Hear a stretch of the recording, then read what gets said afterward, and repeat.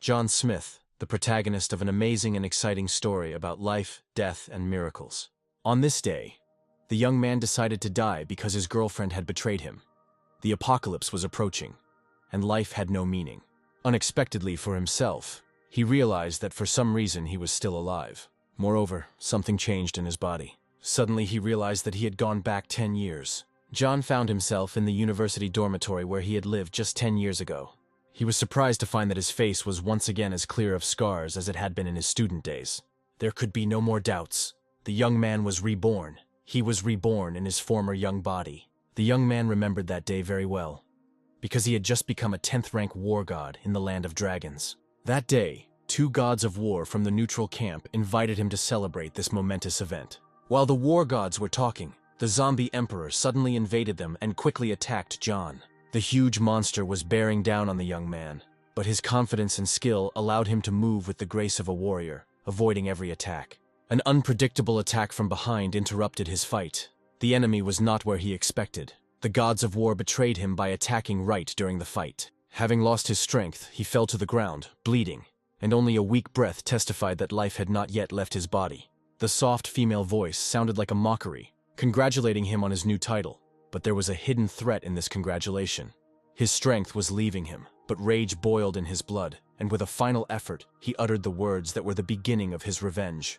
Before him stood a monster, and next to him was the first beauty of the university, his friend Yao, whose image awakened memories like a ray of light in the darkness. The photo, a reminder of long-gone happiness, was the only reminder of those days when his heart was full of warmth and love. Each photograph contained a story he tried to forget, but the memories continued to tear him apart from within. With tears and anger in his eyes, he tore up the photographs, finally deciding to leave the past behind and move forward towards his destiny. John sat on his dorm bed, realizing that his life had begun anew, and the past, like mistakes, could be corrected. His gaze was filled with determination, and one thought was spinning in his head to avenge the vile betrayal. He smiled, remembering that the end of the world had not yet come. He had been reborn. Yao had not yet become his girlfriend, which meant he could deal with her before the betrayal. The phone screen suddenly lit up, and he saw a photo of the very girl who had ruined his old life. The message from her came unexpectedly, and it contained an apology that only increased his pain and anger. Lin reread the text, his heart sank, and images of those moments when he was treacherously set up flashed in his head. His hands clenched into fists and the phone almost flew out of his hands. So strong were the emotions that overwhelmed him. John pulled himself together and wrote the girl a sweet message that it was okay. Since she had things to do, they could meet later at an abandoned warehouse behind the sports ground. The last message inspired hope that he would be able to get answers to his questions, and to interest the girl, he wrote that he had a surprise for her. The boy looked out the window, feeling that there was a struggle ahead of him. He could not understand why the Lee family hated him so much. Perhaps it was because of his father, who had died long ago. John sat in his room, thinking about how much time and opportunities he had lost because he had been ridiculed and spent 10 years hiding from the Lee family's mercenaries. His gaze, filled with a shadow of sadness and despair, became a symbol of the promise that he would change his fate and his enemies would pay for everything.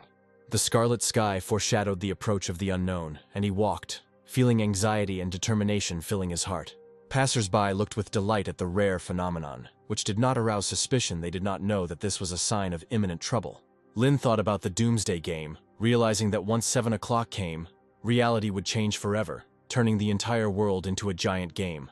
In the crowd of people walking under the sunset sky, he felt detached, knowing that only a few would be able to survive the coming events. A lonely silhouette at the warehouse gate became a symbol of the beginning of a new chapter, unknown and full of danger. John's hand confidently opened the door, behind which he would now see the beauty who was able to turn love into hate. The guy opened the doors noisily. The warehouse was in semi-darkness. The last rays of the setting sun illuminated the room. A quiet step in the semi-darkness became the first step in a game where the stakes were too high to lose. The girl sat on a chair under a bright beam of light, hugging herself with her arms. She looked questioningly at the young man and asked why he came only now, and what kind of surprise he had prepared. A silhouette slowly emerged from the darkness. His steps were almost silent, but the tension in the air became stronger. John hid a knife in his sleeve. The guy took a step forward with a slight smile. His voice sounded soft, as if he was trying to calm her down. But there was something strange in this softness. He told the girl that she would soon find out everything. Yao turned to face him, her eyes sparkling with worry and her posture betraying tension, even though she tried not to show her feelings. As he approached, she spoke sharply, her voice sounding firm, but there was a tremor in it. As if she was trying to take control of the situation, she capriciously demanded to know about the surprise. Suddenly, John grabbed the traitor by the neck and shook her so hard that the phone flew out of her pocket. The girl's phone hit the warehouse floor several times, but still did not break. Yao did not expect such treatment from a devoted admirer. She screamed that he had gone crazy and demanded that he let her go. The young man, burning with anger, looked with hatred at the one he loved so much. He named the hotel, the date, and the amount of money. A knife flashed in John's hands. His gaze was cold. It was clear that he had already made a decision. He named another date, another hotel, and a sum of money.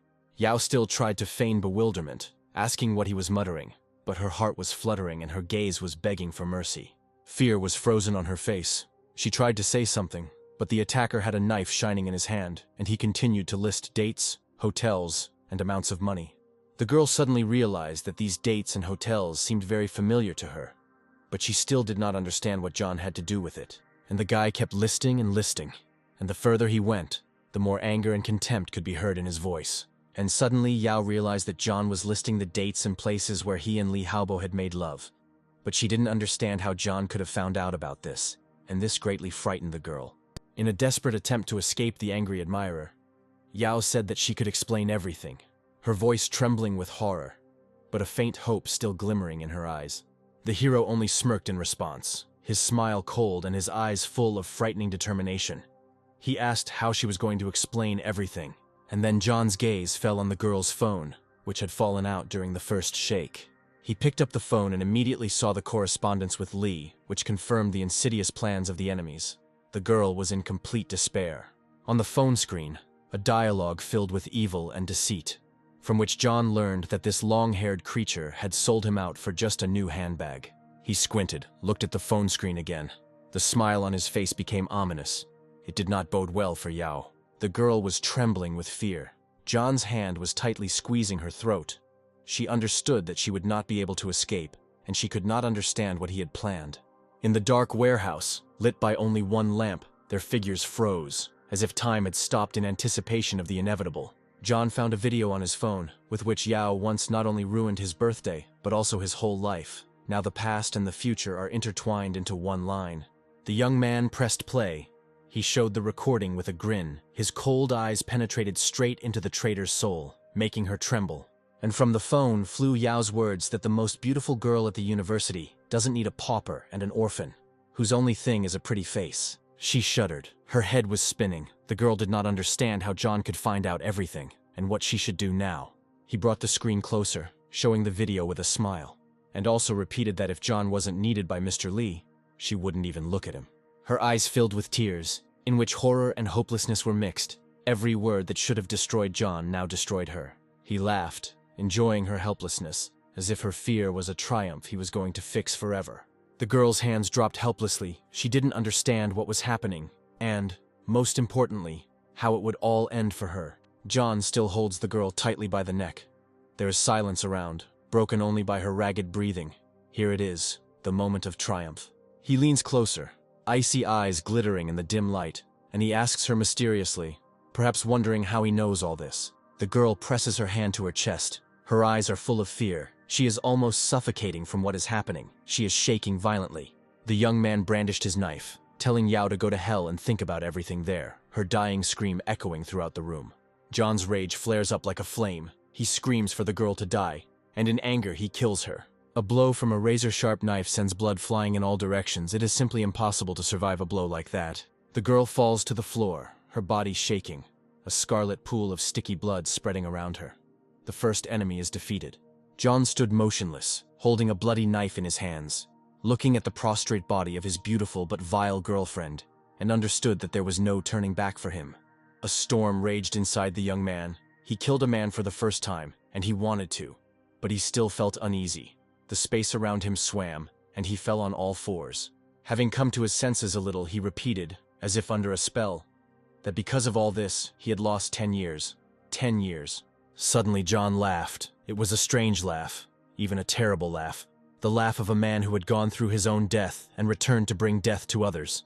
Tears were streaming from the young man's eyes, and a whole range of emotions was raging in his soul, but he only repeated 10 years, and again burst into wild laughter.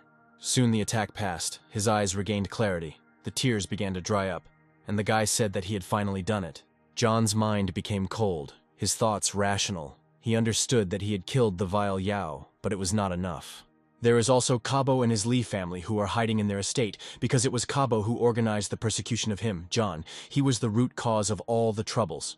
And then John saw a strange message that his phone was broadcasting. The message congratulated the owner on his rebirth, and reported that the Doomsday Game trainer system was activated. The young man couldn't understand anything. He looked at his phone in surprise. It seemed the device had started to live its own life, or maybe John's rebirth had affected his phone too. The guy knew that the Judgment Day would begin at 7 o'clock. Now it was 6. He did not understand where the system came from. Besides, he had never heard of the trainer system. As if in response to John's thoughts, a new message appeared. It explained that this system provides data about the Doomsday Game, and also brings the owner of the system a better gaming experience. For a few moments the young man found himself inside the system, felt it with his whole being, and realized that he had simply been reborn. He had become a completely different person. Another message came that the introduction to the system is complete. Receive your first game reward, John said. Receive. In response to his words, a new message appeared that his reward was being downloaded. The young man's first reward is called Absolute Explosion. Its essence is that when killing any zombies, the benefit from the explosion of objects increases from 1 to 100%. This means that when you kill one zombie, you need to blow up one object and the benefit will be greater in the Doomsday world. 1% is synthesized during the explosion. John, having been deceived many times, was plagued with doubts. As an experienced player, he knew that killing a large number of monsters was equal to a low chance of survival. The young man asked loudly whether this system could really be trusted. There was still doubt in his eyes, but deep down the guy believed in the system, because he had already spoken boldly with it. As an answer to the question asked, a holographic screen appeared with information about the system, and with John's name. The young man studied it carefully. When he realized what kind of system he had become the owner of, he couldn't stand it any longer, and screamed at the top of his lungs how cool it was. The system explained to the young man that with every 10th level increase, the owner receives a new super trainer, while when completing tasks from the system, the owner receives a regular trainer weapons, items, and other rewards. John dared to ask the system the question that was troubling him: would he be able to overthrow the Lee family with the help of the system? The system replied that the Lee family was one of the 3 major families in the Dragon Country.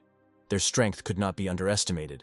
Not only did they have a huge number of well-trained warriors, but they also had secret body tempering techniques. So after the Day of Judgment came, they were able to reap a lot of benefits and strengthen their power. John remembered again that he never found out why Lee Habo hated him.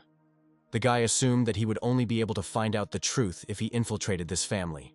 Immediately after his reincarnation, he planned to kill Lee Habo, then hide and gradually strengthen his powers. But now he has a system, which means he can become stronger much faster, and then destroy the Lee family. The young Avenger pulled his hood over his head, threw his backpack over his shoulder, told the Lee clan that he was on his way, and walked out of the warehouse. And in the warehouse, in a pool of her own blood, the beautiful Yao was left lying with her throat cut. The sky had already turned a threatening crimson. Crowds of young men and women poured out into the streets to look at the unusual natural phenomenon. Young people were taking endless selfies against the backdrop of the red sky, discussing where they would go tonight. Clicks and flashes could be heard from everywhere. John walked silently through the cheerful crowd. Looking at the youth, the young man thought sadly that now they were enjoying love, but very soon they would start killing each other. John approached the Love Hotel. Its windows were brightly lit. There were always many visitors here. The guy approached the administrator, said that he needed a room with an hourly rate, 3 bottles of water and 5 buns. He still did not fully believe in the reliability of the system, and decided to stock up on water and food just in case. The administrator calculated the cost of the order. When paying, John added that he wanted girl number 3 invited to his room. The young man went up to his room. The clock showed 5 minutes to 7. There was very little time left until Judgment Day. The guy looked at his watch. There were only 5 minutes left until 7. He had already played this game and knew the possible outcomes. Last time, it was girl number 3 who became the main zombie boss in this area. After the prostitute turned into a zombie, John killed her in the game right here in the hotel. Now everything must happen in reality. The guy lay there and thought that now he would be able to sort everything out faster and get a reward, and at the same time he would test this system. There was a knock at the door. Girl number 3 arrived. John shouted that the door was open and he could come in. A beauty with a wonderful figure and huge tea-colored eyes entered the room, looked at John, and called him handsome. Slender legs, short skirt. The girl looked very seductive. But the young man did not even move. He knew what she would soon turn into. The girl sat down on the bed and asked why the client had not yet undressed. She was surprised by such a reception.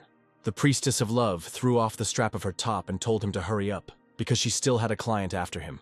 To pass the time, John sent his guest to take a shower. The guy felt that the girl smelled like a zombie. Before the end of the world, there are signs that can tell who will turn to him. John took a knife out of his backpack and followed the prostitute into the bathroom. The appeal was due to begin any minute, and we had to be ready for battle. The guy opened the bathroom door. The girl was still human. Her tender pink body seemed even more tender in the soapy foam. When she saw the client, she said that she thought he would want to play and cheerfully invited him to come in. The beauty turned off the shower and wrapped her body in a towel. Her eyes sparkled. She did not suspect anything bad. It was just an evening like any other. John's phone made a strange beep and a shudder ran through the girl. The beauty looked at herself in the mirror in surprise and saw how her body was changing. The veins were bulging and turning blue, covering her beautiful body with a disgusting blue mesh. She gasped in bewilderment, and at that moment her eyes became bloodshot. Spots appeared on her body, and a strange greenish glowing haze enveloped her entire body. The girl covered her face with her hands in horror. Her legs gave way, and she screamed in pain. John watched this terrible transformation, realizing that the end of the world had begun. The game had really come into real life. The busty beauty turned into a terrible monster. Sharp teeth, terrible claws, bloody eyes. Now she saw the young man not as a handsome man, but as prey. The guy stood and waited for the attack, holding a sharp knife at the ready. The freshly turned zombie didn't take long to appear. But as soon as she got close, John lunged and slashed his opponent across the throat with his blade. The attacker fell to the floor. A pool of still red blood was spreading around the corpse, and a holographic sign appeared next to it, stating that she was dead. John waited with interest to see what would happen next, how the system would react, and whether it would react at all. Now the moment of truth would come. He didn't have to wait long. The system reacted. A glowing circle appeared around the guy. The game greeted him. A blue holographic screen announced that the game had already begun. Stopping was impossible. All players must develop independently. Also, the characteristics and abilities of zombies appeared. From the message it followed that zombies in this world have very keen hearing, but weak eyesight. They can only notice moving objects. The system informed John that the Judgment Day had already arrived. 80% of people had turned into zombies. The remaining 20% were lucky. The main goal of the game was to survive. If the player died, he would not be able to continue the game. In order for the game process to be successful, the guy was asked to read the rules. They were also shown in the form of a hologram. By killing people and animals that have turned into zombies, the player increases his level and also gets new elements. Game experience and level are closely related. For killing people and animals that have turned into zombies, the player receives equipment, items, material resources. There are 7 levels of equipment in the game from silver to mythical. The system didn't say anything about higher levels, saying that you don't need this information yet. However, the additional message indicated that there were treasures hidden everywhere in this world, and John should pay special attention to searching for them. The game also reported that modern technology in this world is now useless, including communications. The player was not recommended to use communication technologies, as they create interference. But you can keep the phone to read books and play games. The game warned that you can only turn into a zombie through a bite or wound. The player should not worry about the infectiousness of zombie blood. Nighttime increases the basic characteristics of zombies, so it is better to hide at night. In addition, zombies are able to evolve over time. The virtual informant told John that the zombies are very weak now, so it is necessary to kill as many of them as possible. It is very important who can survive in the next 7 days. And finally, the system said that nothing is impossible in the Doomsday game, and of course, wished you a pleasant game. A window appeared on the virtual screen in which you had to enter the player's name. John decided not to enter his name, but to take a new one so that enemies could not identify him in the game. Now his name was Dean. With this name, the young man began his path of revenge. Let his enemies prepare. He is already on his way. As soon as John entered the player's name, a new message appeared. which stated that he was the first player to kill a zombie. He achieved the best result on this planet, the first drop of blood. For this, he received 1 experience point, 1 coin, and moved to the 2nd level. The game warned that his achievements would be available to all players. The message made the guy happy, because in his past life he fought and even became the god of war. But he was never awarded like this. Immediately, a general announcement appeared for all players congratulating a player named Dean on killing the first zombie. He was recognized as the best. The rest were advised to follow his example, and at that time there was panic in the streets. Upon seeing the ad, Christy exclaimed in amazement that she hadn't even had time to read the instructions yet, and someone had already killed the zombie. Her brother Greg was also very surprised that someone had managed to get ahead of him. John returned to his room and began to study his gaming characteristics at a new level. The already familiar blue holographic screen showed his basic characteristics, including strength, energy, body qualities, and speed. Talents and attributes also appeared, as well as a nickname, the first drop of blood. The young man said thoughtfully that his energy and speed were quite high, and he also had epic-level talent in his past life. He would not have achieved this in 10 years. John also noticed that he received reputation points and coins. Some types of equipment require reputation, and the store often offers discounts for this. The young man was very pleased. The title was very important to him. Now that he would kill every day, the power of destruction would increase by 100%, and 4 attribute points also arrived. This would increase the power of destruction many times over. John looked into the corridor where the body of the first zombie he had killed lay. Next to the body, a gift box glowed blue. It was a meditation pendant, bronze-level equipment. When used, energy increases by 1 point, and the speed of energy recovery increases by 10%. The guy exclaimed in delight that the 100% explosion reward really worked, and he immediately won bronze equipment. The system responded to his exclamation with a new message, where it suggested using the trainer system wisely and not forgetting about its existence. John replied that he understood everything and would definitely take advantage of the chance that had fallen to him. The player thought that if the zombie's strength increases at night, then it would be better to hide for the night, and before 8 o'clock came he would have time to kill a few more zombies. He decided to start with the neighboring rooms of this hotel, and in order to attract zombies, he began to scream loudly in the corridor of the hotel. To create even more noise, the young man stomped on the floor, because zombies have keen hearing and react to sounds. Greenish light began to appear from all sides. Zombies were approaching the young man.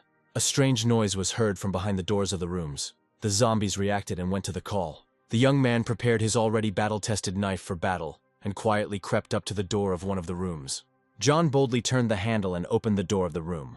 In the room stood a muscular zombie in a fighting pose, ready to pounce on the young man and bite him to death. The system showed the player information about the zombies. John thought that after turning into zombies, people retain some of their characteristics that they had during life. This one seemed to do a lot of physical labor. The characteristics of the strength and body quality of this zombie did not frighten the young man. He decided that he could easily deal with him. The next second, the muscular zombie quickly pounced on the intruder. This was not John's first battle. He deftly dodged the brute. Twisting, the player deftly thrust the knife blade into the opponent's neck, severing the carotid artery. The knife sat firmly in the zombie's neck, preventing it from doing the main thing, biting a person and turning him into one of its own kind. The brute swung his arms, trying to hurt his enemy with his sharp claws, but the guy held his weapon firmly in the zombie's neck, dodging the blows. Finally, the knife did its job and the zombie fell to the floor. A red sign lit up next to the fallen enemy, indicating that he was dead. The blue screen lit up. The game congratulated John on the killed zombie and informed him that he had received another experience point and 1 coin. And the young man thought that this time he had not done very well. He had not been able to kill the enemy with 1 blow. A box with a reward glowed blue next to the zombie's body. This time the game gave the young man a beef fillet steak cooked in a special way. To get it, it had to be activated and the finished dish would be in the player's hands. John looked at the card he had won. It said material resource. It was very valuable now. But the guy thought that when the store opened, this steak would only cost 100 coins. Nothing special, but it would do for a start. The young man decided to take advantage of his winnings, activated the screen, and indicated his backpack as the location where the gift should be sent. The player also placed the received card on the screen and activated it. The zombie's body lay on the floor, with a pool of blood spreading around it. Just in case, John decided to see what the enemy had in his duffel bag. The deceased carried a photograph with him. from which a smiling man looked at the young man, holding a laughing girl in his arms, apparently his daughter. John also found a heavy hammer in the bag. The guy thought that this man used to be a repairman. The player decided to take the hammer with him. Number 208 turned out to be empty. There was no one in 207 either, but in the 206th, a noise was heard, and the player happily thought that there was still some work for him. The hammer that was found easily smashed the lock that was cut into the door of the room. Shouting that this was a fight against prostitution, the young man threw open the door to the room. Looking into the room, John froze for a moment in bewilderment. The scene that opened up to his gaze was astounding. The zombies in the room were calmly sitting in bed and making love. They stared at the stranger with displeasure. The player's shouts had no effect on them. They were too busy with their own business. Engrossed in fighting zombies, John completely forgot that he was in the Love Hotel. The young man grinned and thought that even though they had turned into zombies, they hadn't forgotten how to do this. Meanwhile, the zombie man headed towards the guest. Literally another second and the loving zombie could have sunk its teeth into John. With such a furious speed, he rushed at the man. The young man deftly dodged, allowing his opponent to fly past, while the player quipped, apologizing for disturbing them. The zombie did not retreat. It seemed he was determined to bite the insolent fellow to death. John looked at the enemy. This zombie had lower stats than that worker, but he was incredibly daring. The guy managed to hit the attacking zombie on the head with a hammer. The blow stopped the enemy, but did not kill him. The knife came to the rescue again, and the blow to the eye was fatal for the zombie. The defeated enemy fell to the floor. John heard the sound of footsteps behind him and instantly twirled the saving knife in his hand. The murdered man's girlfriend was running behind the young man. Trying to avenge her lover, a lightning-fast knife blow to the neck killed the attacker. The blue screen appeared again. The game congratulated him on killing 2 zombies, receiving new experience points and coins. Next to the bodies of the slain zombies, 2 more chests with gifts began to glow. The player was delighted. It seemed the system was telling the truth about a 100% explosion. In his past life, after killing 100 zombies, John could only get half a bottle of water in this life. He was much luckier. Having opened the chests he had won, the young man exclaimed that it was great to be lucky. This time, John won 2 Explorer's Eye cards, a one-time bronze-level tool that helps explore the environment within a radius of 10 meters. 1 Explorer's Eye lasts for 10 hours. The guy decided to immediately use the equipment he had won. While John was activating the researcher's eye, a swearing sound was heard on the stairs. The administrator went to find out who was making such a noise. Seeing the young man, the administrator called him a little shit, and puffing and spitting, headed towards the troublemaker.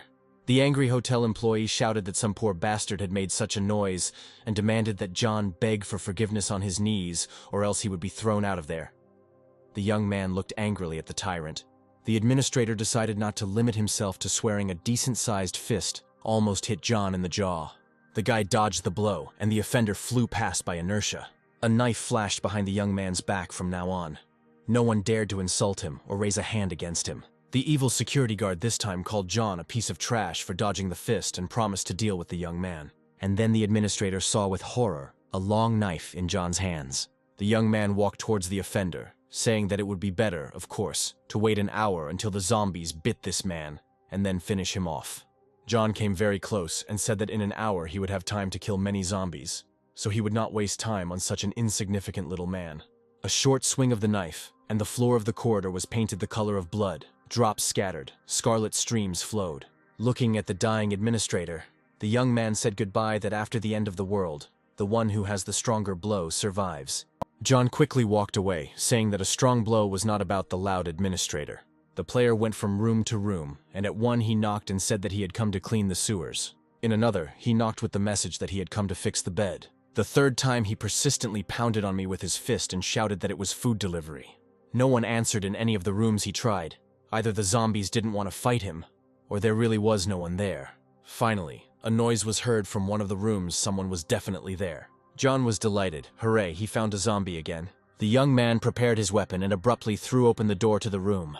In the room, there appeared an impressive-looking zombie, larger, scarier, and stronger than the previous ones. The mutant resolutely rushed into battle. John dodged to avoid falling into the zombie's teeth. This time the fight was not easy. The thug was pressing on the young man. He had to use several techniques in the fight against the monster. While striking the zombie, John thought that this one, although a big one, was agile. Standing on his hands, the young man dealt his opponent a deafening kick, stunning the big guy. The player took advantage of the momentary pause and instantly struck the zombie in the neck with a knife. Blood gushed from the thug's neck like a fountain. The blow from the long, sharp knife proved fatal for him. Continuing to roar in its death throes, the monster fell to the floor dead. The chest with the winnings shone again near the defeated zombie. This time the game presented the winner with a bottle of expensive alcohol. As he left, John turned to the dead enemy and said that the big guy had helped him a lot. As with the worker, the winner carefully examined the room of the dead big guy, but found nothing useful. John headed to his room. The young man decided that he would spend the night here. He had no other shelter, and it was dangerous to look for it at night. Besides, he needed to rest and regain his strength. John had already taken off his jacket, getting ready to have dinner and settle down to rest. And then the game sent a message that John needed to gain 6 experience points to move on to the next, 3rd level. He looked at the time. It was 20 minutes to 8. The zombie's strength would increase very soon. The young man cursed when he saw that it was almost 8 o'clock, but there was nothing to be done. He had to go look for zombies. John hurried to search for monsters, because he had only 20 minutes left to kill 6 zombies. Then he would be able to move on to a new level in the game. This time, young John Smith decided to hunt on the 1st floor of the hotel, and on his way, he came across an empty reception area. There was a sign at the reception desk that said that girl number 3 would be available to serve customers at any time they wished. The young man slowed down. The sign made him think about where to look for zombies. If this is girl number 3, then there are 3 prostitutes in the hotel. He killed 2, and there is 1 left. According to the game's settings, zombies come out towards sound, and John began to pound the hammer on the table, which made loud vibrating sounds. The young man was beating so hard that the entire hotel should have come running, but the mutants were in no hurry to show up. Finally, sounds that were already familiar to Smith came from the next room. There were probably zombies there. John cautiously entered the suspicious room. The player found himself in a cozy room apparently. Business meetings or banquets were held here before, or perhaps especially wealthy visitors were met here. But there was no one in the hall. No traces of zombies, however. The characteristic sound was heard.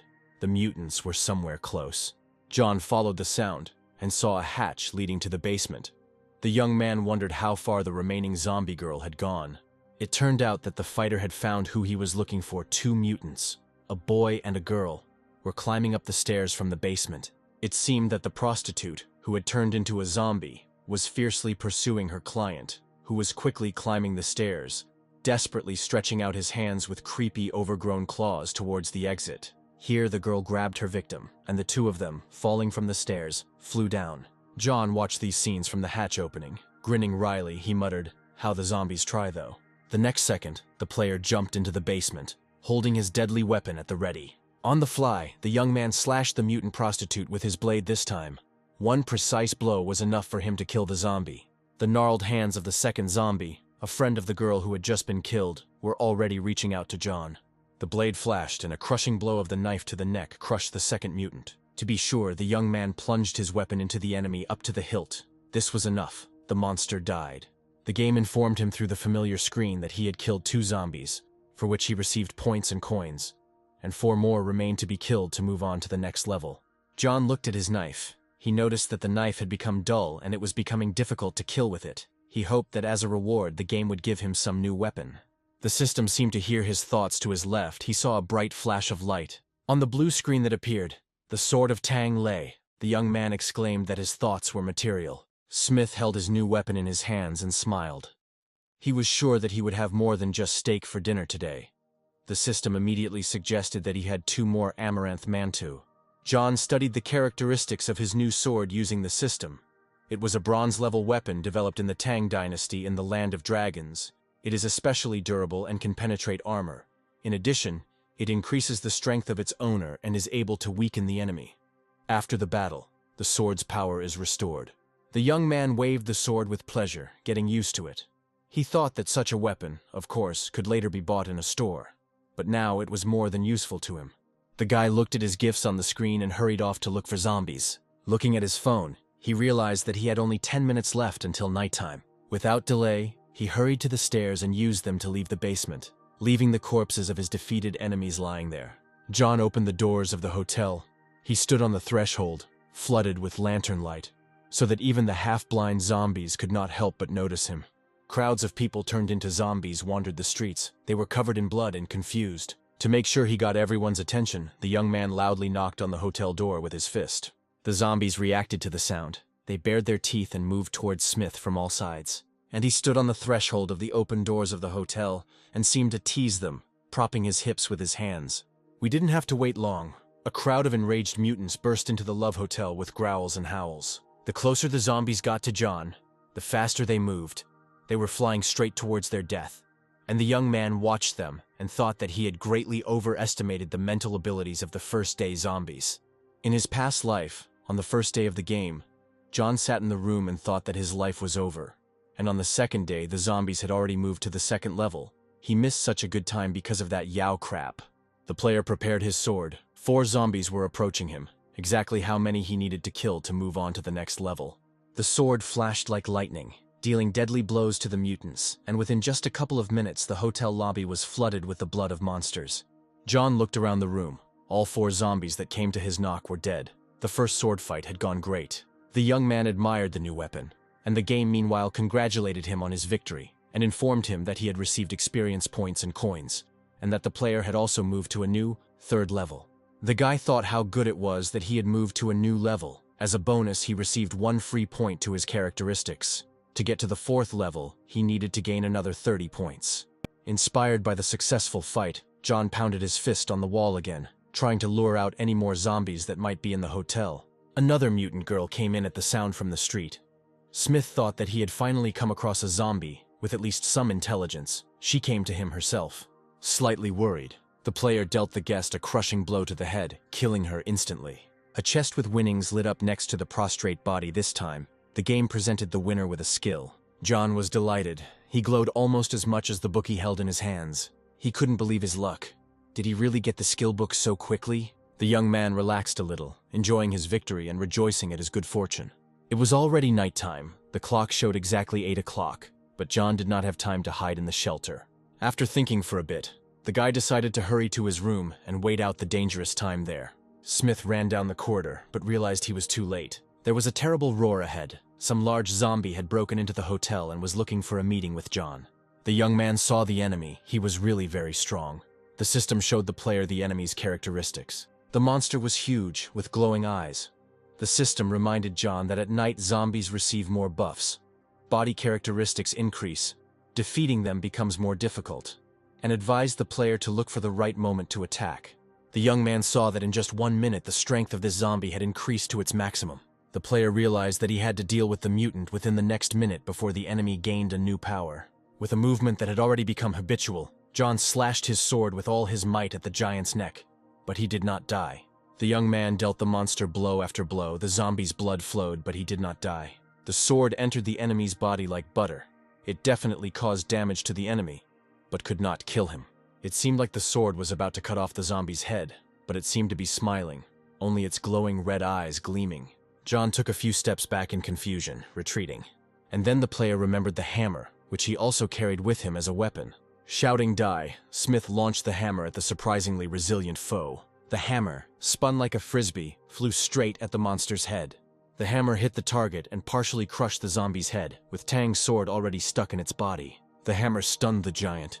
John took advantage of the pause and pulled his sword out of the zombie's body. The next second, the young man delivered another powerful blow with his sword to the wounded enemy. The zombie fell to his knees, covered in his own blood. His strength diminished, but he was still alive. The monster's red, glowing eyes looked at the man with hatred. Gathering its last strength, the huge zombie rushed at John again. The young man pressed his back against the wall and waited, as the system advised, for a convenient moment to deliver the final blow to the terrible enemy. Something inside the player told him it was time. He unclenched like a spring and slashed with all his might at the enemy's neck. This blow proved fatal for the monster. It bared its teeth again and fell down dead. Smith surveyed the battlefield, picked up the hammer, and returned to the foyer to collect his winnings. John only now fully realized the danger he had escaped. The young man realized that the characteristics of the zombie he had just killed had reached their peak, and if it weren't for his experience, plus the fact that he had managed to prepare, the player could easily die now. In the hotel lobby, the guy collected glowing boxes with winnings. John understood that it was already 8 o'clock, which meant that the characteristics of all the zombies outside had increased by at least 50%, which meant that he needed to lock himself in tighter. The young man locked the front door of the hotel and propped it up with the bodies of the dead zombies. Smith fought the last zombie for too long. If he hadn't managed to finish it off, the noise could have attracted other mutants. John returned to his room. To protect himself at night, the player activated the Explorer's Eye. The system explained to him that now if a person or zombie approaches him, the Explorer's Eye protective barrier will immediately turn red. The player will be warned and will be able to accurately determine the guest's location. Having secured himself, John calmed down a little. Today was a difficult day, so the young man took a shower and changed into a robe. It was time to rest. The player stopped near the glowing boxes. They beckoned to him. John opened the prizes, which contained 2 more Explorer Eyes, a Twilight Ring, mineral water, and Peking duck. The guy couldn't stop admiring it in his past life. He had to spend a lot of money to buy all this, but now he gets it so easily. John took the Twilight Ring. It was a cool gift. According to the system, this bronze-level equipment is great for camouflage in twilight. It reduces the owner's sense of presence by as much as 30%, but also increases his speed. John put the ring on his finger. Smith was eager to explore another valuable prize. The skill book emitted a golden, sparkling glow. The young man still couldn't believe that he had gotten it. The blue screen system congratulated the player on receiving the skill book and informed him that he could use an unlimited number of skills from this book during the game. Now the guy had no doubt that the number of skills was unlimited, because the explosion coefficient that he received when he got acquainted with the system was also unlimited. Regular players from level 10 to 80 can only get skills 3 times. John saw unfortunate people who managed to get only 3 skills in the end, and even then, they weren't suitable for them. Many players at level 70 or 80 only had a skill acquired from their main profession. The player who managed to obtain the most skills was nicknamed the Skill God. He managed to acquire 25 types of skills. In his previous life, John had mastered 10 types of skills, which was already higher than 99% of players. The young man joked that Buddha, Jesus, and the Jade King had taken care of him together, and Smith mentally asked that he be given the best skill so that he could successfully start this new life. Mentally asking for a better skill, the player opened the book. To the hero's indescribable joy, the book gave him the spin attack skill. The blue screen of the system explained the essence of this skill. John's eyes were glowing. He had received a very rare skill. It allows you to return the weapon back, and also significantly increases the percentage of enemy damage. The player carefully studied the book. It turned out that the skill recovery time is quite long. When John increases his energy level, he will be able to reduce this time. Then he will be at his best. The system asked the young man if he wanted to learn the acquired skill. John was very eager to learn his new skill and pressed the corresponding button on the screen. The young man swung his sword, eager to master the system's valuable gift. He was about to make a test throw of the weapon, but stopped, deciding that it would be a good idea to eat first. John activated the screen and wondered what he should eat for dinner. He could get a beefsteak, an appetizer, Peking duck, and vodka. The young man, hungry during the day, activated everything, and at that very moment the food appeared on his table. It was hot, steaming, and exuded delicious aromas. John pounced on the food and quickly ate it all. Having eaten his fill, the young man cleared the table, throwing the leftovers into the trash can. Having tidied up the room, Smith thought about what to do next. The young man understood that if he wanted to take revenge, he could no longer follow the game's plot as in his past life, otherwise he would step on the same rake. John walked to the window and looked out at the city at night. He needed to think hard and develop his own strategy. He walked up to the screen and materialized paper and a pen. The guy started writing roles that he could develop in the game. It was necessary to consider all the characteristics, weigh the pros and cons, and choose your role that would allow the revenge to happen without the script. The first role is a warrior. When increasing the level, the strength and quality of the body also increase by 1 point. 2 points are added to any characteristics. They can be selected at will. When choosing the path of defense, the quality of the body increases. When choosing the path of a warrior, you need to increase strength. When choosing the path of a hired killer, you need to increase speed. When choosing the path of a shooter, you need to increase the probability of hitting the target. Specialist warriors can notice changes in energy and speed. The most important thing is to go in accordance with your real strength. The next role is a mage. When increasing the level, 1 point is added to energy and speed. Also, 2 points are added to the characteristics at will. Most players increase mainly energy. If you need to improve the quality of the body or strength, then you can become a warrior mage. Another role is the secret specialty. Only 1% of players belong to the secret specialty. The probability of activating the top-class secret specialty is extremely small. John decided that if he could do it in his past life, he could do it in this one too. Unlike normal specialties, only 1% of players have a secret specialty, and even fewer have a top-class secret specialty.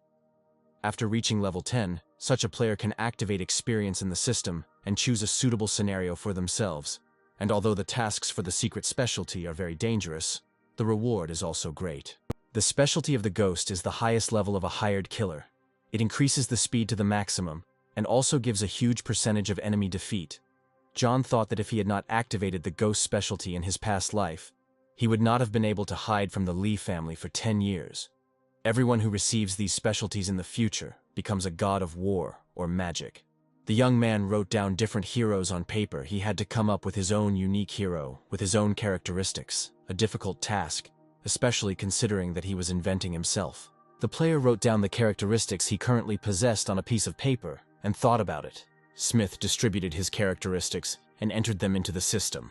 After making changes to the hero's settings in the system, the young man felt that he himself was changing, and then he remembered that in his past life he had met a holy knight.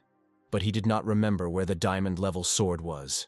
The next day had already arrived, and John was still sitting at the table with a piece of paper in his nightgown. He still hadn't slept. There was a real commotion in the luxurious mansion of the Lee family on this sunny morning. The sound of breaking dishes and blows to various objects could be heard. Lee Habo was raging in the kitchen, taking out his anger on the surrounding objects, all because his plan had gone awry because of that slut Yao. The girl did not show up at the appointed time, did not answer calls, and Cabo did not know where she was. Because of this, he was unable to collect the material he needed, and did not send the disgusting message to the hated John Smith. The young master of the Lee family angrily smashed another cup on the floor. He remembered that this game had also started. Oh, how he was incredibly angry. The butler and special assistant Lee Habo stood near the door and dispassionately watched what was happening. Finally, he told the master to be quiet, because many of the guards were already mortally wounded, and if the zombies attacked again, they might not survive. But Cabo did not listen to his wise assistant Bo. Turning sharply, the young man asked Bo what he thought. If he killed John Smith, would he go to his damned dad or not? In Bo's head, the two sides of him argued, the light and the dark. The light side asked whether the old master had deliberately raised the young master in this way, to which the dark side replied that the old master could not have made a mistake. If the Lee family had only one capable heir, it would help to avoid civil strife. Bo thought that with such a character, the young master would have a hard time after the end of the world. Finally, Lee Habo stopped breaking the dishes and called Bo, reminding him that a couple of days ago, his father had said that a company of hired hunters would come to Habo. Young Lee decided it was time to send hunters to Yao and John. Cabo was obsessed with the idea of driving John to a nervous breakdown. For this he needed Yao, and he intended to find her alive or dead. Bo said that these mercenaries were specially trained for Cabo since childhood, so they will definitely cope with any task he gives them. Young Lee imagined John Smith crying over the lifeless body of his beloved Yao, and the scene amused him and he laughed. John was about to leave his shelter. He put on his tracksuit again and suddenly sneezed loudly, which was a sure sign that someone remembered him. The young man rubbed his nose in confusion and wondered who could remember him. Smith got dressed, collected his weapons, threw his backpack over his shoulder and jumped out the window into the street. The guy landed successfully. The sun was shining brightly outside as usual. Only instead of passers-by, there were zombies walking around. It was impossible to just walk down the street and not get caught by mutants. John's eyes flashed warlike as he drew his sword. The player threw the sword using a spin attack. The deadly steel rushed towards the nearest zombies. Here, 2 zombie heads flew off. Glowing messages appeared. The game congratulated the fighter. Here, 2 more monsters fell as if mown down. Again, messages about victory. Meanwhile, the sword returned to the hands of its owner. The system reminded that to move to the next level, the player needs to score 40 points. Another swing of the sword, and the huge red-eyed giant received a fatal blow to the neck. Another circle and a sign lit up above the next mutant saying he was dead with his new skill. John mowed down zombies like grass. The young man winked cheerfully at the sword and said that this spin attack was a great thing. The player looked at his reflection in the sword blade and thought that if he could just raise his energy level a bit more, he would be happy, because the recovery time for the spin attack was quite long. The guy decided that he had enough for today and went to collect boxes with prizes for killed monsters. This time, the gifts included a super accurate watch, spicy chicken with rice, a clean shirt, and other nice and useful things. John opened another chest and was stunned by surprise. The system congratulated the player on receiving a new instrument. Smith received a scroll of equipment enhancement. This bronze level item can increase the level of bronze level equipment. The young man was glad that he had received a useful tool again, and not just food. The system explained that after the enhancement, the equipment also increases in characteristics. The enhancement is guaranteed upon first use.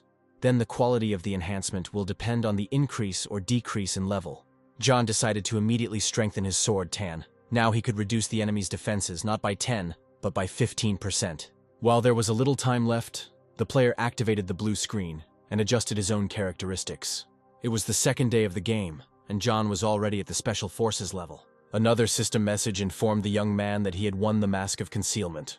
This useful item allowed the player to hide his nickname and all basic information, although it only lasted for half an hour, and the mask could be used a maximum of twice a day. Smith considered the information he had received, turning the mask over in his hands.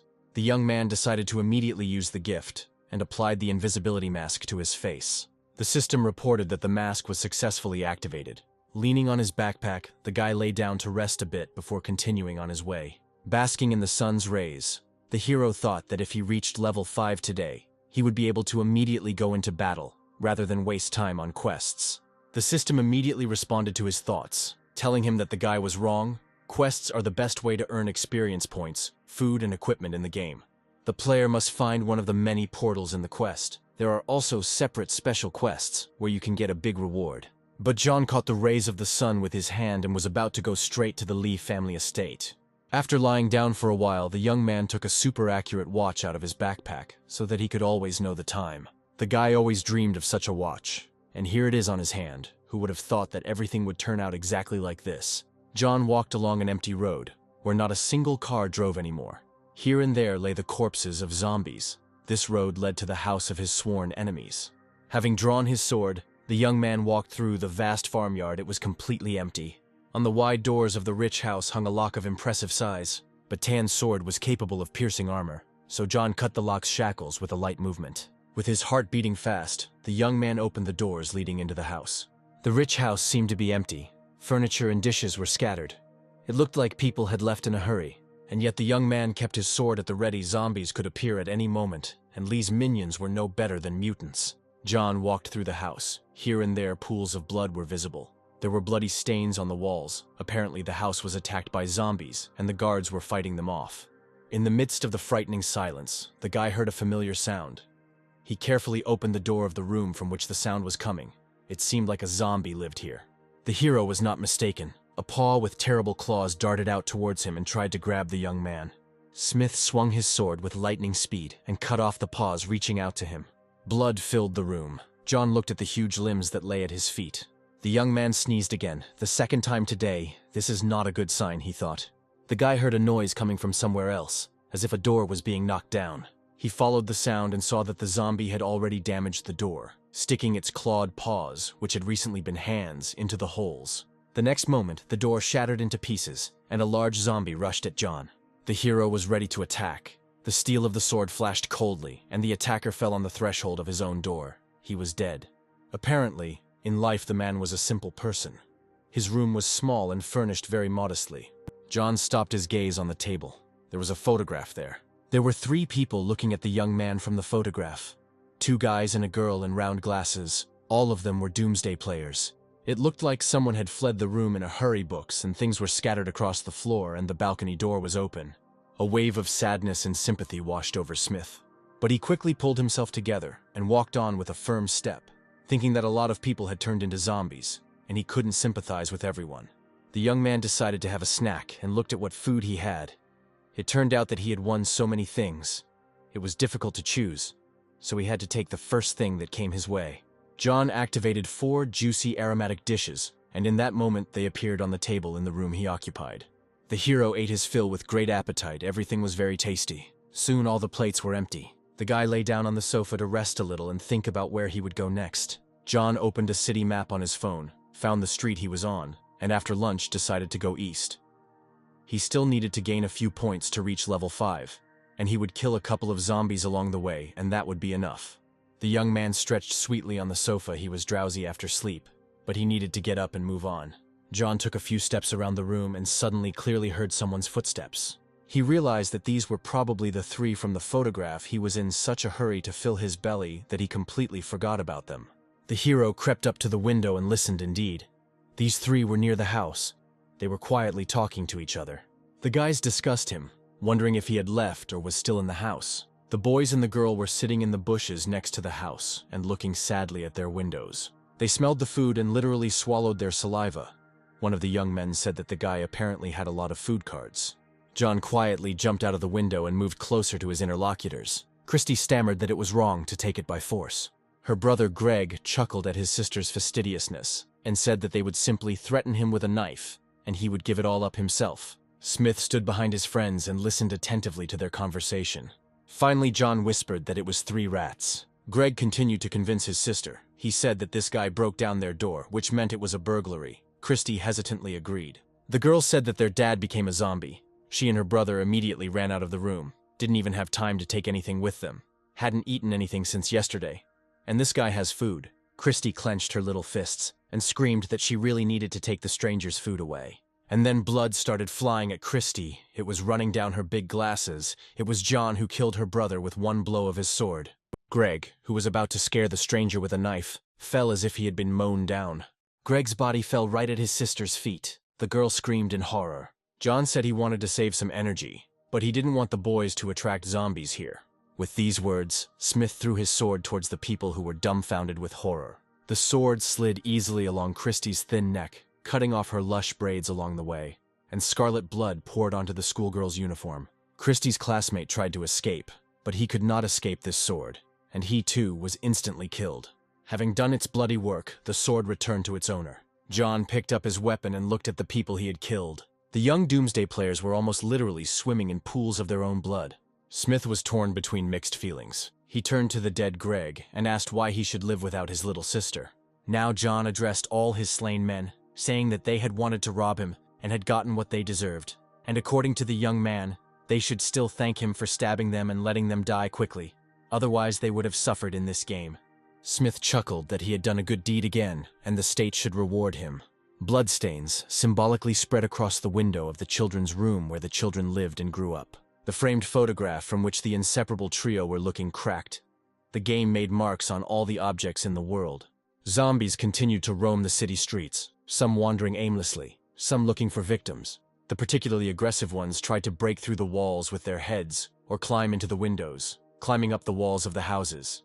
The young woman stares out the window with wide eyes for a long time, then calls out to her husband and says that there is a superhero outside.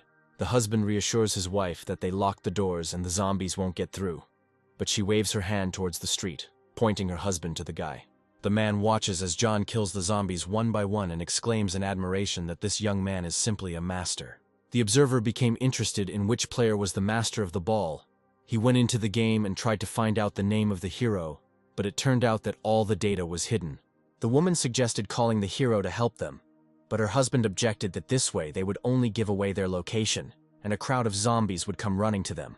In addition, the man noticed that this person hid his information, which means he does not want to reveal his identity and is unlikely to want to help them. The zombie-killing hero was seen not only by the modest couple, but also by an internet star. A busty beauty in a bright dress leaned out of the window and loudly called out to the brave guy. With her eyes sparkling, the blogger asked if the young man would save the poor girl. John ignored the shouts and calmly went on his way. After another victory, the young man stopped to see what awards he had won. This ignoring made the beauty very angry. She shouted that he apparently didn't understand who she was. She has 30,000 subscribers on the internet. The girl was outraged that rich men give her cars every day, but some freak in a mask ignores her. Now she'll show him. Grabbing a large flower pot, the offended beauty dragged it to the balcony. With all her might, the girl threw the flower towards John Smith. A pot full of earth was flying straight at the young man. A little more and it would have finished him off. But John had a keen sense of danger, and that's what happened this time too. Just before the flower fell, the young man took a step that saved him from certain death. The flower thrown by the girl fell and broke right next to John, and the beauty continued to scream from the window, trying to attract the attention of the savior, saying that she had several zombies here, and she was scared. And the last argument was, of course, the promise to marry the savior. Although she herself thought that some poor guy was playing games with her, and who did he even take her for? John was fed up with all this and decided to teach the impudent beauty a lesson. He activated the meat with the zombie virus, a bait, the smell of which attracts zombies from all over the area within a radius of 100 meters. The young man swung and threw the bait straight into the window of the annoying beauty's apartment. The girl did not understand what had happened and screamed that she did not need food. She needed a safe place. And then the internet star heard a suspicious noise outside her front door. Attracted by the smell of the bait, the zombies broke down the door and the whole crowd burst into the girl's apartment. All that was left of the wayward beauty was a bloody stain. A pool of blood from its recent owner was slowly creeping towards the phone lying on the floor. And the star continued to receive messages.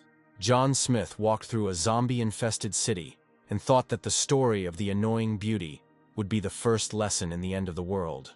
There was a feeling that the whole city had gone crazy. Some were hanging out of the windows of multi-story buildings. Some were jumping from balconies or roofs. Perhaps people, realizing that they were turning into monsters, were in a hurry to die quickly. John looked around, remembered the blogger, and finally formulated the first lesson of the end of the world. You don't need to ask for help from just anyone. The young man walked thoughtfully down the street, and a crowd of hungry mutants followed him. Later in the evening, John approached a huge sports center, which in the game was referred to as the capital of the devil. The guy looked around the building and made sure he was in the right place. Smith looked at his watch. There were 2 hours left until night. The hero decided that this time would be enough for him. There was supposed to be a special silver-level treasure chest hidden in this sports center, and John was determined to find it. The young man knew that according to the game settings, various quests, robot merchants or treasure chests, would appear in significant places in the city. Treasure chests fall right to the ground and anyone can open them. To get a boss chest, you need to kill the main boss. The value of such chests is higher, but they are also difficult to get. Silver chests contain weapons and equipment of silver level. The system informed John that he had come to the sports center of the Devil's capital, and the situation in the center was suitable for completing the mission. The new task was called 1 is worth 100. On the large holographic screen, the young man read his task. He had to kill 100 zombies in 24 hours in the sports center. As a reward, he would receive 1 simple trainer and 1 bronze-level item. John doubted whether he would be able to complete the task, because most of the zombies had already moved to the second level. The guy thought, this sports center is so big. He just wanted to find the chest and hide, not kill zombies. And now, this is a task. John asked his assistant system what would happen if he refused the task or failed it. The system reassured him, telling him that it was created so that he could enjoy the game process, so there was no punishment for refusing a task or not completing it. On the contrary, he would receive 100 consolation coins. The young man decided that since he had nothing to lose in any case, he could accept the task and press the button. The guy walked through the deserted sports center and remembered that the silver chest was supposedly hidden in a warehouse on the 3rd floor. In his past life, he had already been here and remembered that if he went through a certain door, he could get to the warehouse safely. John mentally made a plan of action. Now he needed to get to the medical center on the 2nd floor. When he got there, it would already be 8 in the evening. There was a bed there, and he could spend the night and continue on his way. Tomorrow by lunchtime, he would get to the warehouse on the 3rd floor. Smith decided that when he found the chest, he would escape with it by jumping out of the window. Approaching the right door, the young man saw a padlock on it, but he had a sword. Tan easily cut the lock and the door was open.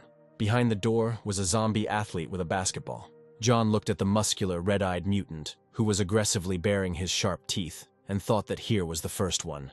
The player quickly entered the gym. Time was running out. Night would soon fall. The young man was confident in his weapon and struck the big guy straight in the head with his sword, piercing him right through.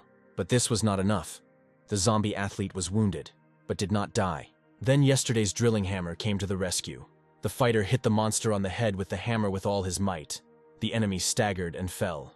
A basketball lying very close to the scene of the fight was stained with blood. A red sign lit up above the athlete, indicating that the opponent had been defeated. John thought sadly that maybe this man just came here to play basketball and didn't think that he would turn into a zombie. The guy didn't know where to go next. The old path turned out to be not so safe. And then a chest with winnings lit up next to the killed enemy. It had to be taken. The young man walked up to the dead basketball player, pushed him aside with his foot to make it easier to take the box. And at that moment, a key fell out of somewhere. The chest contained a flashbang grenade that used light to blind enemies. John exclaimed that this was a great thing, and that he intended to try this group control tool at the Lee estate tomorrow. For now, the fighter put the flashbang grenade in his backpack so that he could get it out at any moment. The key that fell from the zombie also turned out to be very useful. It was the key to all the rooms of the center. With such a key, traveling through the sports center seemed to become easier. because the less John would break into doors, the less zombies he would attract. The young man carefully opened one of the many doors he didn't remember what was behind it, and decided to take a look. The hero looked inside through a small crack. It was a locker room for tennis players, and what he saw did not please him. A huge crowd of zombies in tracksuits was already moving towards John. But as it turned out, the zombies simply moved towards the door, and they had not yet noticed the young man who slipped inside.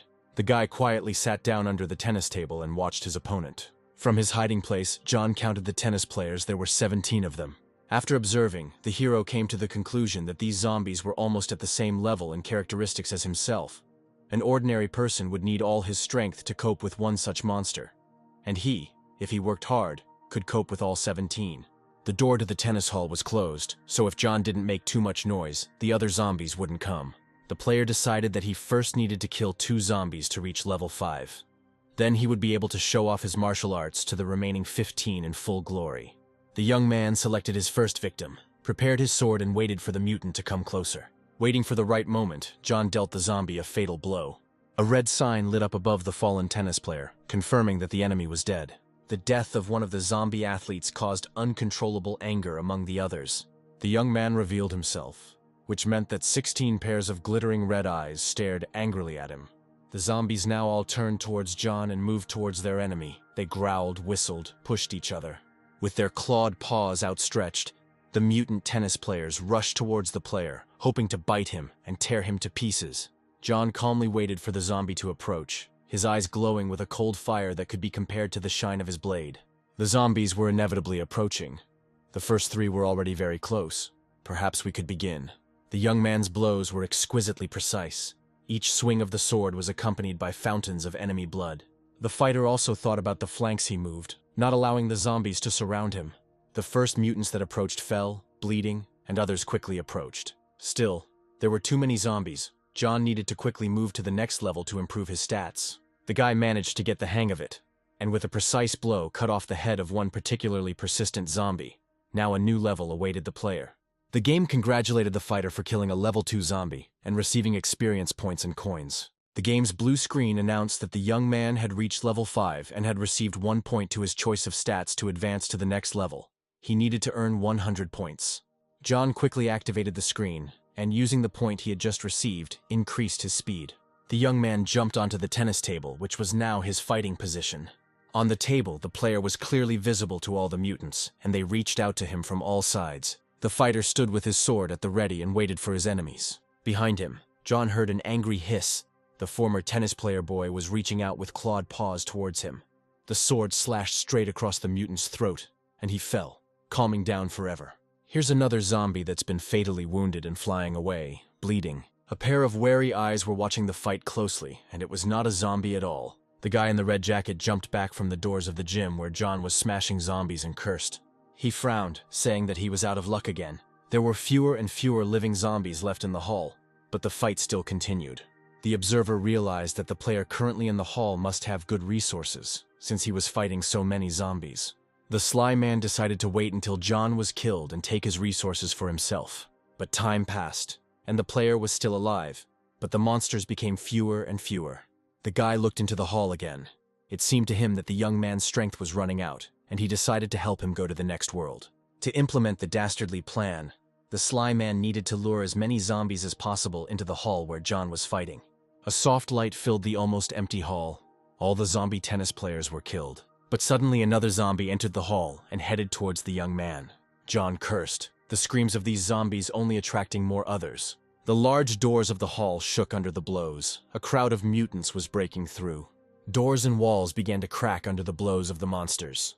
The young man looked at the door with apprehension. He didn't know how much longer it would hold. The fighter decided that as soon as he killed the zombies that were already in the hall, he would need to retreat. The zombies were approaching John. It was time to resume the fight. 3 big guys literally flew at the young man, their bared teeth flashing, their eyes almost popping out of their sockets. To avoid getting caught in the monster's teeth, Smith had to quickly jump to the side. A dashing somersault with a sword in his hands, and 3 huge monsters found themselves lying on the floor. The increase in speed greatly helped the young man in this battle. He twisted, spun, dodged, and attacked his enemies with lightning speed. Most of the zombies were badly wounded, but victory was still far away. They all had to be killed.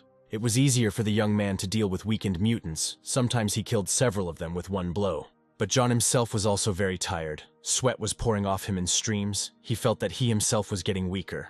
The system told the player that for the killed monsters, he received a potion of endurance, which could restore 20% of strength.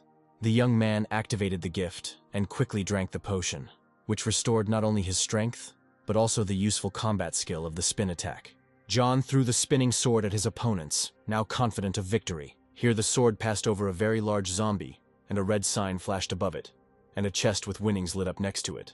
The corpses of mutant athletes lay all over the hall, and next to each one a small chest shone. The young man walked around the hall and collected his trophies. John looked with pleasure at the valuable resources he had received for such a hard fight. Among other things, the young man received a bracelet with spikes, a bronze-level magical equipment. The guy was delighted. He got a new skill, and now he had magic in his arsenal. John immediately put the bracelet on his hand, because the zombies could break through at any moment. The doors to the hall collapsed under the onslaught of monsters and new zombies appeared in the hall. The cloud of dust from the collapsed gate began to clear, and the young man saw his enemies. Smith looked at the new arrivals with amusement, clenched his fist, and said that they were just in time. It was time to test his new skill. The zombies kept coming, their clothes torn, blood spattered, their teeth sharpened and their eyes empty. The mutants stretched out their mutilated hands towards John, as if they wanted him to save them from the terrible fate of being a monster. The young man pushed off the floor with force, jumped and hung for a second above the raging crowd of zombies. A bright flash under the ceiling made the mutants freeze and retreat. John activated the bracelet with spikes, and the magic began. At that very second, giant spikes began to grow from the floor, hunting zombies. The young man, who had already landed, watched the growing thorns and said that now the fun begins. Thorns, summoned by magic from the earth, grow amazingly fast and strong, piercing everything in their path. The spikes that appeared in the tennis hall entwined, pierced, and strangled the zombies. They had nowhere to hide from these strong and sharp spikes.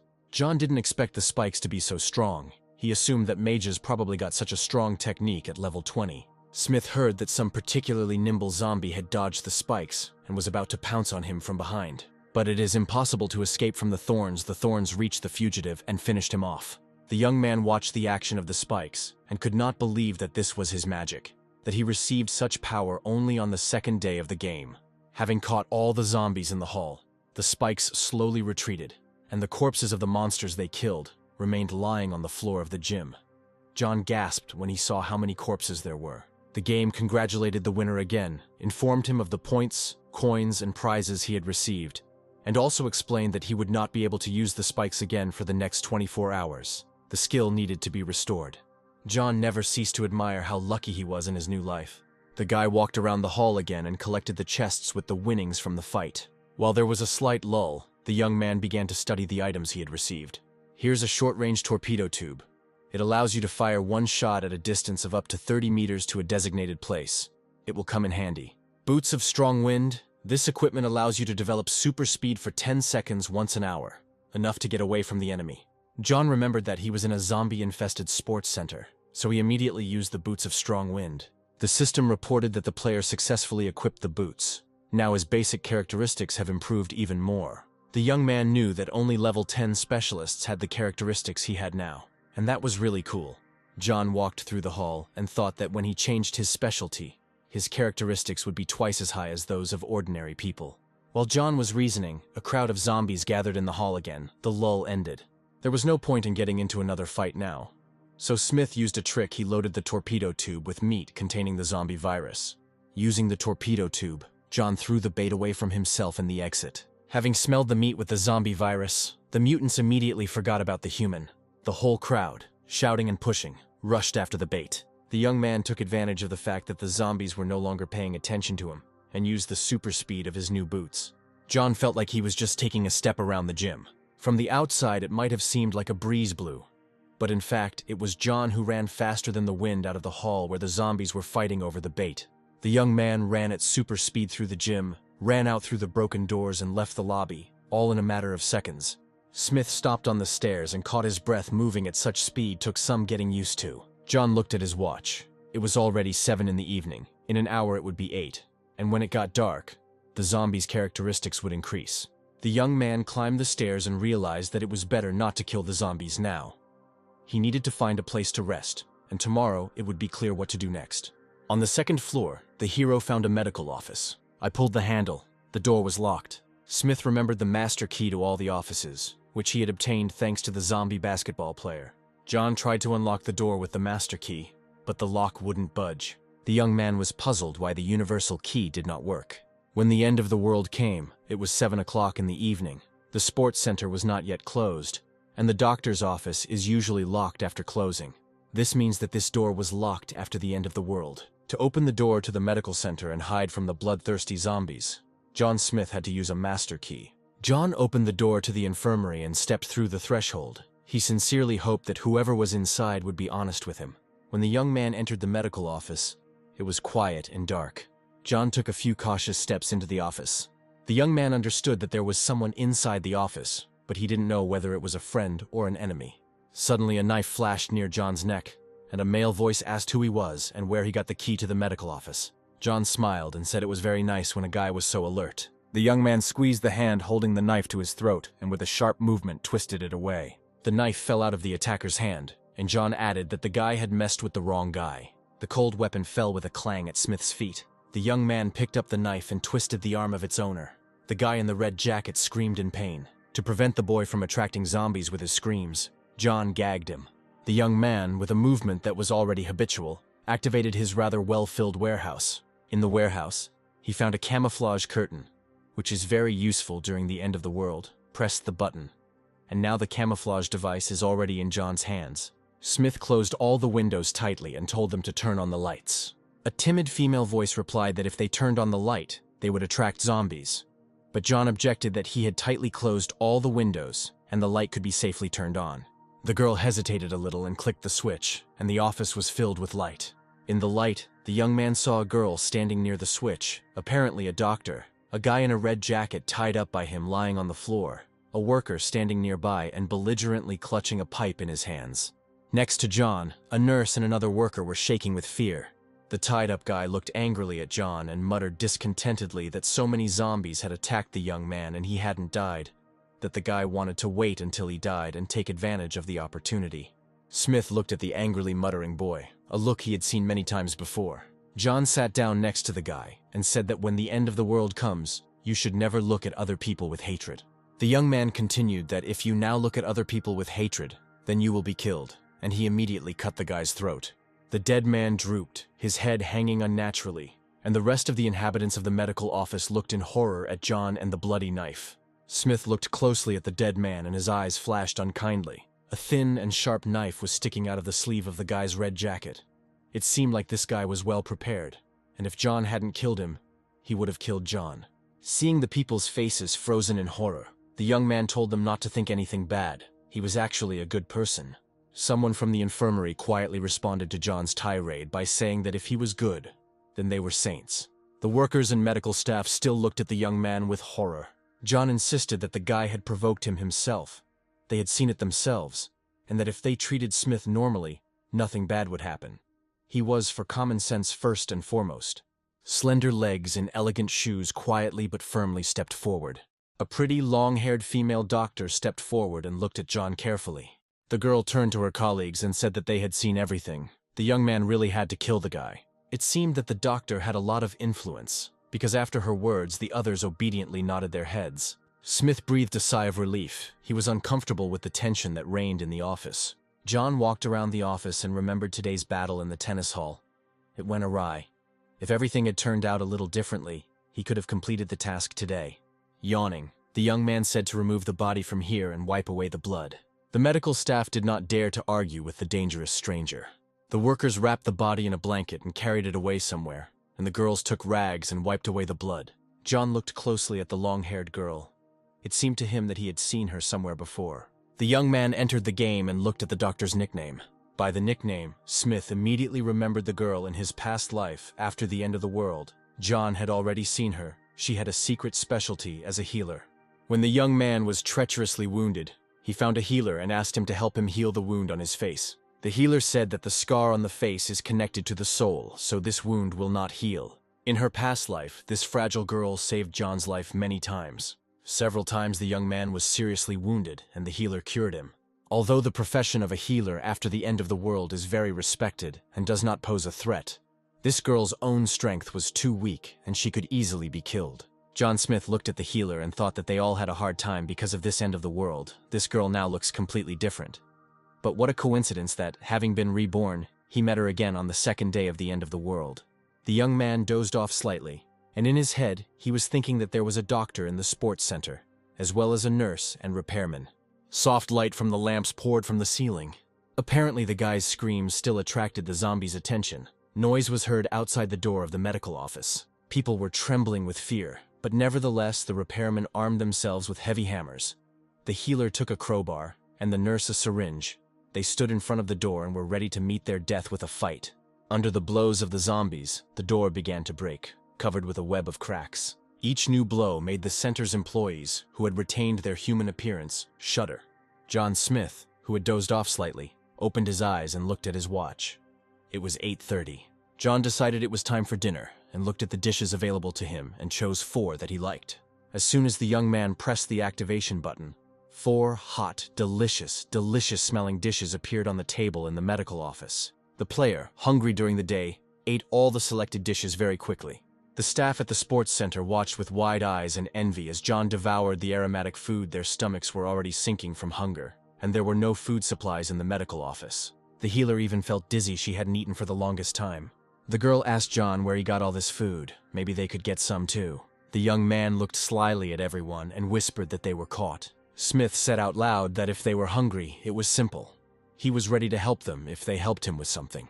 Hearing that food was available, the nurse quickly rushed forward. The girls looked at John with fear. They were very hungry, but they did not know what he would ask of them. Finally, the doctor decisively asked what he needed. Although the healer tried to look very determined and brave, terrible assumptions were spinning in her thoughts. The young man took out a piece of paper and said that it was a list of the medications he needed, and that the nurse needed to bring it all for him. The doctor was stunned by surprise, so he wants them to help him find medicine. Now John was surprised, of course, the medicine. And what's surprising about that? The healer thought that this guy was very strange. The girl laughed and said that everything was fine. They would help him. Approaching the workers, John showed a list of items he needed, told them to make them for him tonight. The guy was going to leave tomorrow morning. The guys would have time to make as many items as they could, and they would get as much food, especially since all their tools were right there. To make the workers' work easier, John suggested using the tools he had in stock, and for this, he gave them the appropriate cards. Having given everyone their assignments, the guy said that he was going to bed, and that tomorrow at 6 in the morning he told them to come for food.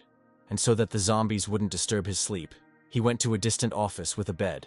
Walking further away, John activated the explorer's eye just in case, thinking it was better to be careful. The guy opened his warehouse and was surprised at how much stuff he already had. The system informed John that he needed 22 experience points to reach level 6, and he had not yet completed the one's worth 100 quest. Yawning, John thought that tomorrow he would have another 6 hours to complete the task. He would have time to do everything. With this thought, the young man fell into a sweet sleep. In the morning, he went into the general office to see how the others were feeling. The 4 inhabitants of the medical office stayed up all night carrying out his tasks. Looking at the result, John Smith exclaimed that they had done a good job. The nurse looked at the young man with fear. The guy came up and gave everyone a food card. He said that 1 card would be enough to last a day. Everyone thanked John unanimously. The healer was surprised by his behavior. She was sure that the young man would kill them and take all their things. But it turned out that she was wrong. John kept his word. The girl was pleased to think that this guy was not as cruel as she had first thought. As if answering her thoughts, John said that they had simply made a good deal. But it turned out that the girl did not know how to use the cards. John looked at the healer in surprise. The young man completely forgot that this game doesn't even have an introductory tutorial, and that in his past life, he himself spent several days learning how to open his own warehouse. Smith smiled and showed how to activate the cards. He took his card and pressed the button in the system to use the card. At the same moment, Coca-Cola, a steak and fried potatoes appeared on the table. Everyone watched attentively, learned, and the healer, on behalf of everyone else, thanked their savior. The hungry people quickly used their cards. For the next few minutes, the only sounds heard in the medical room were the sounds of food being eaten and the clatter of instruments. John sipped his cola, watching the people, and thought that he should warn the healer. In his past life, she had helped him out so many times, and if in this life he could establish a relationship with her, then the game would be much easier. After waiting until everyone was full, the guy said that they would have to leave here at about 12 o'clock in the afternoon. The young man turned off the light in the room. He then took down the camouflage cloaks he had placed on the windows the night before to hide from the zombies, saying that by then, he would have finished off all the zombies in the sports center. Having put all his things in the warehouse, the young man got ready to leave. Before leaving, he repeated once again that they needed to leave and that they should not waste time. The healer was surprised that he was leaving. She said that there were zombies outside, and it was dangerous. The young man smiled and said that it was better for her to worry about herself. With these words, John left the medical office that had sheltered him for the night. Smith quietly walked out into the corridor of the sports center. Crowds of zombies were roaming the building. The young man darted like a shadow towards the nearest mutant. The sharp sword killed the monster with one blow, without even giving it time to come to its senses. John quietly lowered the defeated enemy to the floor so that he would not make noise and attract other zombies. Without attracting unnecessary attention to himself and moving quietly and quickly, John ran from one monster to another and killed them with lightning-fast strikes. The zombies fell one after another, not even having time to scream or call for help. During the day, the zombies were much weaker, and so John tried to make the most of this time. Now the corridor is strewn with monsters. Streams of blood are running down the walls. The player moves on. As he walked down the hallway of the sports center, the young man heard familiar sounds, usually made by zombies, coming from the men's restroom. Preparing for battle, the guy opened the door. The last thing John expected was to see a zombie without pants. It turns out that not only ordinary people relieve themselves. The zombie standing near the urinal with his pants down turned his head sharply upon hearing John's arrival. The young man had never had to fight in such a funny situation before, so he and the zombie stood for a while and silently looked at each other. And so the mutant, not having time to pull up his pants, rushed at the guy. The zombie's pants were let down. He got tangled in them and fell to the floor with a crash. The unfortunate zombie lay on the floor, his hands raised helplessly, waiting to die. This picture made John laugh a lot, and he was in no hurry to kill the pathetic monster. Finally, the young man suggested that the zombie lying on the floor fight as usual. Otherwise, killing him like that was too easy and uninteresting. But the zombie didn't get up, and John, with a familiar movement, pierced his neck. The guy noticed that the zombie he had just killed had been mutilated by someone. On the toilet table, John found a torn-out human eye. In this sports center, very few people survived. Those who came to the center had so-so characteristics, and the zombies after turning had their characteristics increased. So for ordinary players, it was a real nightmare.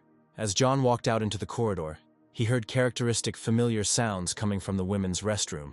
The young man approached the toilet door and stopped. He really didn't want to go in there. He convinced himself that there were zombies there too, and it was unlikely that there were any living people there. But this is a women's room, okay? Thought John. It's the end of the world anyway. For the sake of the mission, he shouldn't worry about such trifles. Overcoming his disgust, the guy cautiously entered the women's restroom. He looked around carefully, but it seemed like there was no one in sight. With his sword at the ready, John went around the booths. A characteristic growl was heard from one of them. And it was clearly not just one mutant. It seemed that the young man had found 2 zombies. Now he had to get them out of there. I wonder why they hid in the women's toilet.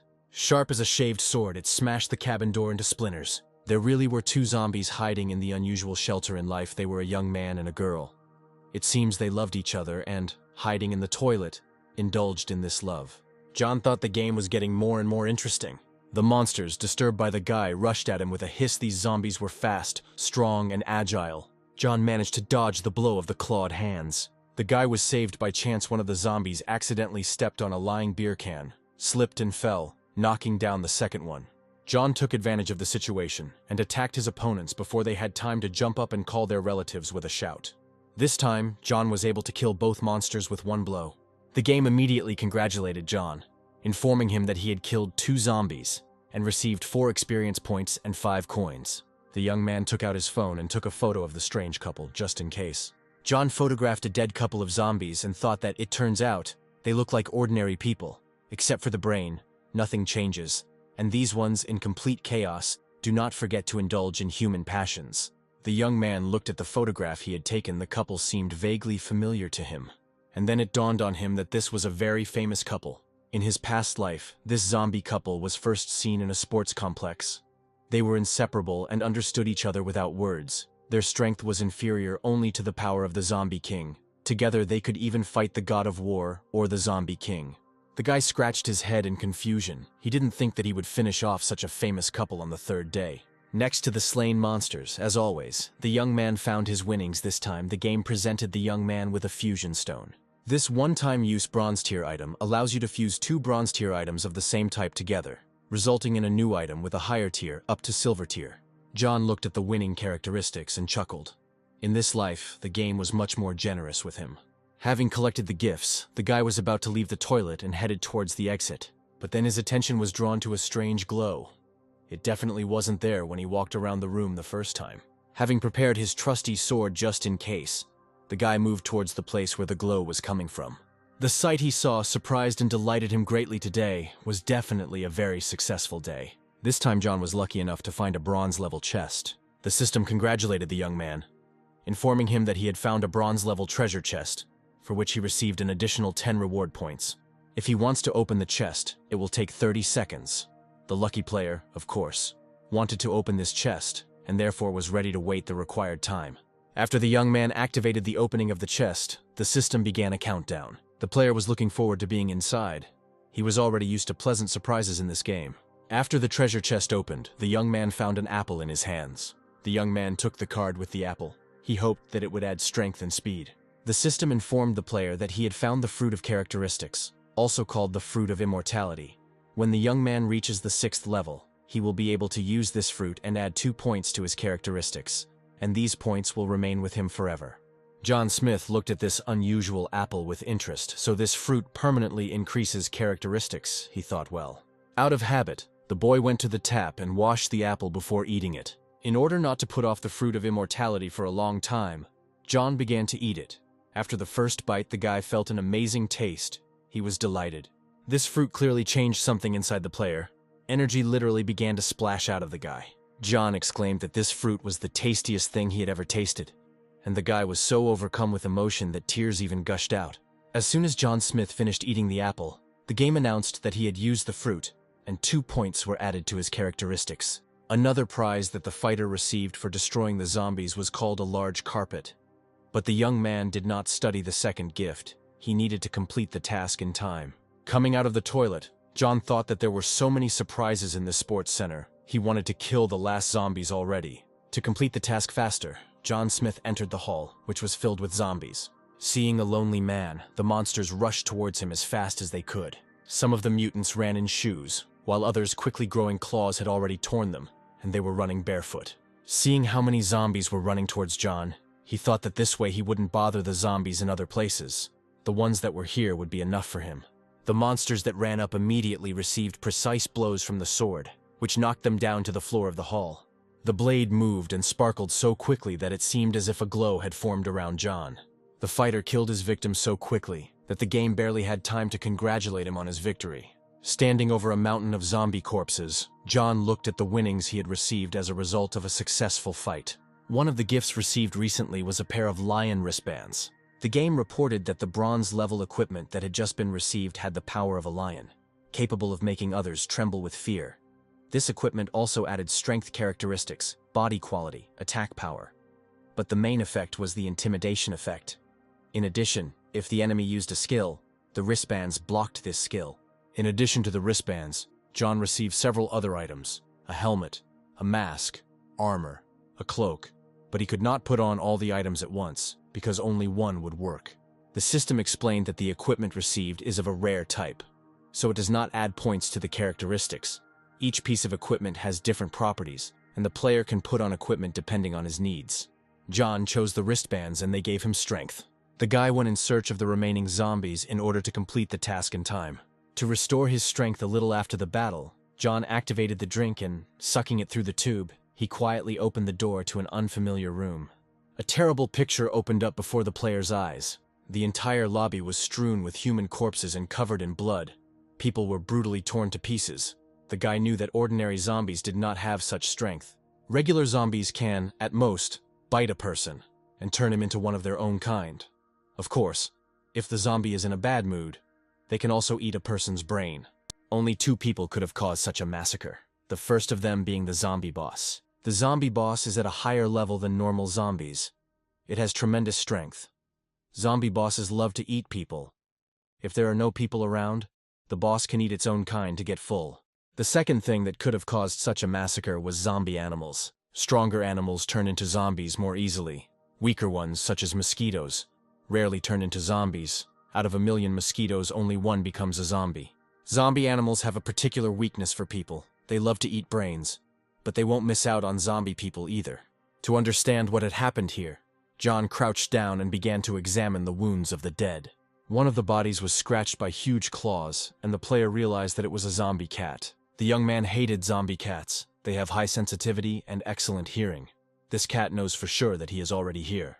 John walked carefully around the room, trying to determine where the zombie cat was. The player took a comfortable position and tried to determine whether the cat wanted to attack stealthily or directly. The young man used his skills to figure out where she was. He had to determine her location in order to attack first. The zombie animal was sitting in ambush and did not want to show itself, waiting for the right moment. John was an experienced player, and he was finally able to see where the zombie cat was hiding. Realizing that she had been discovered, the cunning cat tried to kill the man in one fell swoop. The young man expected an attack and so threw a spinning sword at the cat. The system informed the player that in front of him was a zombie cat with sharp claws, a bronze-level boss, whose basic characteristics significantly exceeded the player's basic characteristics. John looked at the information and realized that this cat was a boss because it had additional properties. The game warned John that he was facing a very serious opponent, that the cat's eye was capable of terrifying people with just one look. As a result, the enemy's main characteristics were reduced by 20%. The cat could also affect combat abilities, and from the talents, there were sharp claws that could cause a lacerated wound. After reading all these warnings, John realized that this boss has excellent abilities and surpasses him in speed and strength. The player understood that he is the boss of the end-of-the-world game. The speed of wound healing decreases, and the bleeding time, on the contrary, increases. So, it is impossible to give the cat the opportunity to hurt him, because even if the cat scratches his hand, he will not recover soon, the fighter thought. He needed to plan the attack well. Finally, the young man exclaimed that he would kill the zombie cat with his rich combat experience. And then the cat came out of its hiding place. They stood opposite each other and studied each other carefully. A thin young man and a terrible strong mutant cat. And then the system gave the young man a new task to kill the zombie cat. The game told John that cats with special talents were frequent guests on the 3rd floor of the sports center, and people came there every day who loved to feed the furry creatures. After the end of the world, cats infected with the zombie virus immediately began to kill people. Sharp claws pierced the skin of people, and they died in agony. The requirement of the task was to kill a zombie cat. This time the game did not allow the player to refuse the task, but the reward for completing it was 100 points to reputation, 200 coins, 100 experience points, and a bronze-level item. The time given was 8 hours. A penalty for failure was a decrease by 1 level, and a decrease in all characteristics by 1 point. John was surprised why a task within a task appeared. The system responded that it was optimizing related questions related to the task. The system also confirmed that it understands the player 100%. Despite the toughness of the game, the young man had a trainer system that helped him. It optimized the task, and now the time to complete the task increased to 24 hours. The reward also increased, and the penalty for failure to complete it went away. This optimization surprised John greatly. He wondered if this was the whole game he knew. The optimization meant he could do the tasks an infinite number of times. In John's past life, all the tasks he completed were of a high level of difficulty. No matter whether he lost or refused, the game penalized him very severely. Only for 1% of players the tasks seemed easy. But when players encountered a bronze-tier boss, only a few could win. The reward for completing such a difficult task was only 50 coins. John chuckled at the memory, and thought it would have been better if there had been no such award at all. The young man once again looked at the conditions for completing the task Revenge on Zombie Cats, and thought that this stupid task now brings him a big reward. And there is no penalty for failure to complete it. It was very cool.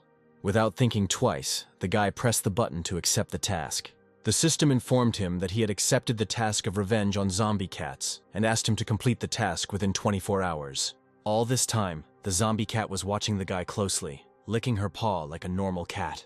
John knew that if he gave in to the zombie boss's provocation, he would definitely lose. So he waited for the cat to attack first. The young man demonstratively sat down on the floor opposite the cat, and the zombie looked questioningly at such an impudent fellow. The young man took the phone and started reading funny stories. The loud laughter of the impudent man made the zombie cat incredibly angry. The boss cat stood up and gave a menacing voice, her eyes flashing. The zombie cat gained great speed to instantly attack its human enemy. With saber-like claws extended and eyes flashing red fire, the cat flew at John. The zombie was sure that the player was armed only with a phone, so she angrily screamed for the man to die. The young man expected the blow and was therefore able to dodge the cat's deadly claws. Unnoticed by the enemy, John pulled his hand back and summoned his sharp sword from the warehouse. In the blink of an eye, his faithful tang appeared in John's hand and flashed with cold steel. The zombie paused for a moment, assessing the situation. The boss cat was confident in her powers, so she attacked the guy with renewed vigor. The fighter was ready for a new attack, so a blade flashed towards the cat. John swung his sword, hoping to at least wound the terrible enemy. The cat kept advancing and jumping back, playing with John as if he were a mouse. Meeting with stiff resistance, the boss cat hissed threateningly. Unfortunately, John failed to injure the cat this time. She dodged and avoided the blow. The zombie angrily said that the insidious man apparently did not expect that she knew everything in advance. But the guy was not discouraged. He had already decided what he needed to do. The next time the cat swung her fearsome paws, John cut off her claws with a deft blow. The zombie cat certainly didn't expect this turn of events. Leaving claws as sharp as sabers and bloody traces on the floor, the cat hissed threateningly that the man had wounded her, and now he should not expect mercy. John grinned and suggested that she try to attack without her claws now. The boss cat understood that the boy was right. He had deprived her of her most terrible combat weapon. The cat's fighting abilities were no longer available, so she decided to use magic and summon the cat's eye ability. From the fiery eyes of the boss cat came terrible waves that were capable of putting anyone to flight. John realized that the zombie was creating hallucinations. The player began to feel as if rivers of blood were flowing from the scary eyes of the zombie cat, and zombie people were crawling out. These scary pictures could scare anyone, but not John. He played this game for 10 years and it was impossible to scare him with ghostly zombies. He told the cat that he was far from her. The cat didn't expect such an answer. She meowed questioningly. The swing of the sword instantly destroyed the illusion created by the cat, and she meowed in confusion like a normal cat. The zombie boss was unusually angry at such a stubborn fighter, she growled. Having assessed the situation, the cat decided that it was better for her to get away from the battlefield while she was still alive. John had no intention of letting go of this bloodthirsty creature. He remembered the hall littered with human corpses. The player launched a spinning sword after the fleeing enemy. Hearing the whistle of steel, the cat froze for a moment, wondering what to do. But the zombie didn't have time to do anything. The sword that caught up with the enemy cut off her head, and the red sign above the cat said that she was dead. The game congratulated John on his victory, informed him that he had completed the revenge of the zombie cat task, and had moved on to the next, 7th level, and he had also received many different rewards. The game announced that the young man became the first player to kill a bronze-level zombie, and received a new title, Bronze Fighter. This information will be published for all players. Players reacted differently to the message about the feat of John, who registered in the game under the nickname Dean. The guy grumbled that, again this Dean, and who is he anyway? Information about him was published again. The girl, on the contrary, was delighted, shouting that this Dean was cool.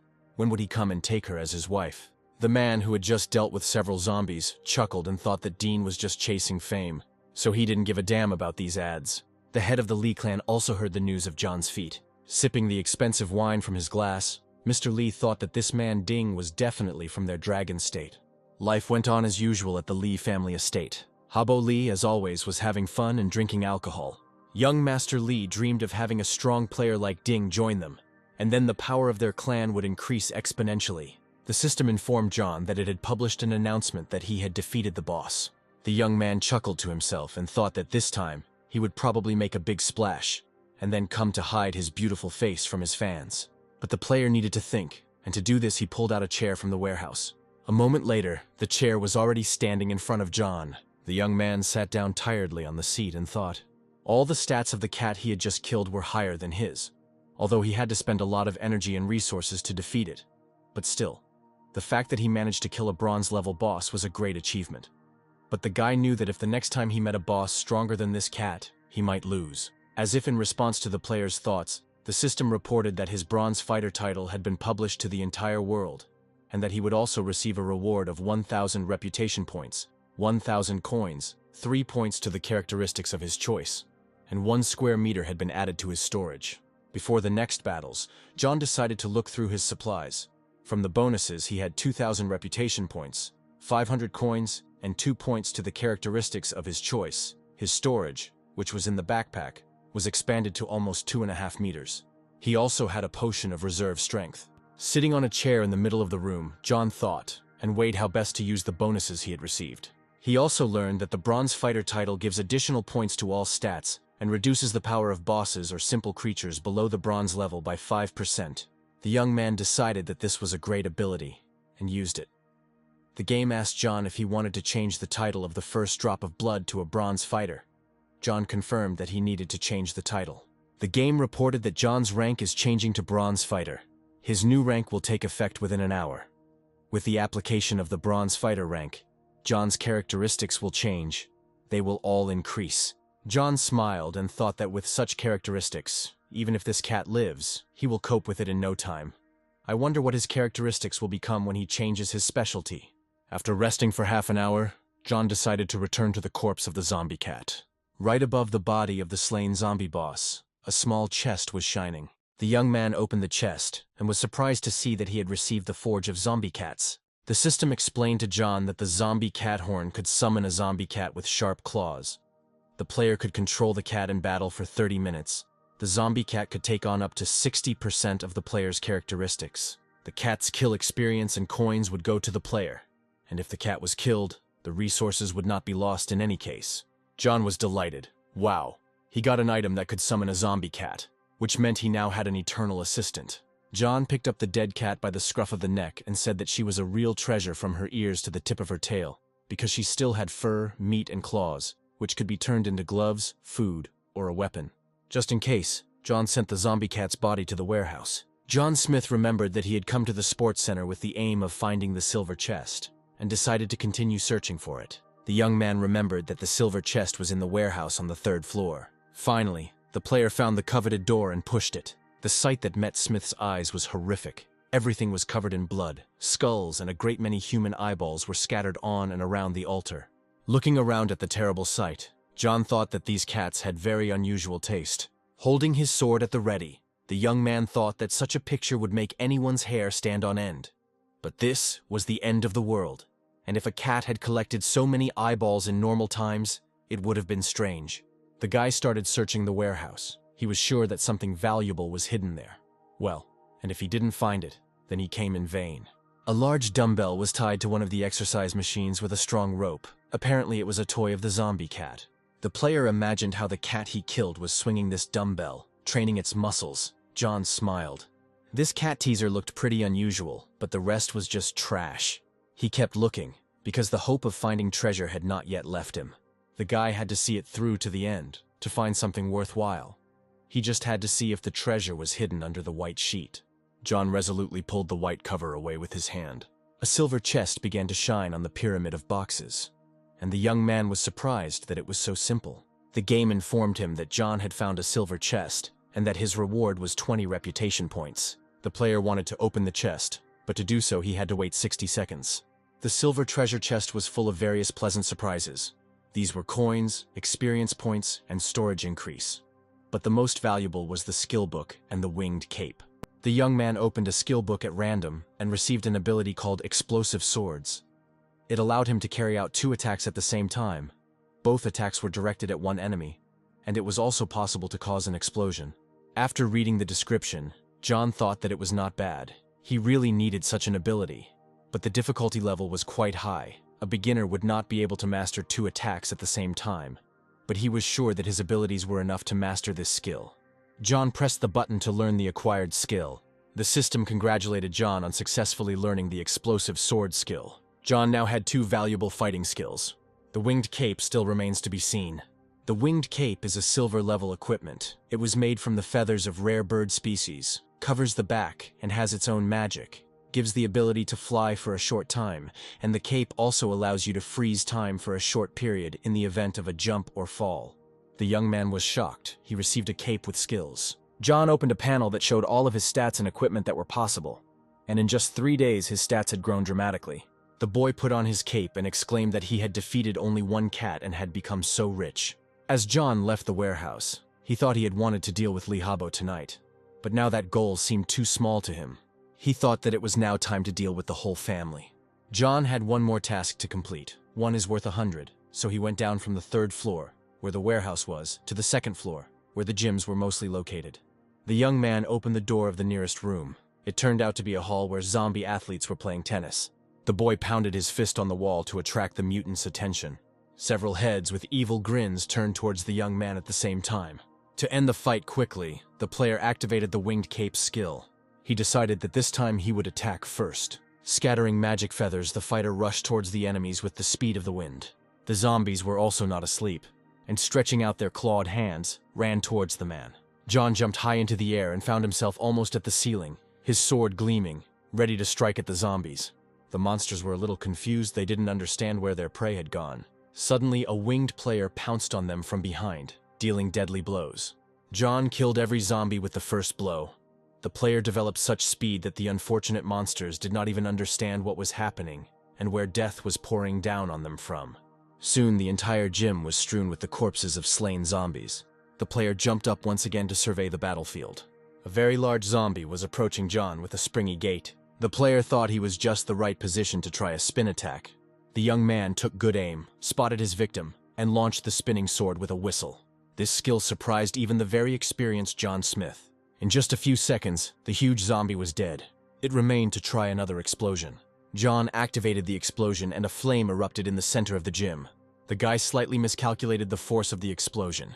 The blast wave scattered not only the zombies, but also threw the fighter himself to the ceiling of the gym. Despite the danger, John did not crash, thanks to his cape, which could slow down time in the event of a fall. The fighter realized that he needed to slow down somehow. John was saved by his sword. The player stuck it into the floor, and this stopped his rapid movement. Taking a breath, John realized that the zombie he had just killed had stats at least 30% higher than the others. But he, too, could not withstand the blow. There was a pile of ash and smoke in the middle of the gymnasium.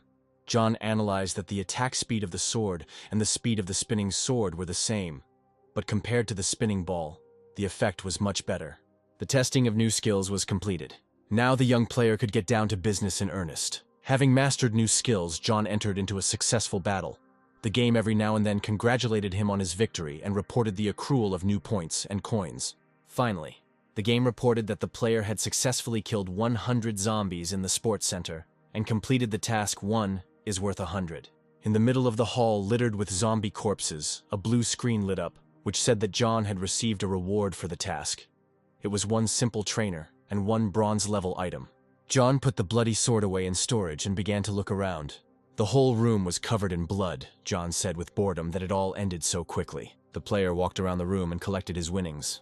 Looking at the bonus cards he had received, John sighed that he had apparently already used up his luck. Now he was only getting cards with material resources. Then he calmed down and said that there was nothing to worry about. He would rest a little and then go and find something else. The system asked the player what he wanted to pick up now, a trainer or bronze-level equipment items. The young man decided that he would first take the piece of equipment. Maybe he would have better luck with the trainer later. If he left the trainer for later, then most likely he would be lucky and get something better from the equipment. John pressed the button to collect the equipment. The player was looking forward to what he would receive as a reward for the task. It turned out that John had received a ring that absorbed blood. This equipment was capable of taking away the enemy's strength during battle. John looked at the ring with interest. It could transform the enemy's damage into power and transfer it to him. John didn't know that such cool abilities existed. The valuable ring migrated to John's warehouse. The young man thought that if the equipment turned out to be so cool, then the coach might not be so great. Responding to his thoughts, the system reported that all simple trainers have a practical effect and will be useful to the owner. The guy smiled and said that then he wanted to take the trainer. At that very second, the system reported that he had received his simple trainer. The trainer's properties surprised John even more than the equipment he received. A simple trainer allowed collecting items from killed zombies, which were then placed in storage. The collection radius was 1/2 meter. But if there was not enough space in the storage, then the collection stopped. The surprised player looked at the blue screen. The young man exclaimed that now he would not only receive a 100% explosion coefficient from killing zombies, but he would also be able to automatically collect items. To use the trainer, the guy hurried to the hall where he had just finished the fight. John was afraid that there would be a lot of problems due to the high explosion coefficient. Now he got rid of that headache. The young man asked the system, "This trainer is a simple trainer. The system responded that the automatic collection trainer was indeed a simple one, but if the player received the automatic collection trainer again, his level would increase. The system added that as the trainer level increases, the radius of item collection will expand, and other functions may also appear. Tasks from the trainer will appear in accordance with the situation and the player's condition.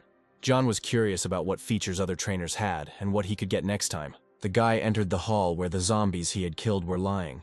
He decided to try out the trainer he had received in practice. The player walked slowly through the hall, and cards collected by the trainer flew towards him from all sides. The system found that the quality of collecting items is poor, so the quality of the collection has been optimized.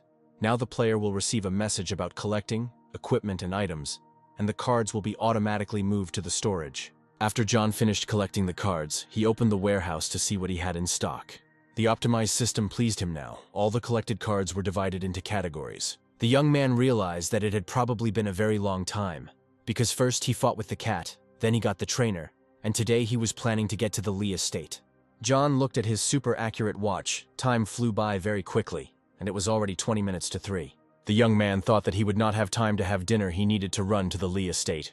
John quickly left the sports center and used his new talents to move around the city as quickly as possible. In the estate of the wealthy Lee family, everything seemed to be as before. Habo Lee was lounging on the sofa in the company of beautiful girls. Young Master Lee glanced at his watch with concern. It was already past noon, and he still had not received the news he had been waiting for. Frowning, Kabo rose from the sofa. In order to vent his anger on someone, the guy hit one of the girls in the face. Clenching his fists, Habo asked the butler why the hunters hadn't returned yet. Was he feeding them in vain? Why couldn't they find a couple of people for so long?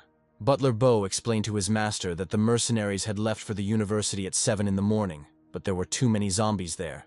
The situation was quite dangerous, so the search was delayed.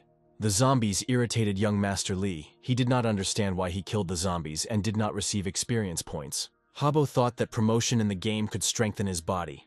The guards almost killed the zombies, but he dealt the final blow, and yet he received very little experience. Bo turned away to hide his disappointment with the young master. The Lee family's top mercenary appeared at the threshold of the estate. The butler looked at the man who entered with relief. Habo Lee hurried to meet the mercenary, and with his brows furrowed, asked Uncle Rong if he had found the orphan boy and the girl of easy virtue. The man threw a large, heavy bag at Mr. Lee's feet. The mercenary said that he found the girl, but the guy disappeared somewhere. Enraged, Kibo clenched his fists and shouted for the girl to come to him right now. How dare she hide from him? But the mercenary replied that the girl had been killed and was in the bag. The guy stared at the bag with frightened eyes. The hunters said that according to the gentleman's instructions, they found the girl's roommate, and then found Yao herself in the university warehouse. The man unzipped the bag, and there indeed lay Yao's body. The mercenary said that the girl was killed and put into a barrel, and inside the barrel they also found men's clothing soaked in blood. The mercenary's story frightened Kabo greatly, and Uncle Rong continued to tell that before her death, the girl was severely tortured. The blows were inflicted on painful points. Rong said that the killer seemed to be well versed in acupuncture points. He stabbed the knife with a special technique into the most sensitive places, grinding the girl's muscles into mincemeat.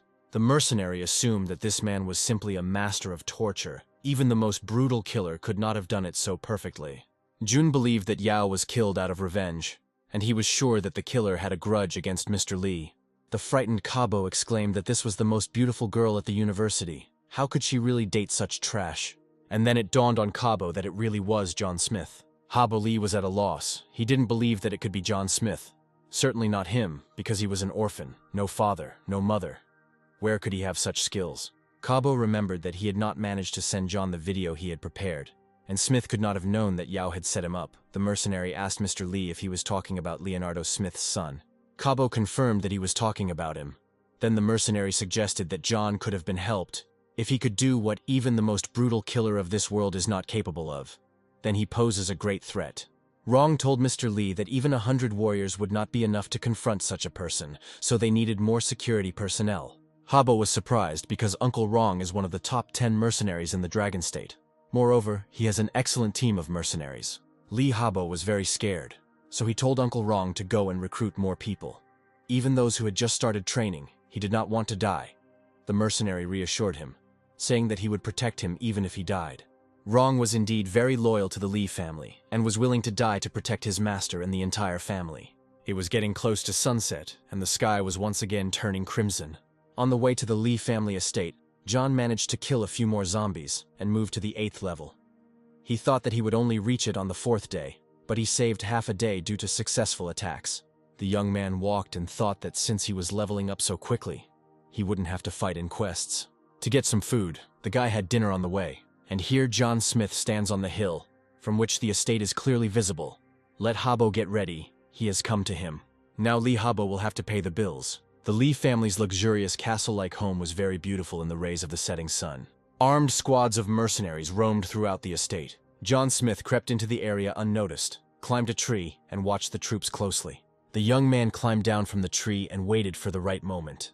In short dashes, he slowly moved from tree to tree closer to the house. Hiding behind the bushes, John got closer to the treasured button he was looking for. The mechanism was hidden under the turf, and it was very difficult for an unknowing person to see it.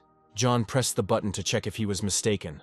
The guy was convinced that his memory was good, and the button was exactly where he thought. The system reported that the secret passage was open.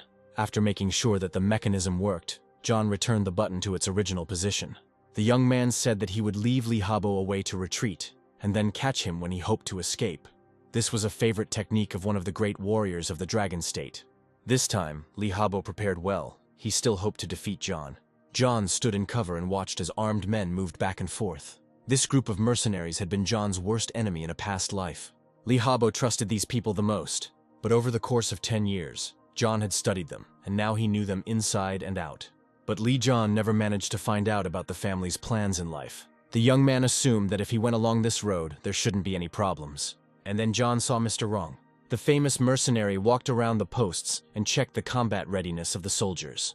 Smith watched the famous hunter and killer. Mr. Wrong was one of the war gods of the Dragon State, a hired killer. Before the end of the world, he was a military man, was the leader of the mercenary army during the time of military turmoil, was directly subordinate to the Lee family, skilled in various types of hand-to-hand combat, army command, and also pursuit of the target. In his past life, after the game started, he began to pursue John under the orders of Lee Habo. After several attempts to catch John failed, Wrong decided to kill the guy. The mercenary has driven John into a dead end several times. One could say that he is his strongest enemy, but each time the young man somehow miraculously managed to escape. John Smith became Mr. Wrong's greatest disgrace. In his past life, Wrong hated John Smith almost as much as Lee Habo, because John had slipped right under his nose several times, and he had lost his reputation as an invincible mercenary, and John had received the title of the greatest shame. As soon as these two met, both of their eyes became bloodshot. Wrong is truly a serious enemy and should not be underestimated. John hid instantly because Wrong was very attentive and had a sharp eye. It's very good that John has such quick reactions. John thought that this time Wrong was definitely dead.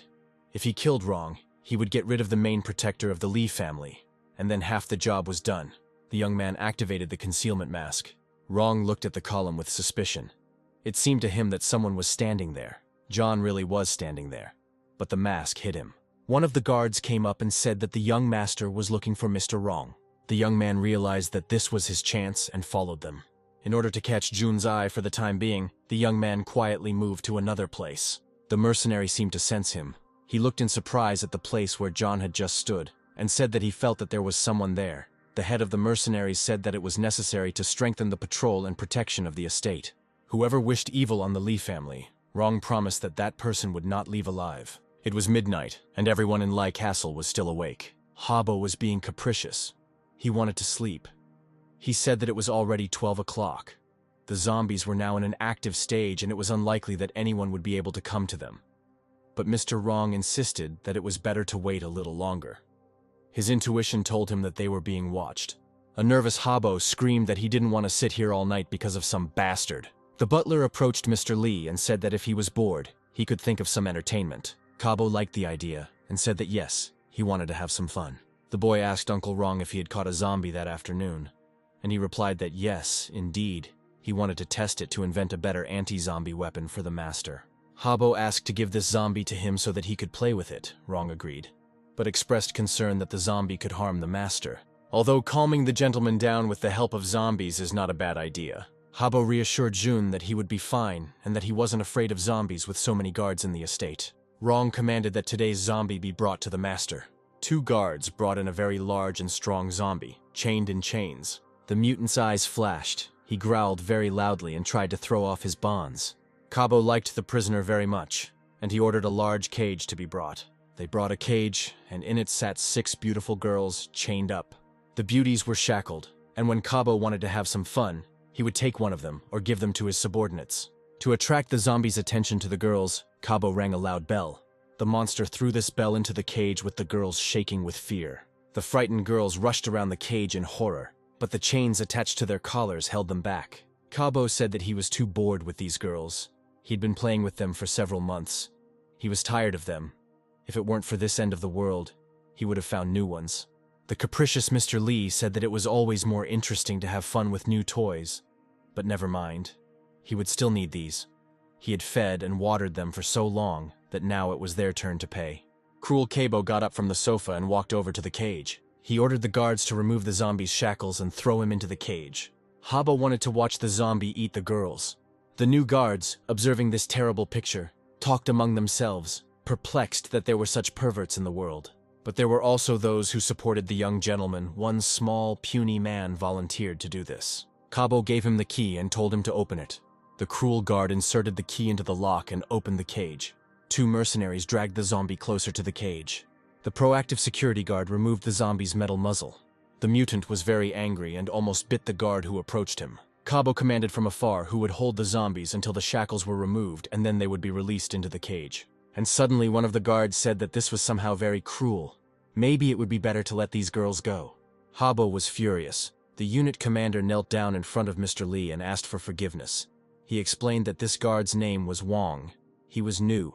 He was sent to replace the guard who died yesterday. And although he was very strong, he was quite stupid, and asked the master not to be angry with him.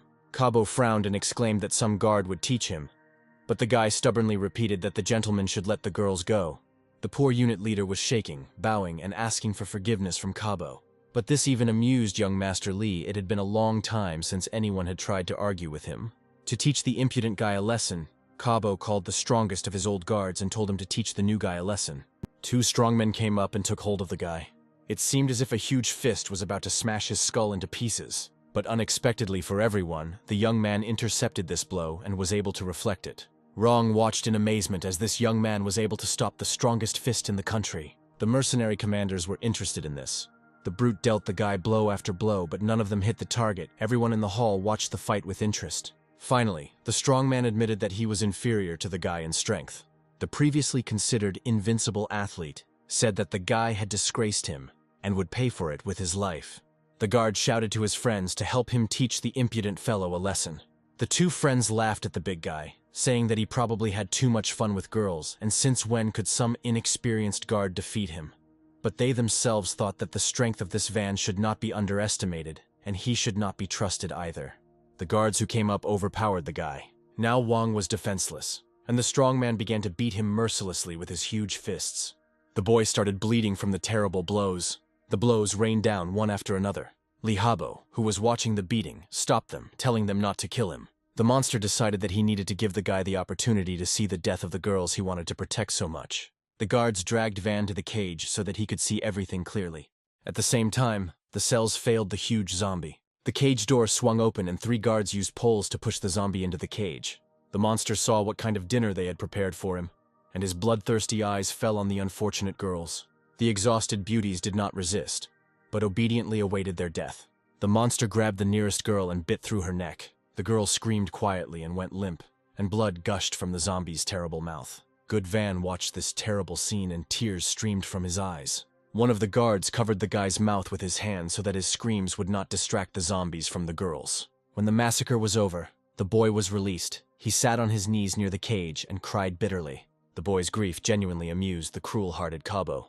The owner of the estate decided that the show must go on, so he told the guards to put Van in the cage.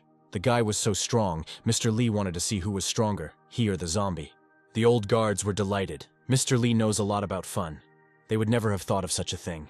But the newcomers didn't like this. They believed that even though it was the end of the world, they couldn't disregard human lives so much. Van was grabbed and dragged towards the cage. Having opened the door of the cage, the guy was shoved inside to the monster. The monster had already torn the bodies of the unfortunate girls to pieces. Seeing another living person, the zombie turned to Van. The monster had already gotten into the swing of things and was growling. Anticipating a new feast, the guy looked at the monster with horror. The terrible monster headed towards Van. The boy remembered that his mother asked him to be careful, that she was waiting for his return. The boy whispered that his mother would forgive him. He would not be able to return home and take care of her. But suddenly Van's eyes flashed with anger. He exclaimed that he would not die, because his mother was waiting for him. Wang clenched his strong fist to meet the terrible opponent with dignity. As soon as the zombie approached, the guy hit him with all his might. The mutant did not expect resistance from the strong blow. He flew into the corner of the cage. The guy grabbed the monster and a fierce fight ensued. A man and a zombie fought each other with their bare hands, not for life, but to the death. The guy was very strong, but the zombie was also very large and strong, and at night his strength increased. Van's mouth began to bleed from the wounds he received. The monster sank its terrible claws into Van's body. The boy felt like he was dying, but he wanted to kill the monster that had eaten 6 beautiful girls. The man and the mutant were locked in mortal combat, both of them badly wounded, a huge pool of blood spreading around them. Lee Habo stood near the cage and watched the fight. He really enjoyed this spectacle. He egged on the fighters. Bleeding, Van gathered his last strength and dealt the monster a fatal blow. The zombie flew back to the wall of the cage and quietly slid to the floor. The guy was mortally wounded and also could not get up. The fight ended, but both fighters fell dead. The dying Wang whispered for his mother to forgive him. He had let her down. He had not listened to her. Rong, who was watching the fight, whispered that he was very sorry, and the guards discussed the fight. Many were surprised that the guy killed the monster with his bare hands, and Cabo was disappointed that everyone died so quickly. While they were talking, no one noticed that Van had begun to turn into a zombie. Now his strong body was covered with a characteristic mesh. His eyes were bloodshot, and his teeth were sharpened. John Smith, who had been watching closely what was happening in the estate, realized that his chance had come. The boy quietly descended from his observation post in the tree and crept up to the house. In front of him was a young security guard who looked like John, like 2 peas in a pod. Smith quietly killed the young guard and took his clothes. Disguised as a mercenary, John headed to the Lee family's house. One of the guards on duty at the entrance called out to John, calling him Addy, and asked what he was doing there. John replied that he noticed one guy falling asleep and wanted to wake him up. The second guard said that the commander was having fun with the others in the big hall, and they were supposed to be here guarding the gate. John heard the security guys complaining that they had been fighting off zombies all night yesterday, and that they weren't being allowed to rest this afternoon, that they weren't even considered people. And another one supported him, saying that he hadn't slept for 24 hours, and if the boss wanted to ensure complete security, then why wasn't the commander here? John decided to keep up the conversation, and said that for their owners they were not people, but just cannon fodder. And then one of the guards noticed that Addy had grown somehow strangely. John Smith's disguise was quickly revealed. John killed the guards who stood at the gate, saying that fools who couldn't keep secrets couldn't live in this world. Lee's mansion had long attracted Smith, and now the way to him was open. The guards were lying in pools of blood. John noticed that one of the mercenaries had escaped death and was running at full speed towards the house to warn the others. The young man instantly caught up with the enemy and put a knife to his throat. Realizing that he was about to be killed, the mercenary fired a signal flare. John threw his sword to stop the missile. The sword pierced the signal shell and fell to the ground with it. John walked over and calmly took his sword. It's a good thing John had researched all of the Lee family's ammunition in his past life. Otherwise, he wouldn't have been so lucky today. The system informed the player that all the guards in the outer part of the estate had been destroyed. His path of revenge had successfully begun. To the young man's surprise, he received a special assignment called an eye for an eye. John looked at the quest curiously. The blue screen informed him that no one would be left alive after insulting him. Tonight he would become a true god of death and reap the souls of everyone present in the Lee Manor. The quest requirement was to kill the remaining 269 people in the Lee Manor. The reward was 1 simple trainer, 1 piece of bronze-level equipment. The completion time was 12 hours. The boy happily accepted the task, exclaiming that Lee Habo now had another reason to die. The system reported that the player accepted the eye for an eye quest and entered the magical barrier of revenge. As soon as 269 people in the Lee estate died, 1 person would get out, in which case John would be able to use the equipment to search for the target. John decided to see what kind of magical barrier of revenge this was, and what its characteristics were. John remembered that when he first encountered the revenge barrier in his past life, it was used in the war between the Dragon State and Japan. It was a high-level tool. It placed people in a special magical barrier. If someone went outside the barrier, the owner of the barrier could track down the location of that person. The minimum duration of the barrier was 1 month. John remembered well that the dragon state in a past life had set up a barrier of revenge in the capital of Japan, and those who escaped from this barrier were killed within a few days, so they were able to destroy the whole of Japan.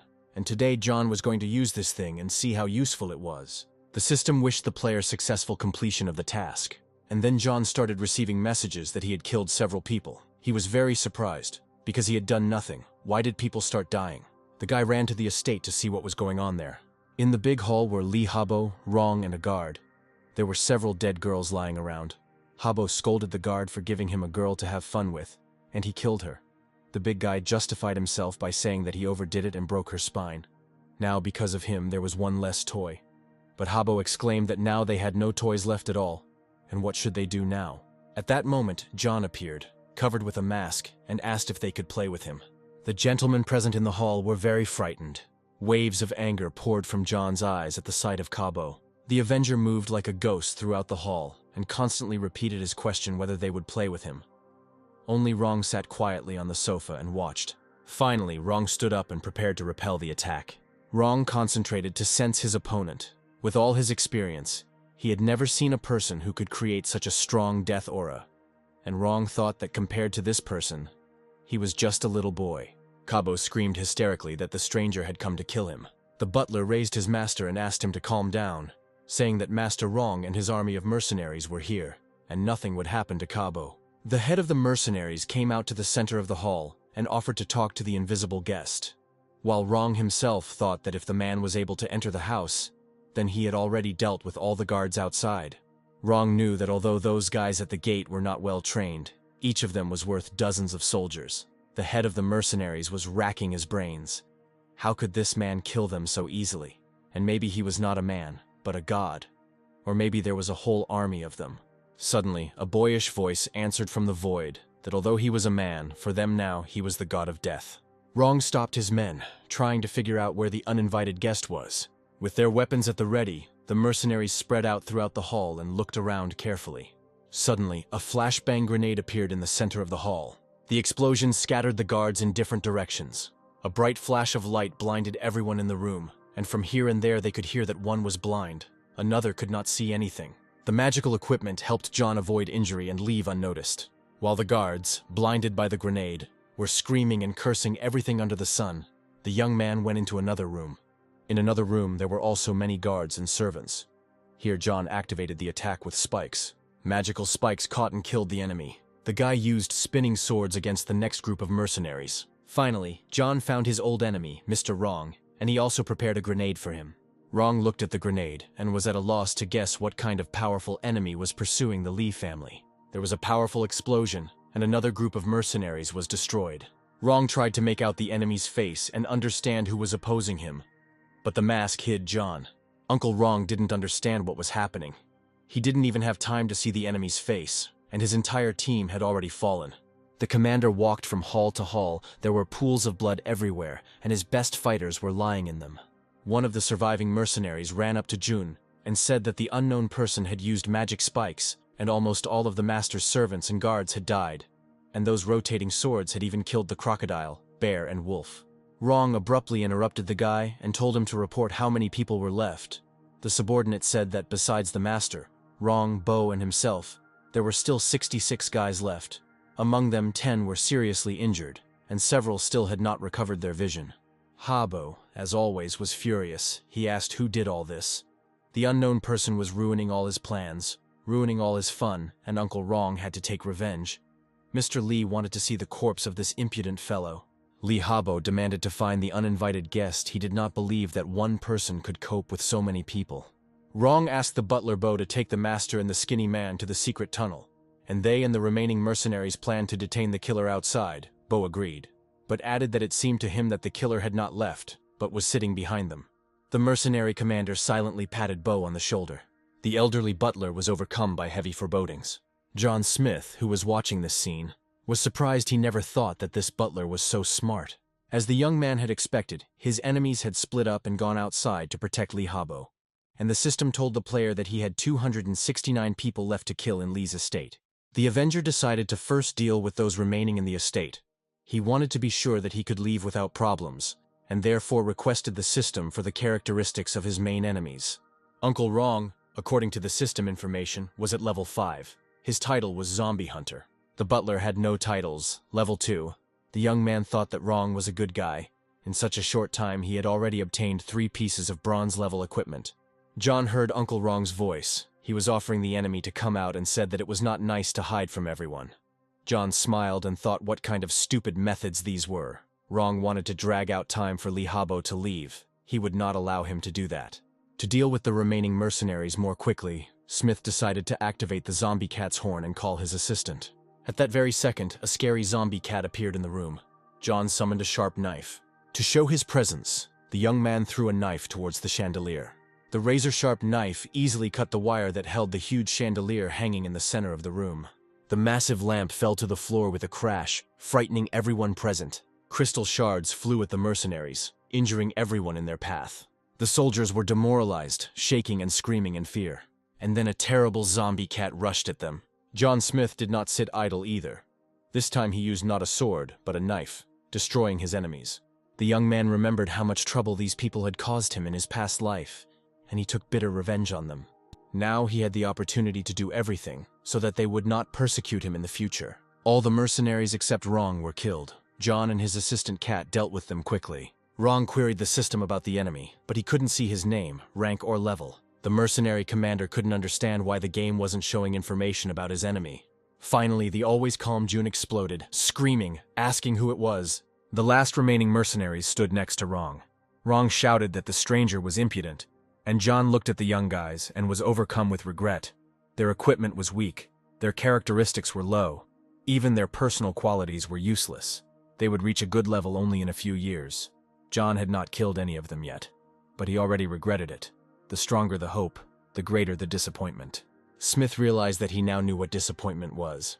The task had to be completed, and John moved towards his opponents. Killing ordinary mercenaries along the way, Smith was heading towards his worst enemy, Jong. Compared to Smith, the mercenaries were weak and fell one after another, and so Jun and John found themselves face to face.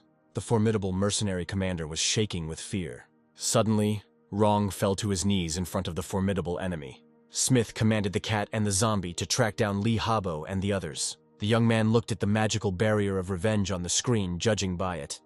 No one had yet left the estate. The guy pressed his foot on Jun's shoulder and asked what was wrong with the commander of the mercenary group.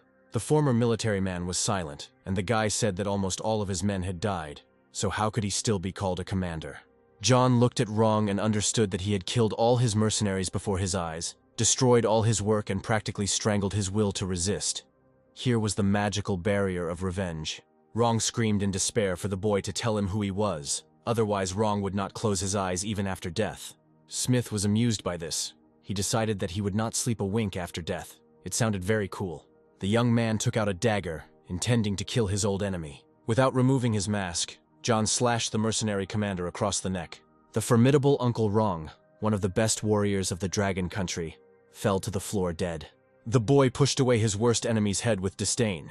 He remembered the day when Wrong called him a small insect and trampled him into the ground, said that he was an orphan, just trash. How dare he challenge the Lee family? The young man recalled that it was Wrong who taught him one important thing. Don't talk idle talk before you're about to kill someone. It's better to act. Now the best mercenary lies at the feet of the Avenger. Isn't that wonderful? Dead Wrong really didn't close his eyes after death. He lay with his eyes open. Wrong is dead. John has dealt with the main protector of the Lee family. Now it will be much easier to take revenge on Lee. John Smith walked to the door leading to the secret tunnel and listened. There were no living mercenaries left. Their commander was also dead. Now John could calmly go after Cabo. The guy calmly left behind the hated estate, strewn with the corpses of his enemies. John had no trouble finding the door that led to his enemy's last refuge. In the secret hall sat a frightened Habo. He asked his butler if enemies would come here. Bo tried to calm the master as best he could, saying that Wrong would deal with those people who came to the estate. And then a terrible knock was heard on the secret door. The zombie cat completed the task and found John's enemies. In a frightened voice, Habo shouted that this man was probably sent by John Smith. First he killed Yao and now he came for him. Bo tried to calm him down, saying that they went through a secret passage and the stranger would not guess that they were here. But Cabo didn't calm down. He asked how John found out about his relationship with Yao and where this scum found such a strong mercenary. Bo suggested that maybe Leonard Smith left his son an assistant, but Habo countered that this couldn't be true. When Leonard Smith was killed, they destroyed everything the Smith family had. There couldn't have been any assistant left. If the head of the Lee family hadn't ordered that at least one person be left alive, then this John wouldn't exist. The boy listened with interest to what Lee Habo was saying. John was puzzled. It turns out that Kabo had been following John for a long time. Meanwhile, Habo was raging outside the door. Young Master Lee was sure that he had definitely heard John's voice. But how could he come here? How did he find this secret place? Smith thought about the information he had heard and realized that there were many more stories behind him. When John entered the secret hall, Kabo recognized him and said that Smith must die by his hand. It was Kabo who had to kill John. The Avenger asked who Leonard Smith was and why they destroyed everything the Smith family had. Habo laughed mockingly. He said that this insignificant John doesn't even know his own father's name. It serves him right. Habo told the boy that Leonard Smith was going to inform on his father when he was about to get a promotion. Leonard was going to destroy everything that the Lee family had been working towards for many years. That was why the Smith family was turned to ashes. If it weren't for the head of the Lee family, then little John wouldn't have been the only survivor of his family either. But Kabo was wondering who helped him. If he was alone, the guards would have dealt with him long ago. John replied that all of Kabo's words made no sense. No matter what he said, John would still destroy the entire Lee family. Kabo laughed.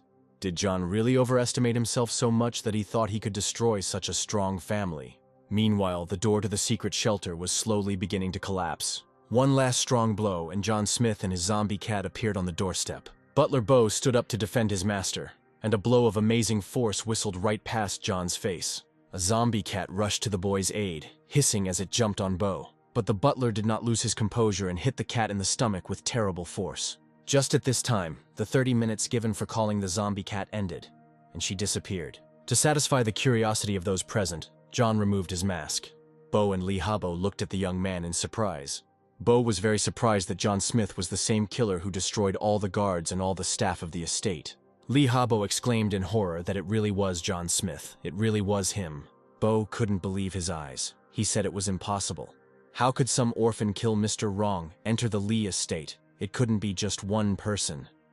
John smirked and said that the old school people wouldn't survive the Doomsday game. Once the first 7 days of the game passed, their well-trained soldiers wouldn't be able to handle even one zombie on the street. Lee Habo didn't listen to him. He shouted that it couldn't be just one person. How could John Smith become so strong? John laughed and said that he could easily handle them alone. The conversations were over. John prepared to kill the last inhabitants of the Lee estate. The butler stood up to defend the young gentleman and worthily repelled John Smith's powerful blow. The young man was surprised that this butler was so strong. From this blow, even Wrong fell face down. But this one only staggered. Butler Bo was a mystery to John. Bo leaned against the wall and thought that since it had come to this, he would have to use another method. The elderly man slammed his fist against the wall and began to change before our eyes. The elegant suit was torn to shreds, and now a real athlete stood before John. Since the situation changed, John swapped the knife for his usual sword. The butler exclaimed that John knew nothing of wushu morality, but the youth smirked that he wanted to cut off Bo's head. So should he really ask him for permission? Or perhaps he should get the consent of all the generations of your relatives. To quickly finish off the stubborn butler, the boy summoned spinning swords. But the swords did not kill the butler, they only wounded him. The swords whistled past the elderly man and returned to their place. The wounds surprised Bo very much. The butler was indignant. The man said that this couldn't be. He had been practicing Chinese boxing for 50 years and couldn't lose so quickly. Bo claimed that he would not stop and would resist until the end. To calm the violent old man, John caused an explosion. After the explosion, the fighter entered the battle himself. John didn't really want to kill the old butler, but he couldn't leave the matter unfinished. Only after making sure that the enemy was dead could he calm down. Now Bo was lying dead on the floor in a pool of blood. John looked at him and thought what a pathetic and backward old man he was. The end of the world had come, and he still thought that wushu would help him. Walking around the defeated Bo, the young man thought that all this proved that strength alone was not enough. You need to change your technique and develop speed, otherwise your only path to death. Smith saw Kabo. He was sitting in the corner, shaking with fear. John thought what a useless person he was. The boy knew Kabo very well. He was a small, cruel, terrible little man. The young man did not feel sorry for him. The Avenger jabbed his sword into Kabo's leg muscle to cause pain. Young Master Li screamed loudly. Kabo, who took such pleasure in tormenting others, looked at his Avenger with eyes wide open in horror. John poked him with his sword again and asked if his master was awake, or if he was pretending to be dead. To enhance the effect, John began to poke Li Habo's muscle, causing him terrible pain. Li Habo, out of habit, shouted for help and threatened John that Senior Master Li would deal with him. These screams only brought a smile to John's face as he continued to torment Kabo, poking him with his sword. Blood was oozing from the wounds John had inflicted. Habo was shaking, begging his tormentor to kill him quickly. John grinned, saying that of course he would kill him. To prolong his enemy's torment, John pulled out a dull knife from the warehouse, and so in the hands of the Avenger there was a dull, convulsive knife. The duller the blade, the more difficult it is to cut something with it. Now John was poking Kabo's body with a blunt knife, and he was screaming in pain. John laughed mockingly and told Kabo to forgive him. This knife is so dull it is impossible to stick it inside. Kabo looked at his tormentor's knife and shook. Finally, John swung the blunt knife into his enemy's forearm. Kabo screamed again, and the young man said that this knife reflected John's essence. Brandishing the knife, John said that this knife reflected his path, which he had walked for 10 years, risking his life. And what a pity that Kabo's suffering did not make up even 1% of John's suffering. But Habo did not understand what 10 years John Smith was talking about. Kabo, clutching his wounded hand, told John in surprise that he had only started thinking of ways to get him wet 3 years ago, when he found out about everything. The Avenger remained silent. Smith looked at his recent persecutor and smiled. The young man cut Kabo's second forearm and said that this was for his suffering. The young man inflicted another painful wound on Kabo, saying that it was because he was having fun. With a trembling voice, the former ruler Li asked the young man to stop. Another painful blow was dealt to Habo for the entire Smith family. Although John had never seen his relatives, but he had to avenge his ancestors. The guy no longer knew who to strike for, but he didn't care. Torturing his tormentor gave him pleasure. He struck blow after blow, enjoying the effect. To continue the torture, the young man activated the crucible tongs. Seeing the torture device, Habo shook even more and asked what John was going to do. The guy put the scissors in Kabo's mouth and said that he should thank him, because Kabo came up with the most cruel methods of torture. How many people he sent to the next world, John literally admired him. In terms of torture, Kabo is just a genius. Mr. Li thought with horror that he had once actually used such torture. But how could Smith have known about it? John pulled back young Master Li's head and pulled out his teeth. In the secret hall only screams, groans, and cries could be heard. And so, just recently, the smug and cruel young Master Li was now sitting covered in sweat and blood, almost without teeth. John looked at him and wondered if he had suffered enough. In his past life, Kabo had learned so many new ways of punishment, had hurt so many people, that John had not done even 1% to him of what this monster had done to the others. The young man thought that Kabo was almost dead. It was no longer interesting to torture him. It was a pity that John could not now use on Kabo those things that he was researching. Smith swung his knife and asked if Kabo was pretending. The young man overestimated the acting skills of young Li. Habo could not have played like that. John killed him mentally, which meant his body was no longer able to withstand it. To make sure that all the enemies were finished off, the young man activated the rotating swords. Flying towards Kabo's body, the swords cut off his head. To avoid being splashed with blood, John opened his umbrella. The spinning swords literally turned those who remained in the hall into mincemeat. Smith left, covering himself with an umbrella, and a bloody rain was pouring down from the umbrella. The clock struck 3 o'clock in the morning. John Smith stepped out onto the balcony and thought that the Li estate looked quite nice under the night sky. The system informed Smith that changes had been detected in his mental state, and he had received the talent Thirst for Vengeance. The young man did not expect this. John decided to see what kind of talent for revenge he had received. The young man asked the system to give him an explanation. The system explained that gifted talents and skills in the Doomsday game are different concepts. Skills can be acquired through training. Talents can be activated under certain circumstances. Mental state, personal experience, personal characteristics. Skills can be activated using a skill book. Talents can be activated using luck and real strength. Regarding the talent Thirst for Vengeance, the system explained that John has carried out his revenge. Now his strength against enemies has increased. Now, after he considers someone an enemy, he can increase his skills according to the degree of hatred towards that person. The higher the degree of hatred, the more his characteristics increase. John read and thought that he did not expect that this thirst for revenge would be so useful. you can increase your characteristics by 20%. This means that the higher John's stats are in the game, the more he can increase them with this talent. The system reported that the player completed the Eye for an Eye quest and could receive equipment and a simple trainer for it. John decided to pick up the equipment first. The system confirmed that they had received the equipment. For this task, John received a magic wand, a bronze-level piece of equipment for the mage specialty. The wand allows you to increase your magical abilities, as well as the speed of activating magic. John didn't know how he could use this thing. He thought it was a great thing for magicians. Then he can sell it if necessary, but for now he moved it to his backpack. John went to his warehouse and saw that it had been greatly replenished. He thought that the automatic collection trainer was very convenient. No need to worry about missing something. But it must be said that the tools for killing people in this game are simply barbaric. When you kill a person in the Doomsday game, the dead person's storage disappears and you can't get things from there. You can only loot the corpse and find something interesting. When players learn how to kill people, it's a life or death struggle, and Doomsday does not encourage killing people. John saw Mr. Wrong's valuables. Among the things there was a cleansing pendant. John decided to take it. It was bronze-level equipment. This pendant added energy, gave additional skills, eliminated negative conditions of the body, such as numbness, dizziness, loss of vision. This pendant can save lives during a battle. John moved the rest of the things to the storage. Now it's time to get the trainer. Smith told the system that he wants to get his trainer. The system responded that a simple trainer was loading, and here's the trainer received. Another simple trainer was called Absolute Slave. It allowed to get one zombie into slavery. While the zombie's strength cannot exceed the master's strength, the zombie slave will obey all the master's orders. He will protect the master even under the threat of his own life. This zombie will have a part of the master's panel. The master can develop together with the zombie. If the zombie dies, the trainer will lose strength. John couldn't believe it. He would now have a zombie slave. The young man pinched his cheek to make sure he wasn't dreaming. He had never seen anything like it. John wondered if this zombie would really obey him completely.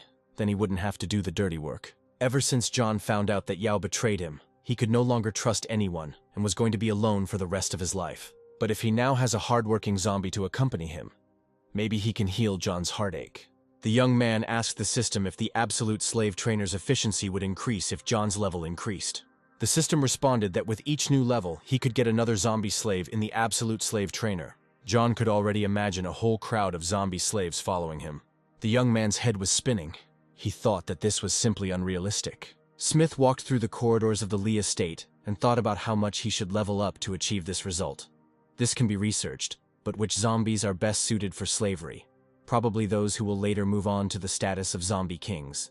Continuing to reason, John went down to the basement. He thought that all zombies had potential, but it seemed to him that after they became his slaves, they would no longer be able to achieve the same level of progress as before. John went down to the basement and decided that he would think about it later. The young man heard that there were many treasures hidden in the Lee family's dungeon.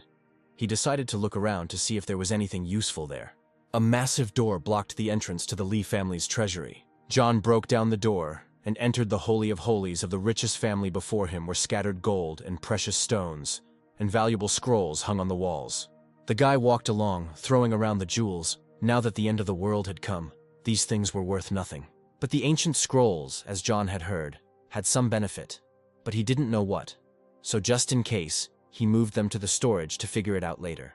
John's attention was drawn to the knife that had rubies attached to it. He chuckled that they even glued precious stones to the knife. They were afraid that other people would think that they had no money. The knife also went into storage. Having collected everything that the young man thought could be useful to him, he smashed the rest to pieces. The poor orphan walked around the richest estate like the owner. Neither in his past life nor in this one had John Smith ever lived in such a luxurious estate as the Lee family estate. And today he intended to make up for it. The young man walked calmly through the empty rooms, looking for a bedroom to spend the night. And suddenly the young man's attention was drawn to a strange sound. He realized that, most likely, this sound was made by a zombie. Moreover, judging by the volume, it was a very large and strong zombie. But where could it have come from here? John turned on the flashlight and went towards the sound. He was sure that there could be no living people in this house, which meant it was a mutant. In one of the dungeons, Smith found a very large zombie with glowing eyes in a cage. The system told the player that this is a level 4 zombie. He has very good strength, very good body qualities, excellent speed, but very little energy. His talent was in his natural strength. This zombie had a very strong punch. John looked at the zombie that was Lee's guard before turning and thought that this zombie was very strong. and at night it was completely indistinguishable from a bronze-level boss. What an interesting coincidence, he just received the absolute slave trailer and immediately found a suitable zombie. The mutant, locked in a cage, looked at the young man with fear but without malice. John looked at his find with interest. He was definitely lucky. The guy was very surprised that the zombie did not attack him. Smith told him that he was a man and that he was a zombie, and shouldn't a zombie try to eat him. The player estimated that the energy of this zombie was only 3 points. If he were placed in human society, he would be considered feeble-minded, but with character. Smith asked the system if he could choose this zombie as a slave. The system confirmed that the guy could take this zombie since his spiritual power was low. If you add up all the characteristics, they would not exceed the characteristics of the owner. But the player still had doubts. This zombie is really very good. He has an enviable talent, but his spiritual powers. Finally, John made a decision and told the system that he chose this zombie. Even if he was stupid, he was obedient. A blue panel appeared in front of John, asking him if he wanted to choose this zombie as his absolute slave, and the young man confirmed. John watched as some kind of metamorphosis took place in the zombie. The system was transforming him from a free zombie into a slave. Despite his low spiritual strength, the former guard actively resisted. He did not want to become a slave. Smith was very surprised by this. It was the first time he had seen zombies able to resist the game. The player watched his future slave. He still continued to resist, and John thought that he would not regret his choice. The system informed the player that the enslavement was complete and offered to come up with a name for their zombie. John thought, since this guy is so big and strong and also has natural strength of epic level, then he will call him Stupid. The system congratulated the player on the fact that he successfully received the absolute slave. Now the player can give any orders, and even under the threat of death, the zombie will protect him. A game panel was created for the fool. Experience and reputation data were lost. Only talents, skills, and level remained. The new player, nicknamed Gloopish, had to gain equipment, experience, and points all over again. The system told John that Stupid would develop in the same way as a normal zombie. He could get experience and coins for killing zombies, and he also had 1% explosion from equipment and items. Smith was pleased with his new slave. He commanded Stupid to prove his strength. The player does not believe that this cage is capable of holding a zombie with such characteristics. The new slave obediently took hold of the bars of the cage and pressed on them. Mr. Lee's cage, which was considered very reliable, gave in under the pressure of the fool. John turned and walked away from the storage facility to continue looking for a place to stay for the night. Smith's new slave came out of the cage and followed him. The huge silly thing stomped after John, scratched itself with its overgrown claws, and glanced at its owner. The guy thought that perhaps the zombie couldn't behave any differently. It already understood orders well. Smith opened his game panel and added the leather wristband equipment to Foolish, increasing his body qualities and strength. The player looked at what his slave's characteristics had become. The system showed that the main characteristics of the fool were strength 26, energy 3, body quality 27, speed 18. John was already sleepy and yawning, said that if his readings were so high now, then what would happen at night? The guy headed to the bedroom and ordered Stupid to wait until he was asleep and guard the entrance so that no one would disturb him. The zombie growled in agreement. The guy woke up when the sun was already quite high and flooded the luxurious bedroom with its light. John Smith had slept well on the huge soft bed. He stretched and went to see if anything had happened during the night. The guy carefully pressed the door handle, trying not to make noise or attract unnecessary attention. The player walked out the door and saw that Fool was standing at attention next to the entrance to his room. Smith approached the zombie and praised him for doing a good job. The slave smiled contentedly. There were several dead zombies lying at Stupid's feet that he had killed during the night. John was surprised that Stupid hadn't eaten them. Smith asked the slave if he didn't eat other zombies. The giant shook his head. John was surprised again and said that he really was different from the others. It was time for breakfast, and the player went to the dining room. The guy got out some food cards to have a hearty meal. A second later, dishes appeared on the table, emitting an enticing aroma. John armed himself with chopsticks and began to eat. And then the player heard a strange sound. Something was dripping on the floor. John turned to see what was happening. Poor Silly looked at the food with greed. And from hunger, saliva literally dripped from his mouth and dripped onto the floor. Puzzled, John asked Silly if he wanted to eat too, and he shook his head affirmatively. The surprised young man invited the zombie slave to eat with him. He had never seen such a strange zombie, who does not eat other zombies or people, but loves regular food. John activated a few more food cards. Now the entire table was covered with food. Smith called the silly boy to join him.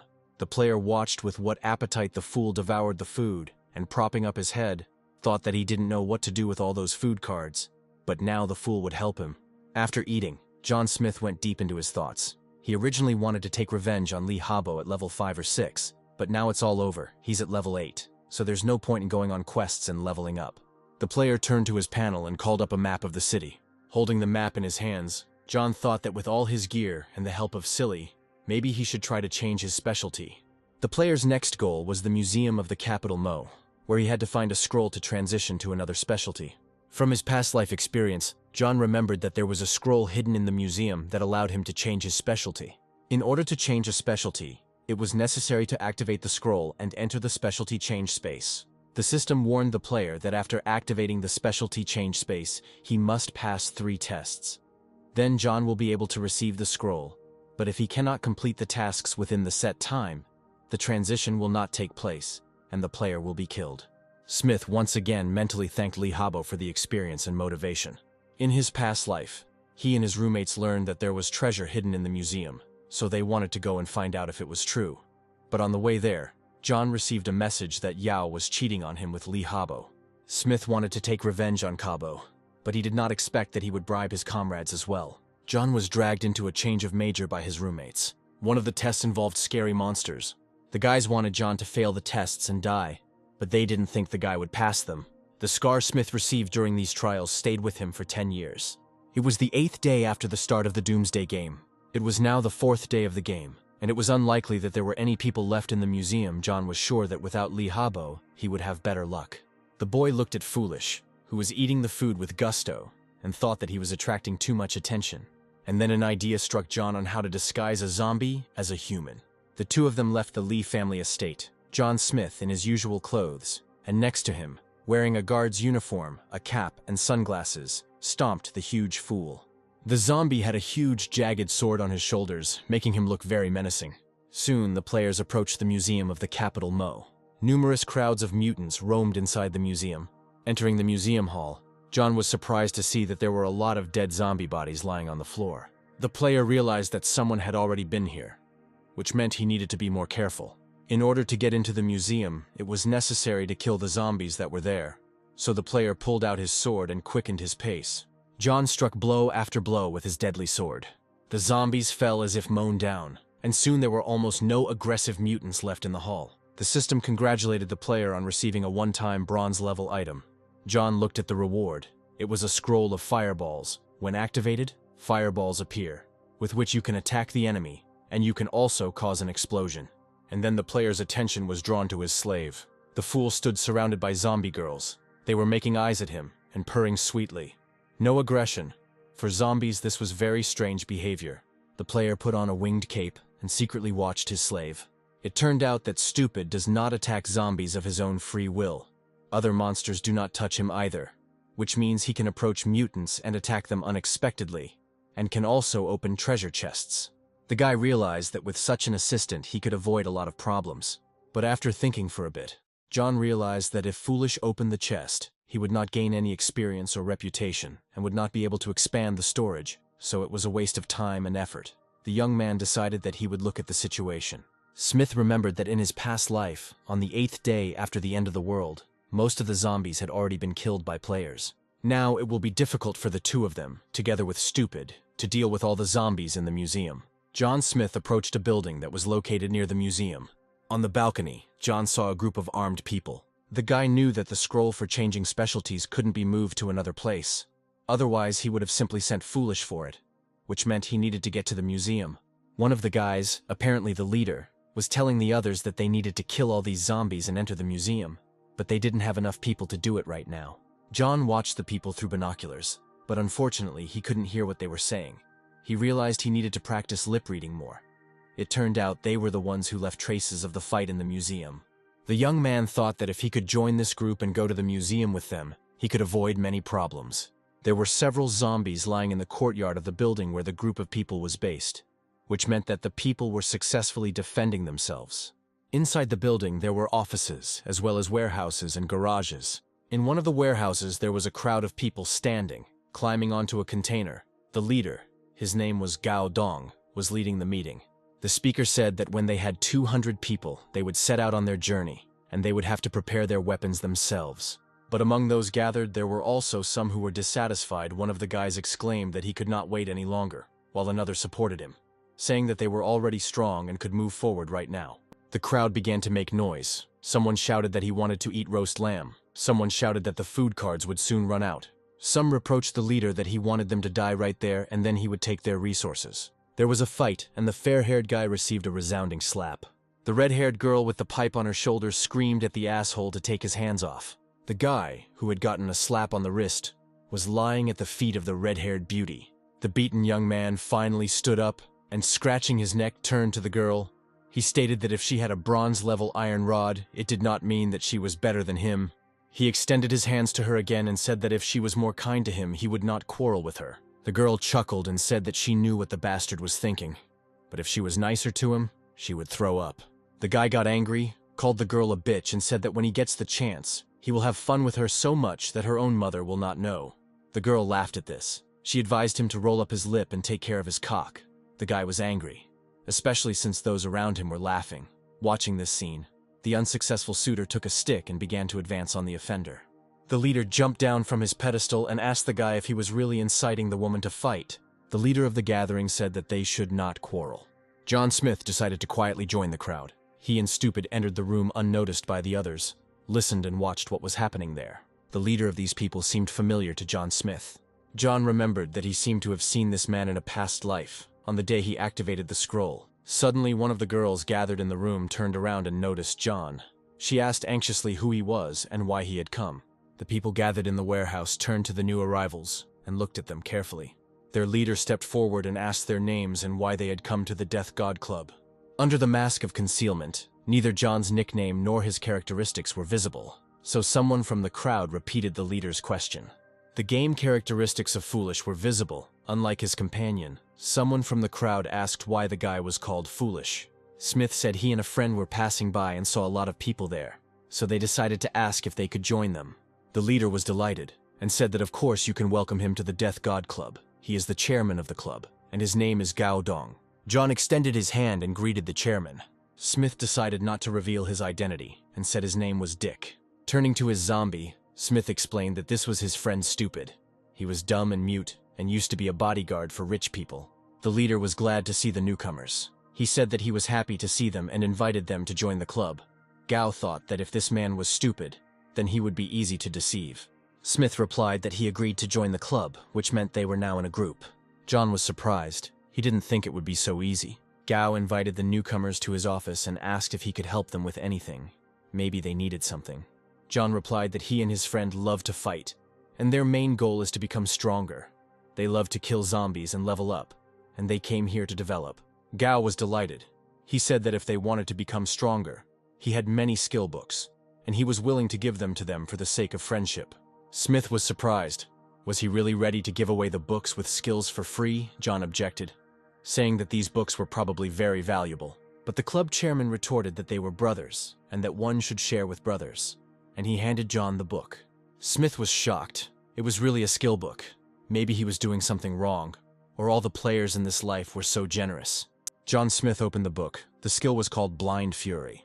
After reading the description of this combat skill, the guy laughed to himself and realized that there is no such thing as a free lunch. John wondered, if you lose your mind while using this skill, then what's the difference from a zombie? Although a person's combat skills in a state of losing their mind are much higher than with it. Gao laughed sheepishly and said that the side effects of this skill were quite dangerous. But this skill could save lives in difficult times. The club chairman was surprised. He never thought that this guy would react so quickly. John decided not to give up the skill book. Smith thanked Gao and said he appreciated his concern and liked the book very much. To Gao's great surprise, John stood up and said that if the club chairman didn't want to tell them anything else, then he and his friend would go level up. John Smith thought he saw Gao just smile slightly, but Gao Dong didn't want to let the newcomers go just like that, and already near the exit, he called out to them. The club chairman approached John and said that he also had a card with a bucket of fried chicken. Maybe they would join him, and they could eat together. The thing is, Gao Dong felt remorse for fooling John with this skill book, and wanted to give him something good as compensation. But Smith waved his hands and said that they didn't need that. He and Stupid would rather go look for zombies to earn experience points. John smiled inwardly. He was already a little ashamed that he had taken the skill book from Gao, and if he took the card as well, he would die of shame. The chairman nevertheless handed John a card with the words that if they did not have enough food or water, they could simply take it all from the warehouse. John thanked the club chairman on behalf of himself and Stupid. As he parted, Gao said that if they needed help, they could contact him at any time. Dunn watched the newcomers go and thought that Brother Dick was not bad. He gave him such a bad skill book, and he didn't refuse. A great guy. John and his zombie slave walked through the building looking for mutants. To his surprise, Smith heard the sound of feet. Several people were walking towards them. In front of John stood a warlike-looking guy. He was smoking a cigarette and looking at the newcomer, and aggressive guys were looking out from behind his back. Finally, the man turned to John and said that he was not threatening him, just warning him not to have too much to do with Gao Dong. The bandit took John by the shoulder and said angrily that even his friend could fight. The fool, sensing that his master was in danger, threw the bandit with the cigarette aside. Smith commanded Foolish not to stand, but to work. The bandits were armed with pistols. The leader laughed, looking at the fool, said that this big guy was only on the 4th level, and all his guys were also on the 4th. The fool moved menacingly towards the attackers. The zombie giant only needed one blow to knock the bandit leader down dead. The man flew several meters away, leaving behind a trail of blood. John Smith turned to his companions and asked if they wanted to follow their leader and die too. The players dropped their weapons out of fear. They were terrified and shaking violently. The newly minted bandits raised their shaking hands and said that they surrendered and did not want to die. Paying no more attention to the people, John Smith and Silly Boy continued on their way. The shaking bandits approached their dead leader. They were horrified that Foolish had broken his head with one blow. And after all, their leader Tai had always competed with Gao Dong for the position of the gang leader. One of the guys suggested that maybe Gao Dong had called these fighters for help and decided to deal with his competitor in this way, and at the same time warn others. At this time, Gao Dong himself appeared behind them and asked what was going on here. One of those present explained to Gao what had happened, and the club chairman was shocked. Gao looked at the dead body of his main rival and couldn't believe his eyes. Brother Dick and his friend killed Tai. It couldn't be. One of the guys explained to Gao that they didn't know the guy's name, but there was another one with him. I think his name was Stupid.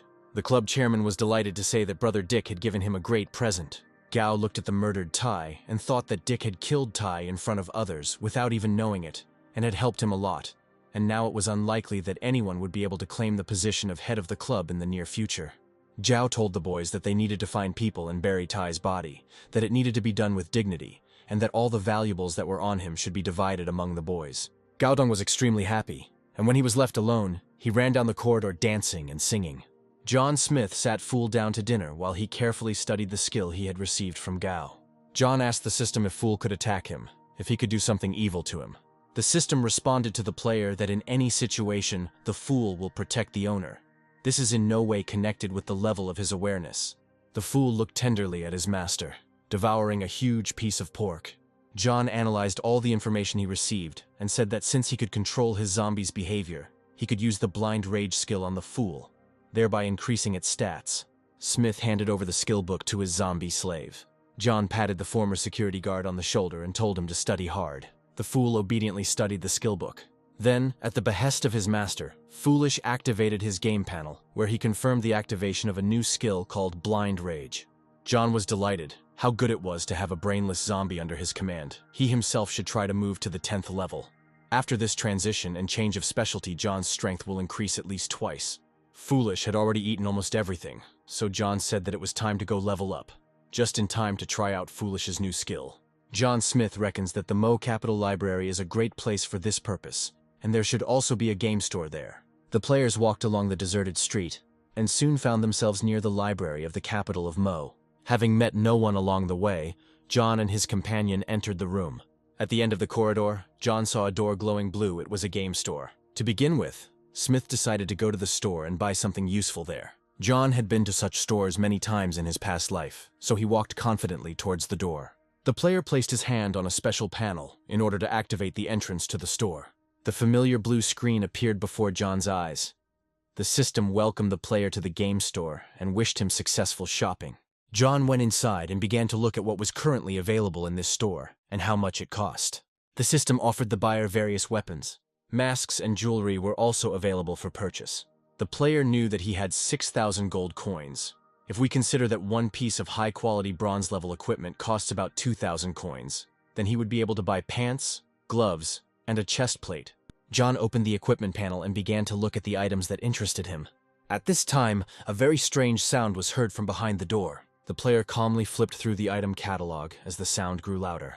Suddenly, a zombie hand appeared from one of the store's screens. John was surprised to find that this hand was reaching out specifically to him.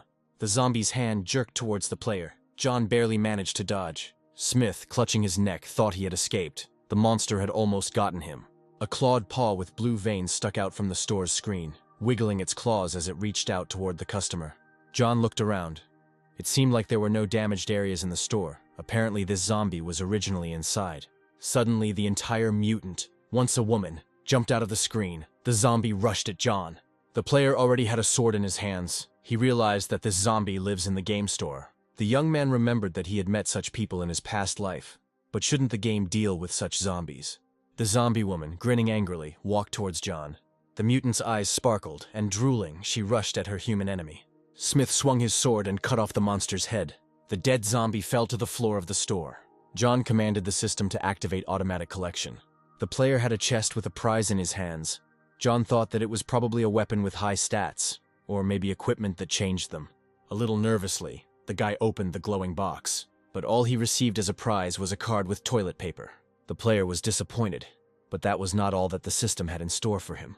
As it turned out, it was not a prize, but a purchase. That is, John Smith unwittingly bought a card with a piece of toilet paper, and the cost of his purchase was 6,000 gold coins. He had no more money left. The purchase was completed, and the system reported that the store was closing. John walked through an ordinary store and looked around. On the shelves of the empty store stood jars of various products, canned goods, cookies, and other food supplies. The body of a murdered saleswoman lay on the floor in the middle of the store. The guy didn't find anything suspicious here and decided to leave as soon as possible. Grabbing a bag of chips from the checkout, John went to see what was going on at Stupid's. While the owner was walking around the store, Foolish managed to kill several zombies, who, as it turned out, were following them.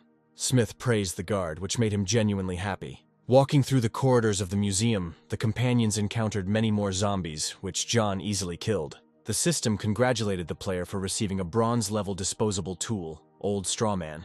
The monsters fell one after another, and the entire floor of the library was now littered with their bodies. For destroying the zombies, the system gave the young man equipment called double strike gloves. After several more victories, John became the owner of the bronze-level equipment Huanshu sword. Also, during the battles in the museum, John Smith received a new tool, the Fusion Stone. The system informed John Smith that he had 40% of experience left to reach level 9. The player checked the state of his warehouse and thought that automatic collection was a useful thing after all. With its help, he would not miss a single thing. The guy decided to look at the characteristics of the new items. The straw effigy could be placed once, and the attention of hostile creatures would then be completely switched to it. After the effigy was destroyed, the enemies would start attacking the player again. The double strike glove increases the effectiveness of strikes when used. John thought it was similar to the spinning swords, although the effectiveness of the strike does not increase as much, but it is still good. The Huanshu sword increased the strength characteristic by 3 points. The player was very happy with it. If you bring the strength to the extreme limit and discard all the side effects, then perhaps this weapon is the strongest of all bronze-level weapons so far. The player decided to use the double strike glove right away. The system asked if he wanted to use the Fusion Stone for the Tang sword and Huanshu sword. When using this tool after fusion, the weapon's power would be 1 level higher than the original version. The young man reasoned that the fusion would definitely not make it worse. The player reasoned that although he had a trainer system, it could only guarantee the explosion coefficient, but could not guarantee the rest. John was a little wary of the side effects, but still decided to go ahead with the merger. Smith commanded the system to begin the fusion process. He figured that in the worst case he would break 1 sword, and if everything went well. The system responded to the player that the process of merging the Tang sword and the Huanshu sword had begun. Just in case, the system asked if Smith was sure that he wanted to perform the fusion. After that, the weapon would be impossible to restore. John confirmed, and the merger began. It took 30 minutes, and the guy decided that he and Silly would use that time to have lunch. While the system was working on Smith's weapon, the players were eating with gusto. Lunch had not yet been eaten when John heard the system message that the fusion had been completed, resulting in the player receiving the silver-level demon-slaying sword. The young man couldn't believe it. He received a silver-level weapon. Throwing down the food, John rushed to the panel to see the result of the merger. The guy read the characteristics of the new sword with delight. They were simply amazing. And plus the blows of this sword gave the player additional bonuses. Smith picked up the updated sword and said that with such a weapon, he could become the strongest player. John called Silly and said it was time to get the scroll from the library. The players approached the map. John needed to figure out how to get to the scroll. Smith told Foolish not to worry about his defense this time, but to go straight for the attack. They needed to enter the library. The former security guard happily obeyed his master. He destroyed the zombies, throwing them left and right like ragdolls. John wielded his upgraded sword, which brought death to all mutants. The new sword, along with the double strike glove, was surprisingly effective. In a very short period of time, John Smith was able to gain the necessary experience to move to the next level. Red signs lit up on the floor around the players, indicating that the zombies had been killed. The system reported that the player had reached level 9 and received 1 free point for his stats. In order to reach level 10, John Smith needs to gain 1,000 experience points. Finally, all the zombies living in the library were destroyed. The path to the scroll was clear. John got a little distracted and completely forgot about Foolish. The guy looked around for his slave, but he was not there. Finally, John saw Silly. Something incredible was happening to him. The master shouted at his slave, asking what he was doing. The fool had grown considerably in size, turning into a giant with a mountain of muscles and hammer-like fists. All of his clothes were torn and turned into shreds. Fire was escaping from his red eyes, and smoke was coming out of his mouth. Smith looked with apprehension at his slave and the metamorphosis that was taking place within him. The young man thought that Foolish had become like some kind of humanoid beast. John told Foolish to stay here for now, and he would clean out the toilet. The young man suggested that the guard go up to the top floor in 10 minutes. Foolish growled understandingly. Half an hour later, John and the guard went up to the top floor and were met by a whole crowd of zombies. The guy decided to test his slave's new skill and commanded Foolish to activate Blind Rage. At that very moment, fire burst from the silly boy's eyes. He growled threateningly, and his already huge muscles became even bigger. John told Silly that those few zombies had eaten all his fried chicken, and he had nothing left for tomorrow. Rage overwhelmed Foolish. He clenched his fists and rushed at the enemies. The poor zombies, seeing such a formidable enemy, were paralyzed with fear and could not even run away. Meanwhile, John sat down in the corner and made himself a cup of green tea. Meanwhile, the fool was destroying his enemies with amazing efficiency. Smith was surprised at how strong the Blind Rage was when the skill was activated. The characteristics of the foolish man doubled, and it was simply impossible for the zombies to escape from him. The former security guard's fighting strength was amazing. That's what real natural power means. A few minutes later, the system reported that Blind Rage had entered a frozen state. The fool immediately decreased in size and became much quieter. The guard felt weak and collapsed to the floor. During the fight, he was scratched by a zombie, but in a state of blind rage, he did not notice it. Now Stupid looked like a deflated balloon. Air was coming out of his wounds, as if his strength was leaving him through the wounds. John approached Silly, to whom he had already become attached, and thought that this was crazy. Could something like this really happen in the Doomsday game? Smith looked at the game panel and learned that when Blind Rage was activated, the speed of feeding increased significantly. The speed of food absorption corresponded to the severity of the wounds. The young man commanded the system to activate automatic collection, and to help his guard a little, John gave him an elixir to restore energy. Smith walked across the battlefield, and the system only had time to congratulate him on receiving new useful prizes. Among the newly acquired items, John singled out a protective chestplate that could protect him from enemy attacks and improve his personal characteristics. Also very useful was the energy elixir, which could immediately restore 10%. John Smith looked with pleasure at his new equipment, which he had received as a result of his last battle. Using the scroll of empowerment, John decided to empower the blood-absorbing ring, hoping that after empowering the ring, it would be able to match the power of the losses he incurs during battle. Of course, by strengthening the ring, Smith took a risk, but he was sure that he had become lucky. The manipulation of the ring was successful, and John activated the tool. John Smith waited impatiently for the ring strengthening process to be completed. Finally, the system notified him that the enhancement was complete, and he received an updated ring. Now it increased its owner's characteristics in strength and body quality by 2 points. The young man was happy, he succeeded, and he decided to try out this equipment right away. Smith rushed into battle, killing several zombies. The ring worked. The enemy's forces passed into the player's body. A pleased John looked at his stats. They had increased significantly. The boy called foolish, saying that it was enough to rest, it was time to go upstairs. John found the door he was interested in and opened it. The players saw complete devastation before their eyes. It felt like a bomb had exploded there. Some of the bookcases were lying on the floor, pages were torn out of the books, the doors were torn off, and everything was cracked. The guy looked around and thought that only a boss could do something like that, and also possess such power. Smith remembered that when he came here in his past life, all the bosses had already been destroyed, but this time they made it. John wanted to see what kind of boss this was. A sign lit up in front of the young man, informing him that he had approached the capital's store, Mo. The guy pressed the handle of the front door and opened it. The system congratulated the player on finding the capital Mo's store, for which he received 10 reputation points. The game warned that each player could only be in the store for 30 minutes a day, and if he exceeded the allotted time, he would receive a fine.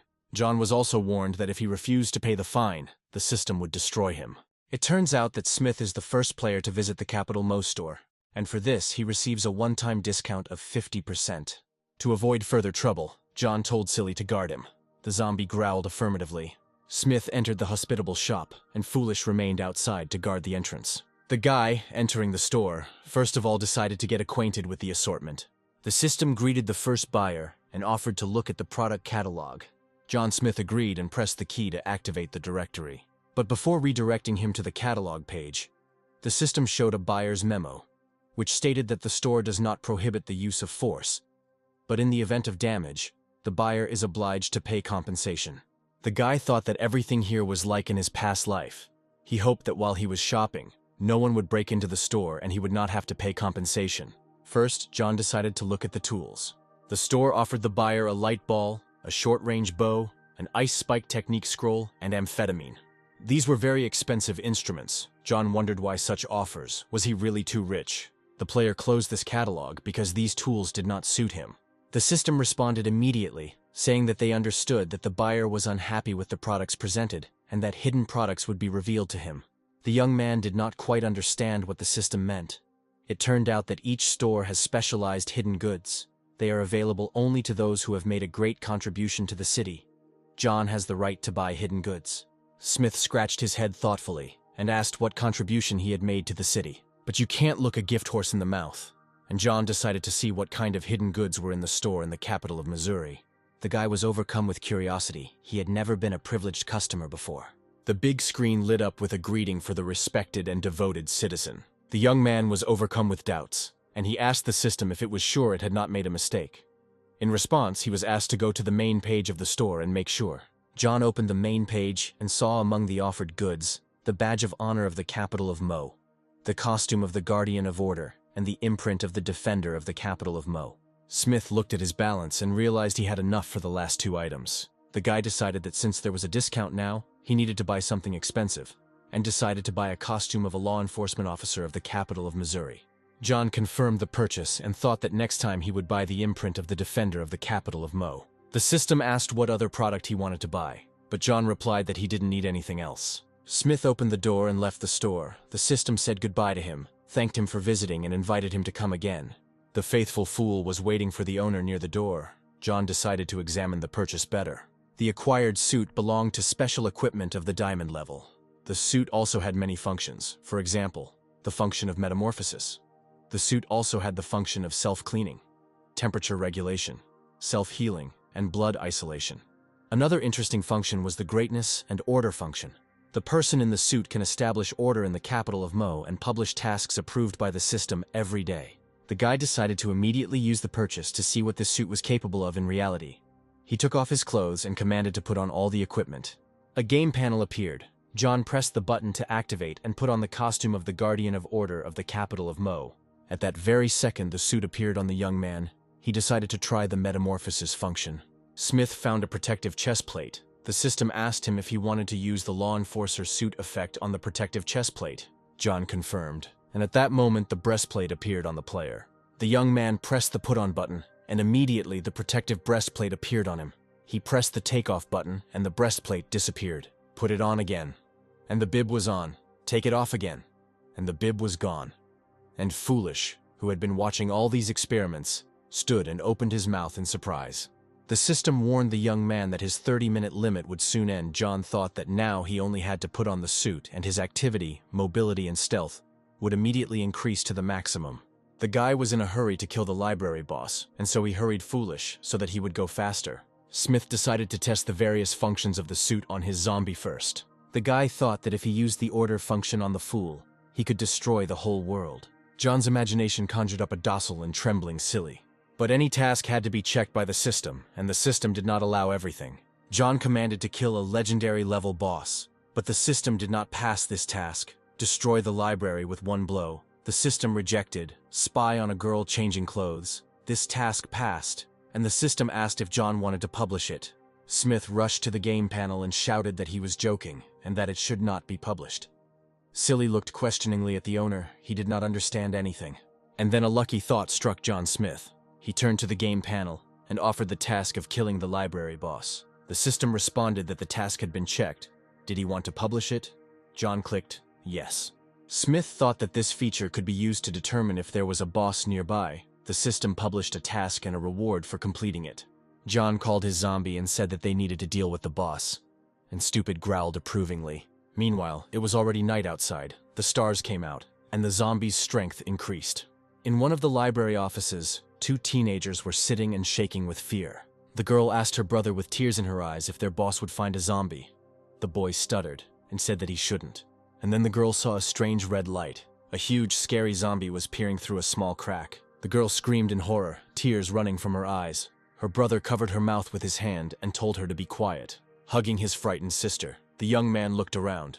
On the wall sat a vile monster with a long tongue and burning eyes. The zombie boss extended his disgusting raw tongue towards the children, who were trembling with horror and disgust. Even in the darkness, it was clear how big and ugly this zombie was. The boy grabbed his sister and shouted that they needed to run. There was an open door ahead, and the boys hoped to hide there. But the mutant wrapped his long tongue around the leg of the running girl. A strong tug, and the monster pulled the girl, screaming in horror, towards itself. The brother called his sister by name, but all he got in response was a spray of blood. Seeing that the mutant had already bitten his sister, the boy grabbed the first thing that came to hand, which was a broom. Waving a stick, the boy shouted that he would take revenge on the vile creature. The full moon shone in the night sky, surrounded by bright stars. Hearing the children's shrill cries, John and Silly rushed to help. But it was already too late. The ugly monster had already dealt with the boys. Entering the room, John and Stupid saw the murdered teenagers and the zombie boss. Looking at the teenagers, Smith said that such people do not live long. Even after completing the survival instructions in the game, one can consider that they have suffered enough. John turned to the mutant. He said that if it weren't for the screams of the teenagers, he wouldn't have known that the boss was hiding here. The system congratulated the player for finding a special zombie. Special zombies go through the same process as human specialists. Such zombies can have their own progression paths. The system said that zombie bosses progress the fastest. Zombie killers have high mobility and the ability to attack strongly, feed on human brains, thus enhancing their intellectual abilities. Now John encountered a bronze-level climbing zombie boss. He has great strength, great speed. He can climb walls and other non-slip surfaces. The system warned the player that this zombie had the ability to inflict huge wounds with its claws, and it also had the talent of an illusionary attack. This zombie could merge with the floor or the wall and suddenly attack. The zombie boss looked at John and tried to figure out what the guy wanted. Sensing danger, Foolish armed himself and waited for the master's command. Smith stood in the center and thought about how to behave next.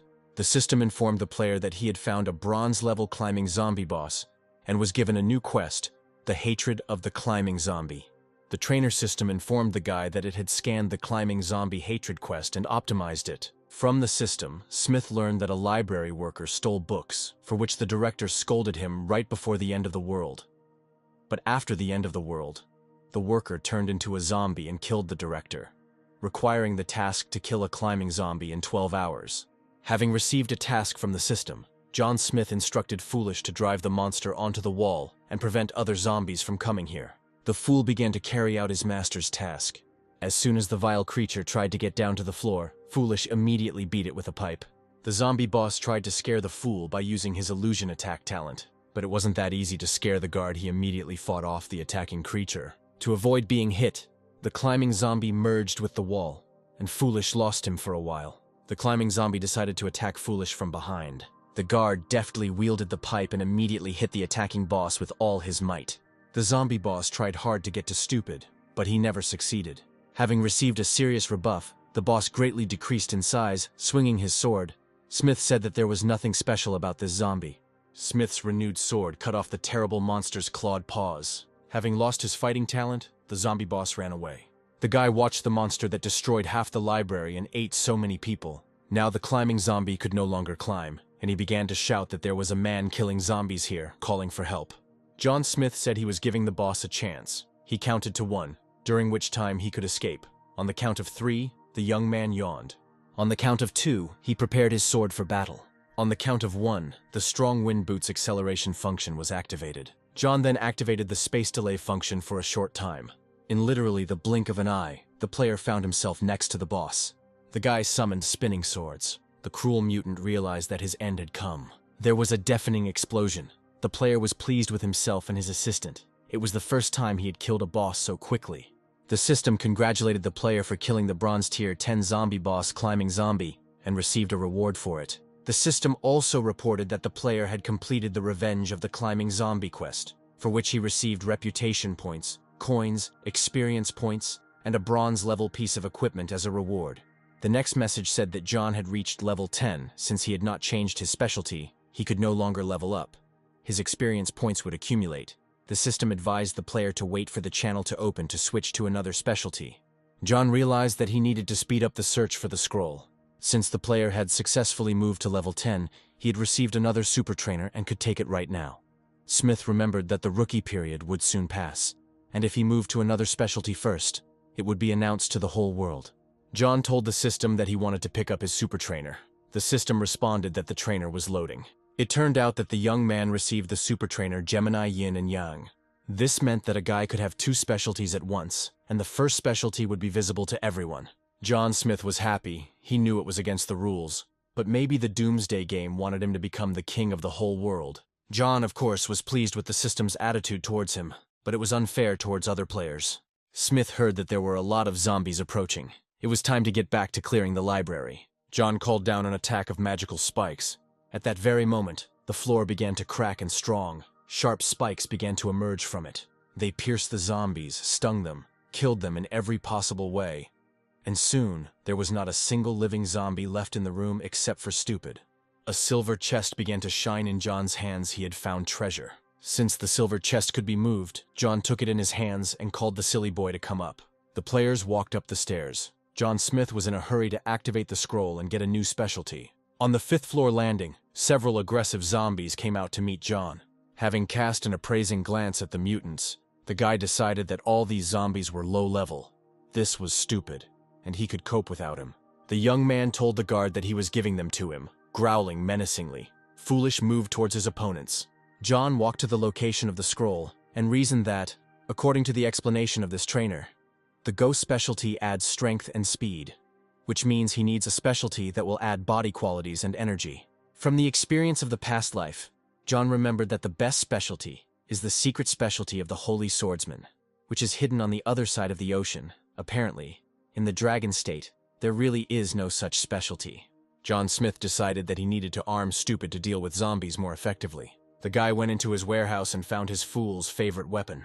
John materialized the heavy hammer that his slave liked so much. The former security guard was coping well with zombies without it. But when he saw this weapon in the hands of the owner, he was very happy. The fool loved to wave this thing around, so the owner's gift made him immensely happy. On this floor, John and Silly had finished their work, and the young man was carefully examining the map to understand where to go next. Before going for the scroll, John Smith wanted to see what was in the silver chest. Opening the chest, John found that it contained gold coins, experience points, durable combat pants, and his storage had increased. Combat pants were very useful in battles. They increased speed, body quality, and also reduced negative external influence. John decided to put them on right away. The guy was pleased to see how much his personal characteristics had increased. The young man patted Foolish on the shoulder and instructed him to collect all the tools from the dead zombies. They agreed to meet downstairs. John thought that the protective period for newcomers had not yet passed, which meant that the system for changing specialties was still closed. He decided to first prepare for the transition to the specialty Ghost, and about the second one he needed to think carefully. It was the evening of the 8th day, the day before the end of the protective period for the new Doomsday players. John Smith and Silly Boy went down the elevator to talk to Gao.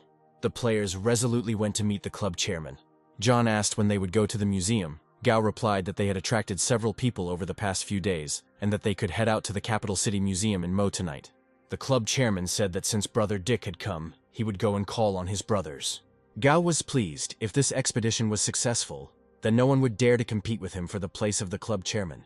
He hoped to come up with a way to keep John and Stupid with him. The chairman addressed the members of the club, saying that today was a very important day, because today they were going to a great battle. Smith winced. It was a rather simple call. Gao said that all the club members would head to the Mo Capital Museum today to destroy the zombies and bring back the cultural heritage of the Dragon State. In short, everyone gather and prepare to go to the museum. The call was met with delight. People had been waiting for this day for a long time. Some were going to get rich, some to find bronze-level equipment, some to rise to the next level, and some just to kill zombies. John watched the people and thought that they were taking the Doomsday game as an easy battle. Killed the monster, got a boost in the game. When the protective period for newbies ends, many of them will die. After the chairman's call, an unimaginable fuss began. Crowds of zombies of varying strength and size roamed around the museum building. The club members turned out to be not such good fighters. Gaodong watched his men through binoculars from the side. He asked John if he was confident in his fighting abilities, because there were quite a lot of zombies in the museum. John told the chairman that if he organized the people so that they acted quickly, then there would be no casualties. Smith took Gao by the shoulder and said that it was almost 7 o'clock, and if they missed this opportunity, there would be no other. John reminded the chairman that everyone had approved the plan, so it was okay to proceed, and Gao agreed. The club members were eager to fight with Smith's faithful Silly by his side. John said that his speed was the highest in this club, so he asked permission to attack the zombies first. The young man pulled out raw meat from the warehouse, poisoned with zombie venom as bait. This time, Smith left the faithful and reliable Foolish with Brother Gao. John watched his Silly Boy happily playing with the hammer. He really liked this weapon. Smith realized that this hammer suited Foolish very well. To the surprise of the club members, John took off and ran like the wind. Gao was very surprised that the guy could run so fast. The club members looked after him and each thought about their own. Some thought that he was selfless, some thought that he was very brave, and everyone predicted a great future for him. John ran up to the museum. The meat, poisoned with zombie venom, attracted mutants like a magnet. Seizing the moment, the club's fighters entered the premises. The zombies, drooling, ran after the bait. John gave the two girls meat and told them to run while he killed the zombies. The guy added after the girls that when they returned, they needed to find Chairman Gao, and the entire reward would be theirs. The girls watched John walk away and thought what a good man Brother Dick was, but Smith deceived them. Killing zombies is not his main goal. He must find the scroll before someone else finds it. Seeing how quickly John Smith was making his way through the zombies, the girls exclaimed how fast he was. Smith walked through the familiar sliding doors. The guy stood at the threshold of the room and thought that the scroll for changing specialty was now his. The player approached the transparent display case behind which the scroll was hidden, and thought, well, this thing that makes many people chase after itself, sacrificing their lives, it looks more like a deception. The guy walked up to the glass display case. Flexing his fists, he had to get this scroll. The young man hit the glass with all his might, but the glass didn't even budge. Getting this scroll was not that easy. The guy concentrated and started pounding his fists on the display case. Finally, a crack appeared in the protective glass. Another strong blow, and the glass shattered into pieces. The young man blew on his bruised hand. Smith picked up the scroll. The system gave him a message that he had discovered a strange scroll. It seemed that it contained a big secret. For finding the scroll, the player received 500 reputation points. The system informed John that the scroll was calling him. Whether the player wished to answer its call, the young man answered positively. After John agreed, the scroll began to glow, enveloping him in golden rays. The system wrote that the young man answered the call of the scroll, and now he will be moved inside.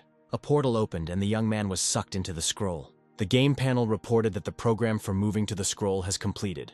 John was not surprised by all this, because he had already been through this once. Smith sank smoothly onto the stone floor.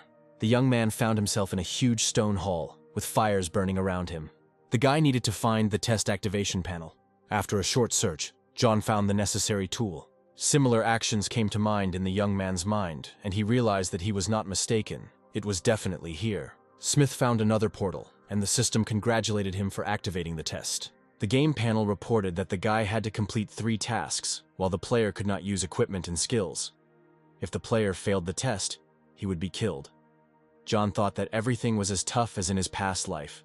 But then the player's trainer system came to his aid. It informed him that even if he failed the test, there would be no punishment. The system would ensure his safe exit from the testing space. The quest was called the Ancient Trial, so John was to receive a legacy that had existed for several thousand years, which was waiting for a strong player who could inherit it. Smith was puzzled. What several thousand years? Although the ghost specialization is a top reward for him, but this description did not fit it. The ghost specialization comes from the ancient legends of the Dragon State's assassins, but they only existed 1,000 years ago, and a level 50 ghost assassin and a level 80 ghost spirit don't fit the description. John asked the system what this meant, but the system was silent, usually responding even to thoughts. This time she didn't want to prompt the player with anything. The young man realized that in this case he would have to make a decision on his own. John decided to accept the task. Although it was very risky, he was already walking an untrodden path. Steps appeared in front of the player. The first level of the test began. John entered the cave. The system told him to put his hand on Lee's pearl. The young man obediently placed his hand on the shining golden pearl. Something was happening in the golden ball. Different colors were shimmering there, as if the ball was alive. And then the pearl of Lee seemed to be engulfed in fire, and red flashes appeared around it. John looked at the pearl and realized that it had all begun. The space around the guy began to spin, and it seemed as if he himself was engulfed in fire and light. A flash of bright light blinded the guy. John narrowed his eyes and covered them with his hands. The flash of light disappeared. The guy found himself in a huge scarlet ocean, as if he was standing on a stone and red waves were splashing around him.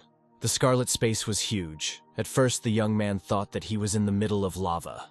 There was no heat, so John bent down and scooped up the red liquid with his hands. It turned out to be blood. The young man clenched his fist with the bloody mass, and it seemed to him that the space around him began to sway. But he had to endure this test, not be afraid and not fail. The bloody space began to spin again, and another portal opened. Smith was horrified by this ocean of blood. A scream burst from his chest. The guy remembered that all the trials of changing professions were very difficult and scary. In his previous life, he had gone through this level relying on his hatred for Yao, and had gone through it terribly. Then he was simply horrified by the blood that splashed around and flew at him, soaking him with the terrible liquid. John was sure that in this life, everything would be different. He had to pass the tests with dignity. The portal above John opened, and it caused the bloody sea to splash even more. Almost all of John's suit was already soaked in blood, but he stood calmly in his place. Almost all of his clothes were already splashed with waves of blood. But the young man remembered that this suit had the property of self-cleaning and was not worried about this. The sea of blood was advancing, but John's excitement faded into the background. He pulled himself together. Blood was pouring onto the player's face and hair. It seemed like he was about to drown in this bloody liquid. And then a faint light appeared around the guy. The bloody sea began to calm down, and the young man realized that he had passed the first test. John clenched his fists and shouted that he had finally proven his abilities. And then, to his great surprise, John heard a voice that praised him and ordered him to return. The guy didn't know how to get back. Usually the system did it itself. A strong wind blew, as if wanting to throw the young man from his support into the bloody sea. Smith took a steady position and concentrated. At that very moment, he found himself back in the cave, and the system congratulated him on successfully passing the first level of the tests. Now he had to move on to the next level. Smith reached for Lee's pearl again, because it was the one that transported players to the trials by looking at the iridescent ball. It occurred to John that who would have thought that such a small pearl could transport people to such a terrible place. A portal appeared in the wall. The system reported that the second level of the test was activated, inviting the player to go forward.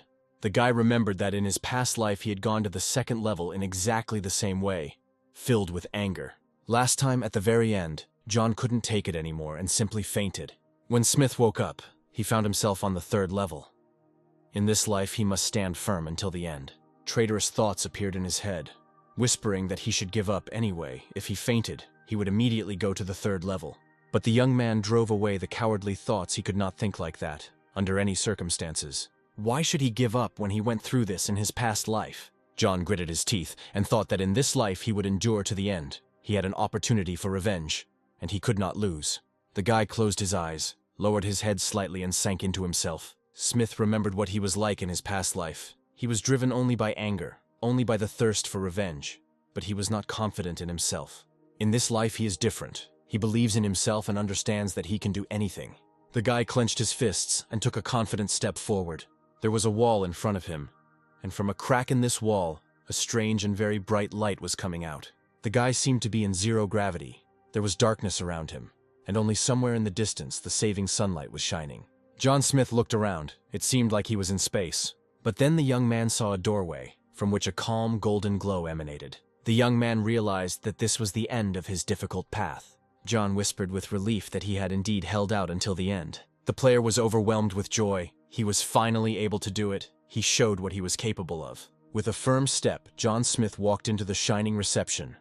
This was now, in the full true sense of the word, his new life. Passing through the light opening, John again found himself in a stone hall illuminated by lights. The system congratulated the player on successfully completing the second level of the tests and offered to move on to the next level. The guy became serious. There was the last level left and only that monster remained. Images of the last time he completed this level appeared in John's mind. He remembered how he fought with the monster and how it wounded him. The guy tried to prepare for the battle, and for this, he needed to calm down, because John intended to take revenge on the monster for the scar he had carried for 10 years. Smith approached the portal to activate the third level of the test. The player's excitement left him. Now he felt like a real warrior. The system reported that the third level of testing has been activated. The most difficult part remains. The game panel warned the player that he had to kill the guardian beast. John prepared his super effective sword. With the weapon at the ready, John entered the cave that was already familiar to him from his past life. The young man knew that he was about to meet a beast, cunning and insidious. A portal appeared on the cave wall, from which a guardian beast was supposed to emerge. John waited impatiently for his enemy. A black cat flew out of the portal at lightning speed. The beast landed not far from John and looked at the player appraisingly. The guardian beast was small in size and looked like an ordinary cat, but the player knew better than to delude himself. The young man thought that he had waited so long and had finally waited for this psycho. The beast did not understand this thought. He saw this man for the first time. But John remembered his first battle with the cat guard. He didn't even have time to renew his sword. But he was already wounded. Then, bleeding, John was forced to fight the cat with a spear. The beast could not kill him, but he also managed to kill the beast with difficulty. The cat then ripped his face open, leaving an ugly scar on his cheek. The system informed the player that it had analyzed the conditions of the ability breakthrough and found that John had an epic-level talent for comprehending omnipotence, as well as omniscience, which is a legendary-level combat talent. This message from the system gave John confidence in his own strength. Now he knew for sure that he would defeat the guardian beast. John saw the path he had to take and boldly rushed forward. The light in the cave flashed again, and the player realized that his time had come. This time, John did not wait for the beast to attack him, but rushed at it first. To begin with, John wanted to inflict the same wound on the cat's face that she had once inflicted on him. This time, the young man succeeded. The wound that was once on his face now appeared on the monster's face. The desire to defeat this particular beast was so great that the guy did not need any skills to win. He managed only with the help of his sword and martial arts. The beast was defeated. John Smith defeated the guardian beast. The system congratulated the player on killing the guardian beast and passing the third level of the test. The trainer system congratulated John on completing the mystic trial and receiving a reward in the form of a 1-level increase and a ghost specialty scroll. But since he has not completed the transition to the specialty, when he completes it, the reward for leveling up is cumulative. John Smith had the treasured scroll in his hands, but for some reason the young man still remained in the cave where he was being tested. He asked the system why he was still here. The young man remembered that in his previous life, after he killed the cat, he immediately came out of the test. Why was nothing happening this time? Was he stuck inside the test? The player methodically examined the cave and tried to find a way out, but nothing worked. The guy suggested that it might not have been the Doomsday game that locked him here. He asked the trainer system about it. The trainer replied that the requirements of the task were not only to pass the tests, take the scroll, but also to receive the scroll's legacy. And it was this part that was not completed. John was shocked, meaning he still hadn't received the scroll's legacy. The player commanded the system that he needed to get a scroll and change his specialty. It dawned on the guy that getting the scroll was only the first step, and the second was activating the scroll. And then he would be able to inherit its power. He needed to try. The system informed the player that he had successfully completed the tests and advised him to continue moving forward and obtain the scroll's power. But where he had to go, John Smith did not know. He asked the system about this. Despite the voiced question, the system remained silent. John was surprised. What kind of scroll was it? If it made the trainer system silent, or the system and the scroll at the same time, maybe the system knows about everything that happened to him in his past life and is deliberately silent. The player decided that he needed to do what he was told and move forward. The young man couldn't understand anything. The system told him to go forward, but there was no way to get through here. There was a wall ahead. And then John noticed that there were cracks on the wall. He had the feeling that they formed some kind of pattern. Smith ran his finger along the wall, and it seemed to him that the outlines of these cracks were vaguely familiar to him. As soon as the player ran his hand along the wall, a glow began to emanate from the place where the cracks were. And then John realized that these cracks formed a pattern that was depicted on the scroll. As soon as the player voiced his guess, the drawing on the wall appeared very clearly. At that very moment, a rockfall began in the cave, and a door began to rise from the ground. The door that suddenly appeared in the cave had drawings from the scroll on it. The young man pressed hard on the door. It gave way, releasing him from the cave. And now John found himself again in the stone hall. On the ancient table next to Lee's pearl, a scroll was shining. This time, the system did not give the player any hints on what to do next. He had to figure it out himself. John walked up to the ancient stone table. It was very important not to make mistakes now. If he needed to obtain the scroll's legacy, then perhaps he should have opened it. The guy unrolled the scroll, and a golden glow emanated from it. The light from the scroll enveloped the young man, as if uniting them into one. Now rays of light began to emanate not only from the scroll, but also from the player himself. John noticed that two characters appeared on the scroll. It said Chi Yu. At first the guy didn't understand what it was. The scroll only said Chi Yu, and the bird and the bull that were depicted on the scroll were the totems of the Zhuli tribe. The young man knew that Chi Yu was killed by Emperor Huangdi. The emperor beheaded the tribal leader, and according to legend, Chi Yu's soul was preserved thanks to witchcraft. Fiery letters ran across the previously empty scroll. John read that Chi Yu knew that his soul would eventually dissipate, so he created a test scroll beforehand. The fiery letters told the player that the very last level was guarded by a cat that possessed the blood of a magician. Smita felt the scroll talking to him. It said that Lord Chi Yu created a test to test his will to win, determination and fighting skills. John meets high standards, so he was able to pass the test. He is entitled to inherit the great power of the Zhuli tribe. The boy had to place his hands on the drawing. John realized that this was the power of the scroll. The boy placed his hands on the drawing that was depicted on the scroll. The system informed the player that he is receiving a power unknown to the system. The system is analyzing the unknown power. When the young man placed his hands on the drawing, a cocoon of light seemed to form around him. Tongues of fiery energy pierced him and swirled around him. A strange transformation took place. A new message has appeared. The system has determined that this force comes from the Blue Star. The system is combining the unknown force with the Blue Star culture and the Doomsday game. The game reported that the combination was complete. Digitalization was also complete, and the young man was moving to another specialty. Finally, the tongues of energy flame disappeared, and John Smith became himself again. Unable to stand on his feet any longer, the young man sat down on the floor. At this time, the system congratulated him. He successfully changed his specialty, according to the Blue Star culture.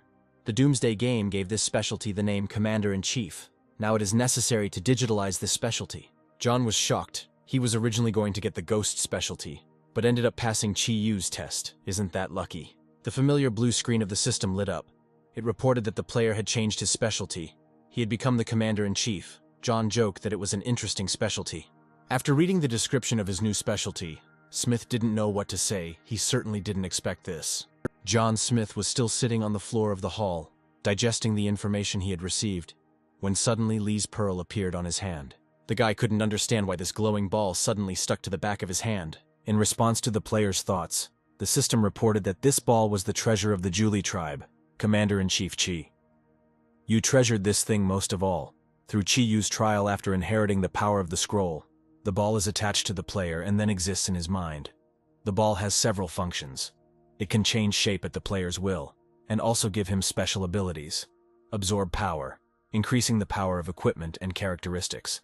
Smith looked at the pearl and thought that it turned out that this thing could grow without limit. Suddenly the ball flew out of John's hand and ended up in his head. The guy felt dizzy and propped his head up with his hand. John thought that it was no wonder that this thing was Chi Yu's weapon. It was so specific. Smith pressed the button to end the test. Suddenly John saw a huge number of dead people around him in the hall. He was still standing in the stone hall, the space around him spinning, shimmering with blue lights. Perhaps the pearl showed John those who came for the scroll's power but failed the tests and were killed. Finally, the guy found himself back in the museum in front of a broken display case containing a scroll. John reached out his hand to the precious scroll. The system reported that he had completed the tests, and now his specialty of Commander-in-Chief was undergoing digitalization. A new message from the system showed the player's characteristics when he was not using equipment and ranks were not great. The system also notified that the digitalization of the Commander-in-Chief specialty was complete, and that John had moved to level 13. An updated panel of Smith's characteristics appeared. They grew significantly. The guy exclaimed that with such characteristics, he would be able to stack zombies in piles. The game congratulated John on becoming the first Doomsday player to upgrade to a specialty, earning him the title of Discoverer, and the news was shared with all participants. John reread the description of his specialty with surprise. Now he is the Commander-in-Chief, the leader of a 10,000-strong army, the god of war. This specialty is created from the fearsome power of the chieftain, Chi-Yu, and the precious ball of the Julie tribe. Only those who have passed the trials can obtain this power. John pinched his cheeks in surprise to check if he was asleep. The boy pinched his cheeks so hard to check that it hurt. He couldn't believe he wasn't dreaming. Finally, Smith was convinced that this was really happening to him. He was all glowing with joy. He wanted to scream, jump, hug the whole world, because he had reached an amazing level of mastery. Realizing that everything that happened was real, John decided to try the power of the Julie ball. The guy took a baseball bat, placed it next to the ball and pressed the absorb button. At that very second, rays of light burst out of the ball. It began to spin, and the bat disappeared. Lee's pearl glowed like a small sun. It added energy to itself. John carefully studied the qualities of the Commander-in-Chief's weapon. And then the system gave a message that the Julie ball had absorbed enough power and had become a silver-level tool. John looked at this already slightly grown ball inside the pearl. Tongues of flame were moving, and vortices of energy were swirling. The guy decided that he needed to try using Lee's pearl a little differently. According to the instructions, this ball could not only absorb power itself, but also increase the characteristics of the player's equipment. John took his deadly sword and combined it with the ball. Immediately, a message appeared that now this sword had changed its characteristics. It was called the Julie sword. This sword significantly increased the attack power and could even pierce armor. The upgraded sword could not only deal more damage, but also cause terrible pain. But the system noticed that the player could not gain skills through specialization.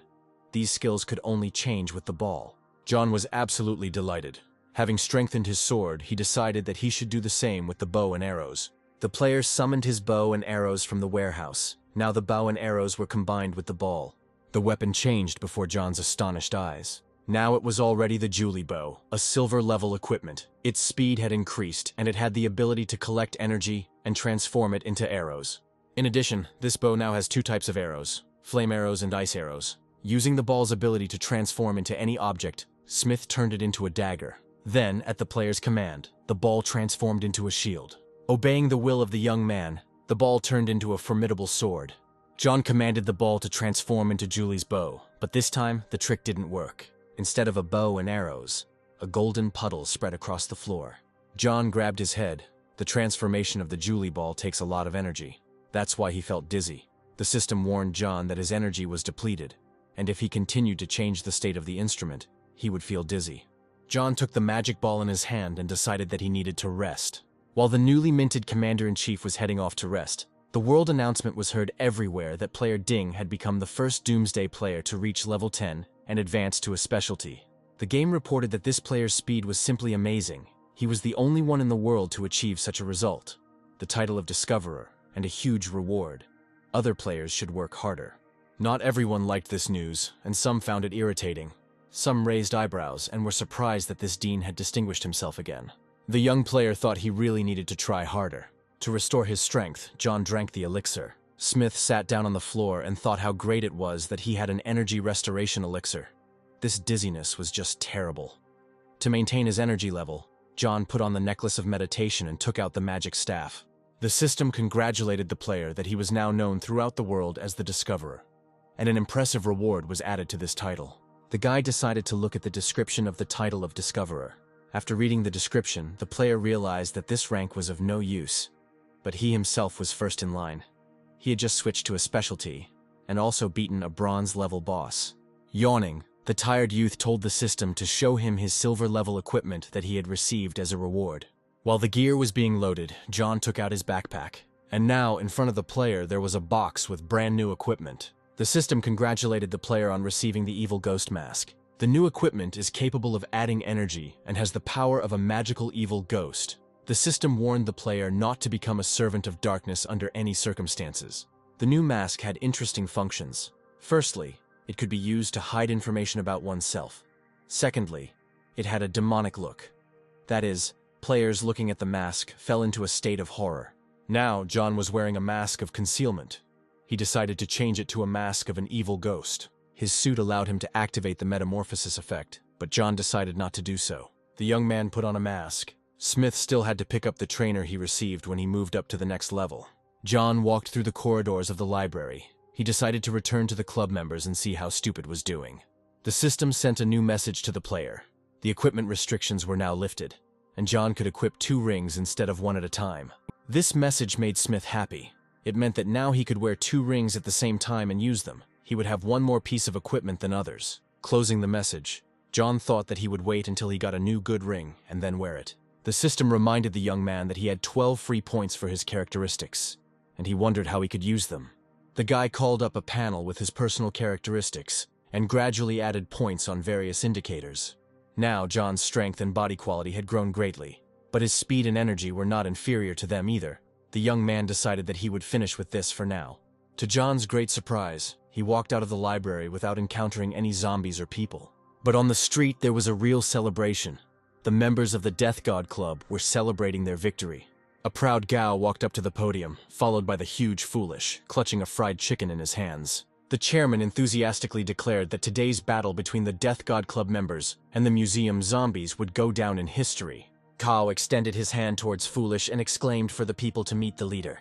The fool was immensely happy. No one had ever praised him like that before. Gao extended his hand to Foolish, but he decided that the man wanted to take the chicken from him. The fool turned away sharply and growled menacingly. Gao chuckled that the leader couldn't live without chicken legs. At this time, John appeared and Gao greeted him enthusiastically. The chairman exclaimed that the young man had finally returned. They had been looking for him for half a day, and those suckers thought that something had happened to him. John asked Gao how the situation was. The chairman replied that everything was fine.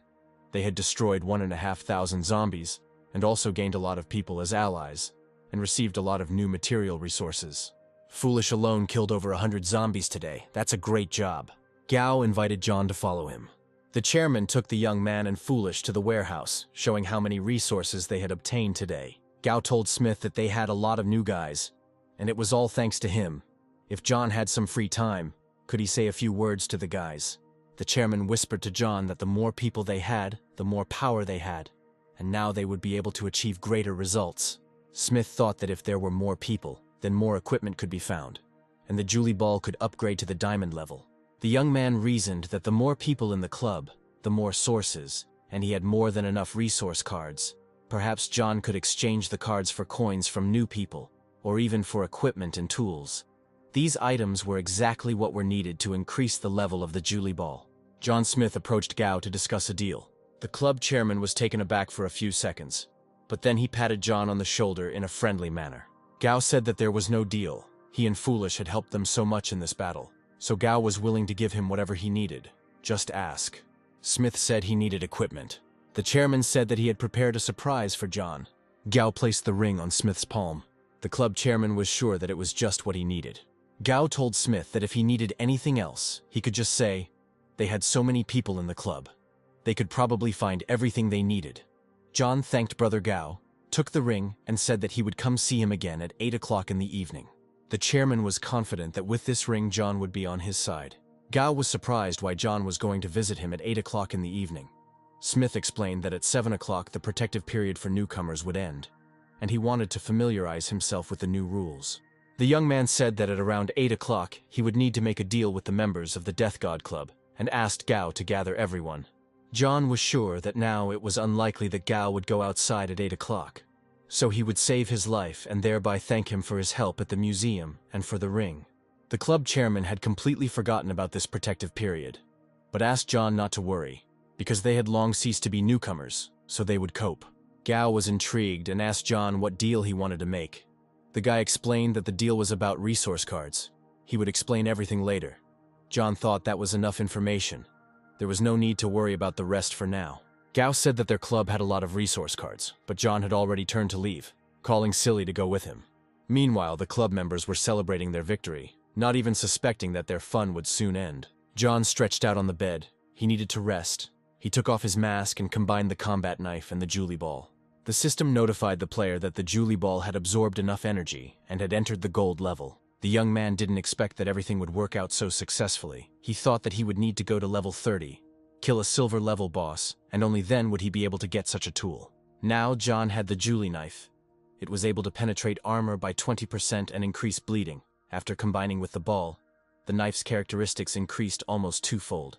The boy was practicing with a knife when he heard the sound of zombies coming from outside the window. John opened the window and chuckled that they had arrived just in time. The young man threw his renewed knife into the crowd of zombies. The blade was engulfed in the glow of the Julie ball and split into several pieces to hit more zombies. John Smith watched these wonderful transformations of the weapon with amazement. The blades flew through the crowd of zombies, destroying them with the first blow.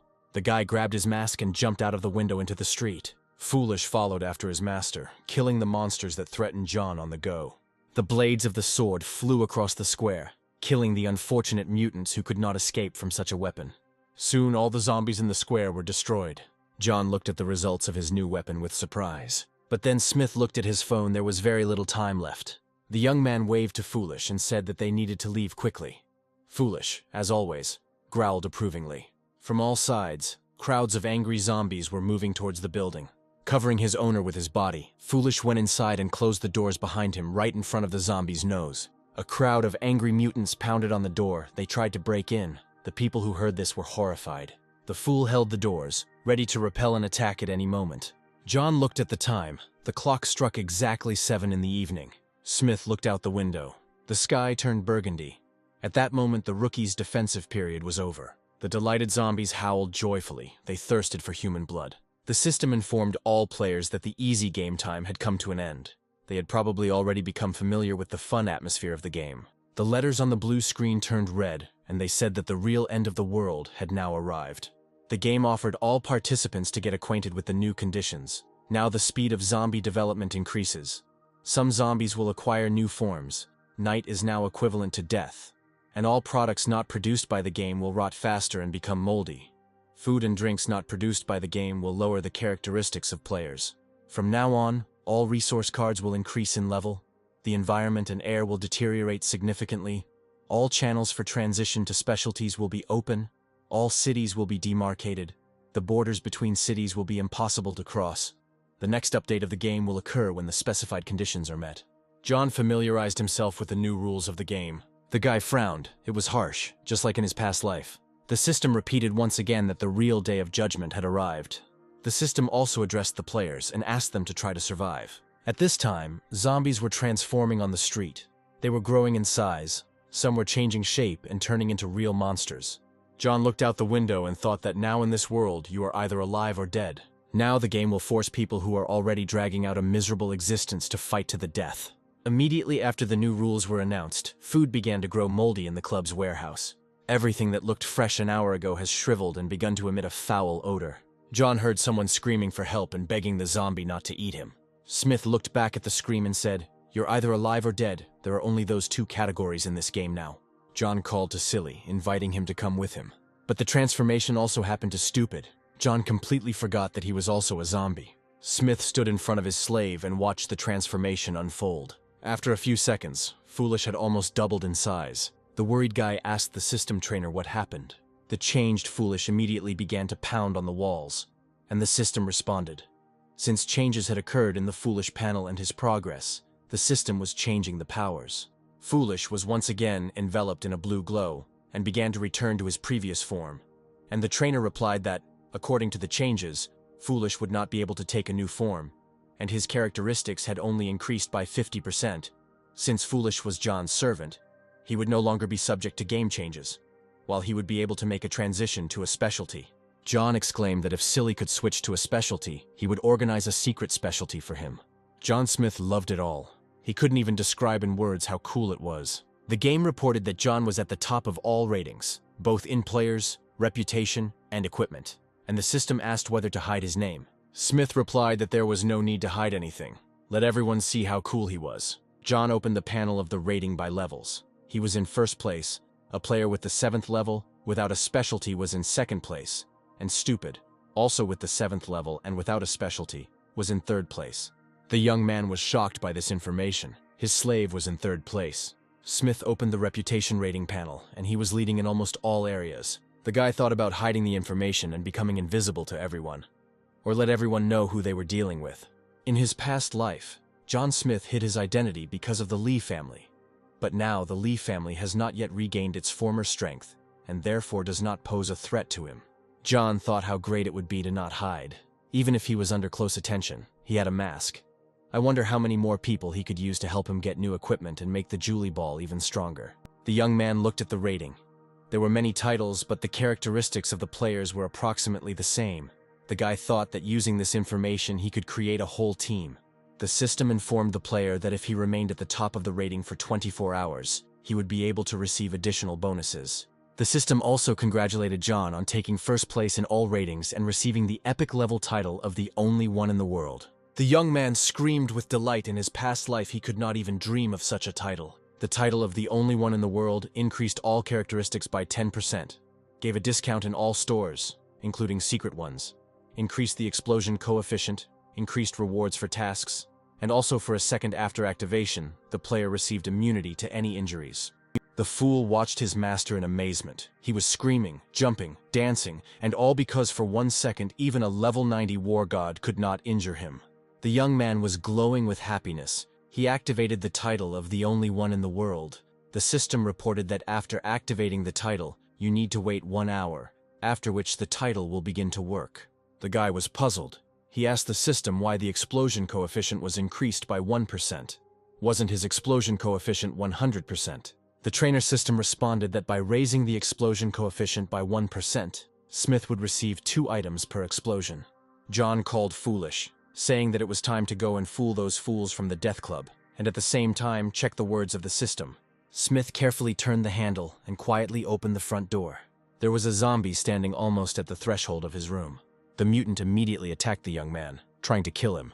The guy dodged, and immediately a sword flashed in his hands. One powerful blow of the blade and the zombie fell dead. John looked around. Zombies usually walk in groups, but there was no one in sight. Smith said that what bad luck. They just went out and immediately ran into a zombie hunter. The sky above the city turned crimson, as if human blood had spilled across it. Carefully peering out from around the corner of the building, John saw a group of zombies with greenish smoke coming from them.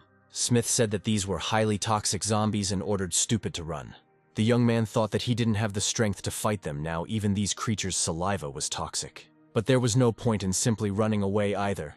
John decided that he needed to get rid of these degenerates. After freezing for a moment, the guy immediately came up with a solution. The young man ordered Foolish not to lag behind and rushed towards the intended goal. John watched from the second-floor balcony as the transformed zombies wandered around the building and tried to get inside. The guy began to carefully descend from the balcony to attract the attention of the mutants. Cries for help were heard from the building where the Death God Club was based. Zombie giants were walking around the building. They had already managed to bite someone to death. When John went inside, he saw several dead bodies of people. The club members were in despair. Some said that there was no point in trying anymore. One of the club's fighters said that they had been working hard for half a day, and now they can't kill zombies at any time, and zombies can kill them at any time. The girl, clutching her head in her hands, screamed that in a few days they would run out of resources and they would all die. Some woman said that she had food and suggested that they eat quickly, because they wouldn't be able to do it later. Smith looked at this sad picture and thought, here is an opportunity. John climbed onto the container from which Gao usually broadcast. The boy stood up to his full height and told the crowd that he was here to help them survive, to give them hope for the future. John Smith said that for coins, equipment, or tools, they could buy food from him for the whole day. The club members responded very emotionally to the call, each shouting that he was ready to buy so that John would pay attention to him. The young man summed up the deal as a result of the sales. He received 10,000 coins. People were happy that they could eat, and their mood immediately improved. As he left, the young man turned to the rest and told them to try to be quiet. If they made noise, they would attract zombies, and then they should not be offended if he ordered Stupid to crush them with a hammer. Until recently, Such warlike members of the club were trembling with fear. They were afraid of the mysterious guy almost as much as they were afraid of zombies. John Smith and Silly Boy entered the hall where Gao Dong usually resided. The club chairman peered timidly around the corner. John, wearing a mask, approached the chairman and, smiling, asked if Brother Gao didn't recognize him. The frightened chairman said he did not recognize him, but should call him brother. Gao begged Smith to take him with him, promising that he would do whatever he was ordered. John leaned towards the chairman's ear and whispered an order. Gao Dong said that he understood everything and would do everything. Smith patted the ambitious chairman on the shoulder and told him to go. The head of the club rushed off as fast as he could. John hoped that Gao Dong was a smart guy. If the deal failed, it would be his fault. In any case, it would not affect John in any way. John Smith and Silly Boy approached their room. The young man turned the handle and entered his home. The guy took off his mask and looked out the window. And a day had passed since the end of the protective period for newcomers. Tomorrow they will go hunting for new zombies. They need to earn more coins and equipment. The day will show how Gao Dong will cope, whether he will come to exchange equipment for cards. In the morning, John and Stupid went out to hunt zombies. They stood in the middle of the square and waited for the mutants to gather around. Seeing the people, the monsters moved towards them from all sides, hissing and growling. Within minutes, hordes of zombies were rushing towards the players. The fool, always ready to defend his master, prepared his favorite weapon, the hammer. When a large number of mutants had gathered, John launched the spinning swords. Soon, John Smith and Stupid were surrounded by mountains of zombies they had killed. The young man called Foolish to deal with a couple more zombies. At the same time, they will give the other players a chance to catch their breath. Entering the library building, John was surprised to hear people's voices.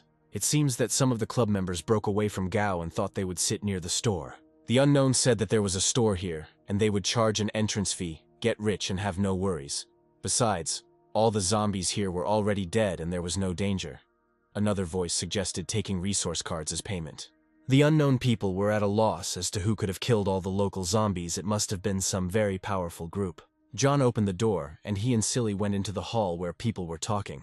The aggressive bearded man, clenching his fists, told John that there were already people here. But the girl whispered to the bearded man to stop because Silly was standing behind John.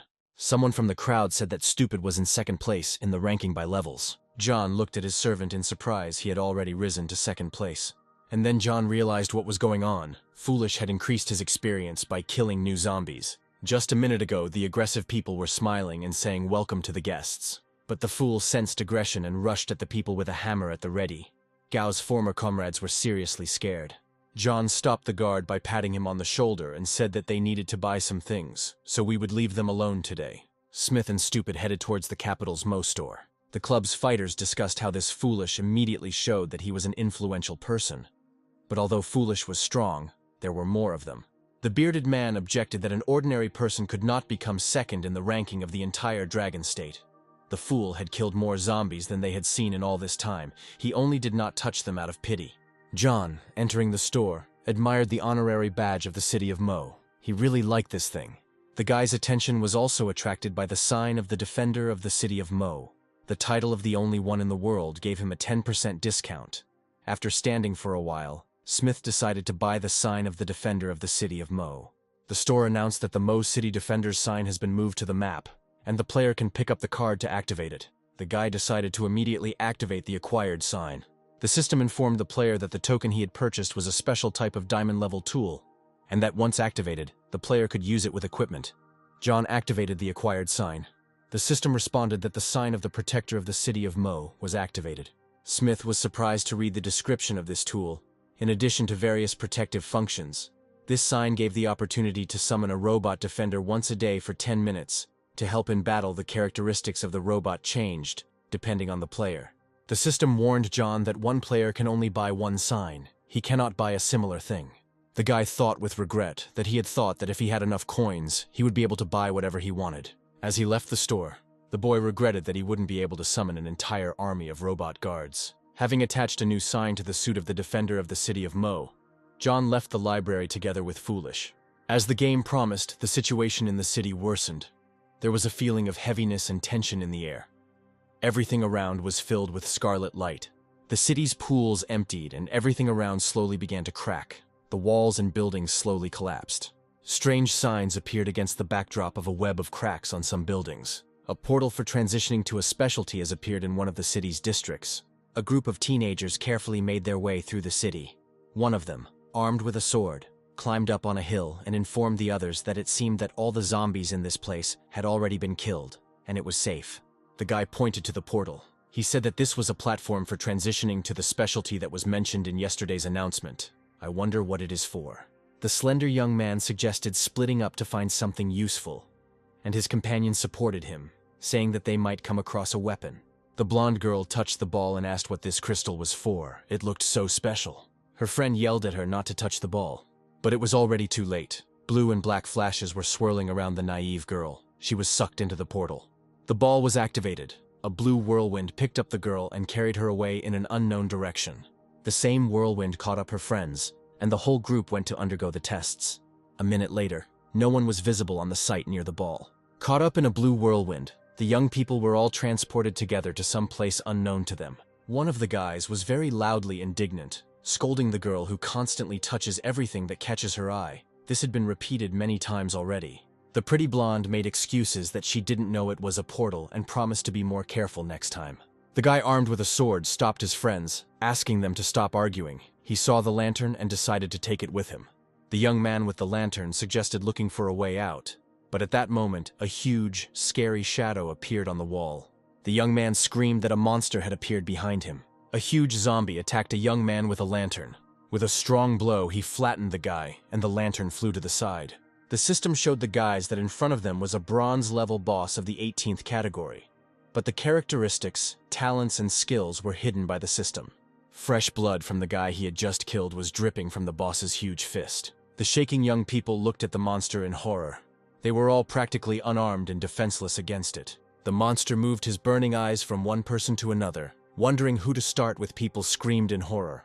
After a few seconds, it was all over. The zombie boss turned his back on his victims. It was visible that horns were growing from his back. With each victim, they became larger. Behind the monster lay the bloody bodies of people who had accidentally ended up on the testing site. The monster stood near the portal and waited for who would come next and try their luck at fighting him. The monster smiled, revealing its long teeth. It seemed like the portal had been activated again. The zombie boss stood near the portal and waited for a new victim. No one came, and the angry monster let out a terrible roar. The earth shook from the terrible sounds, and clouds of dust rose up. Tongues of flame danced across the cracked slabs of the square. Flames, smoke, and swirling dust mixed together, and it seemed as if the earth was turning into hell. Flames have already appeared on the city streets a little more, and the fire will spread to neighboring buildings. But the fire stopped as suddenly as it began. A guy in boots and sportswear watched the fate of the guys who disappeared into the portal. Now in the place where they were before the ball was activated, a pool of blood appeared. The guy's companion said that it was a very tough ending. The observer replied that if they continued to touch and pick up whatever they could, they would be next.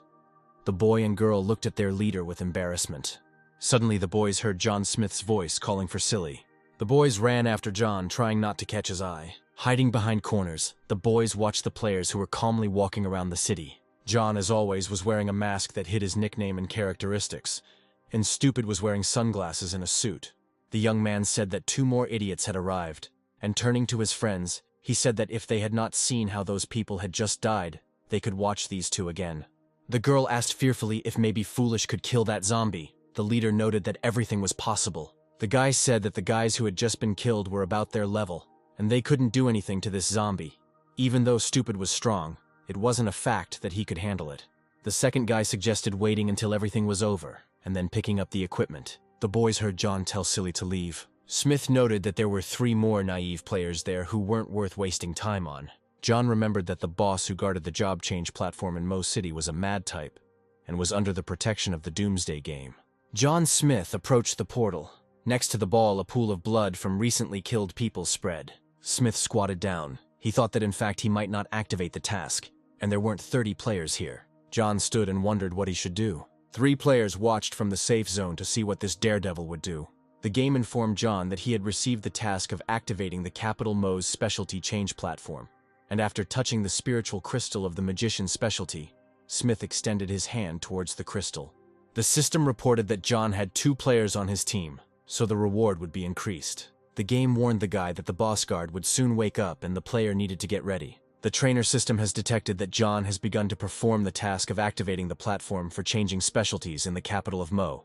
The trainer is optimizing the task. After optimizing the task, the player received a secret scroll of a high-level specialty for completing it. The platform had to be activated within 12 hours. John, turning to Foolish, said that he would take the mage's scroll for himself and give him the warrior's scroll. Before the players could finish speaking, a terrible giant zombie boss appeared in front of them. The zombie boss had flames coming out of his eyes, he had sharp teeth, and it was obvious that he was already hungry. He really wanted to kill some people. The system informed the players that in front of them was a Titan zombie, a bronze-level boss. He was very strong with excellent body qualities. He could create a dizzying effect, and when this zombie's fist hit the ground, it would create an earthquake. After reading the specs, John decided to laugh at the zombie. He told him that this is very cool, bro. This is the power of a real Titan. In fact, the zombie had significantly less combat experience than John, and it could not be discounted that Smith had the Julie Ball and other effects. Smith was confident that he was quite capable of killing the zombie Titan. The trainer system informed John that he had been given the task of killing the zombie Titan. In order to complete this task, the young man armed himself with the Julie Bow. The trainer system informed the player that he had 24 hours to complete the task of killing the zombie Titan. As a reward, he could receive a regular trainer and silver-level equipment. John pulled the bowstring and fired an arrow at the zombie Titan. The boss didn't expect resistance. He was already preparing to dine with the players. The terrible mutant did not know that Julie's weapon was aimed at him. When the zombie saw the huge ice arrow flying at him, he became scared. The mutant covered himself with his huge hands, and therefore the arrow could not hit the heart. John commanded Silly to use the hammer. Jumping as high as he could, Foolish hit the zombie Titan with his hammer. Accustomed to people running away just from the sight of him, the mutant was confused. The monster managed to put his hand out to prevent the hammer from hitting him on the head. The monster took some damage. One of its huge hands was covered in ice. John launched an ice arrow there. The enraged monster threw Foolish away from itself. John praised his assistant for his accuracy and courage. While the zombie Titan was distracted by Stupid, John fired several ice arrows at him, resulting in the Titan being frozen in ice. To throw off the icy shackles and throw his enemies off balance, the Titan let out a terrible roar. John felt dizzy. It was a reaction to the Titan's attack. Smith dropped to one knee, his vision blurry after the sonic attack. While the player, kneeling, was recovering from the zombie's sonic attack, his gaze fell on the bow. And then John had a brilliant idea on how to defeat the zombie Titan. While the owner was coming to his senses, Foolish was actively attacking the monster. When John came to, he called his assistant back. The angry zombie Titan pulled out the ice arrows that had frozen him. The Titan continued to attack John with its deafening roar. The zombie guard, armed with a hammer, dealt blow after blow trying to kill the nimble players. But as a result, the mutant only raised clouds of dust, and his enemies were unharmed. Taking advantage of the moment when the zombie got tired and stopped, John fired several arrows at him, both ice and fire. A sheaf of destructive arrows flew at the huge, terrible monster. The arrows pierced the Titan's body one after another, the ice arrows causing numbness, and the fiery ones causing heat. One of the fire arrows hit the Titan in the head. It did not penetrate his skull, but his hair was half burned off. The confused monster scratched his newly formed bald spot in confusion. Clutching his burnt head, the Titan ran away, and John fired a fiery arrow after the giant. The monster burst into tears of resentment, ran away, and sat down to the side for some reason. Collecting the fragments, John assumed that before turning into a zombie, this zombie was a builder, and now he had taken up his old ways. Smith noted that it was better not to turn his back on his enemy, and fired another fire arrow at the zombie. Julie's bow arrow once again struck the enemy, causing damage. It turned out that the zombie Titan had assembled a huge stone ball from the fragments, and decided to throw it at his opponents. John decided that the fight had gone on too long, and it was time to stop it. Smith commanded Fool to activate Blind Rage. At the same moment, Fool grew in size, becoming almost the size of a zombie Titan, and growled menacingly. John Smith, pointing at the zombie guard, told Stupid that while he was unconscious, this guy ate 5 of his chicken legs. Fool's Blind Rage was activated, and Fool's words sent him into a rage. The former security guard attacked the zombie Titan despite the fact that he was holding a huge rock in his hands. The Fool smashed the huge boulder collected by the zombie Titan into small pieces with a powerful blow. The Fool and the zombie Titan were locked in combat, while John, armed with a bow, waited for the right moment to shoot. In the heat of the fight, the zombie Titan completely forgot about the young man who was standing to the side and turned his back to him. Smith immediately took advantage of the moment and sent a fire arrow at his enemy. The arrow hit the Titan right in the anus, filling it with fire. Titan was engulfed in an internal fire, and tears ran from his eyes in surprise. John was triumphant. The blow was both successful and humiliating for the enemy. The enraged Titan threw back the fool who had distracted him, and given the man the opportunity to humiliate him like that. The Titan was all on fire, shaking. He examined his wound. Pulling the arrow out of his anus, the Titan growled at John that he had dishonored his honor as well, but Smith noted that he had not done so on purpose. The zombie Titan rushed towards the player, so small and impudent. Baring his teeth and growling viciously, the Titan was eager to kill John Smith, who had humiliated him so. His faithful fool rushed to the aid of his master. He jumped on the Titan's shoulders and grabbed him by the head. The fool squeezed the Titan's throat with his strong hands, and together they fell to the ground. The enraged zombie Titan roared and broke free from the fool's clutches. The two zombies clashed again, but now the advantage was clearly on Titan's side. This time John came to the aid of his fool, sending another fire arrow towards the Titan. The arrow again pierced the Titan's anus, which was already wounded, and caused a torrent of tears from the monster. The player pretended that it happened completely by accident. The wounded Titan dropped foolish and turned to face the player, shaking with both pain and anger. The zombie Titan pulled the arrow out of his burning, painful ass. And then the blind rage of the fool entered a state of freezing, at which time he not only could not help John, but he himself was very vulnerable. Smith loaded his magic bow with 7 arrows at once and commanded Foolish to move away from the line of attack. Hearing the master's command, the servant quickly rushed to the side. All 7 arrows hit the wounded zombie Titan at once, causing him terrible pain. John sighed in relief and wiped the sweat from his forehead. He was sure that the zombie Titan was defeated. It was a very difficult fight for Smith, and if it weren't for the help of Foolish and a cool weapon, he wouldn't have won this fight. But then the game gave the guy an unpleasant surprise. It said that since his method of fighting was too offensive to the zombie Titan becomes a silver-level boss. This meant that the Titan was not defeated.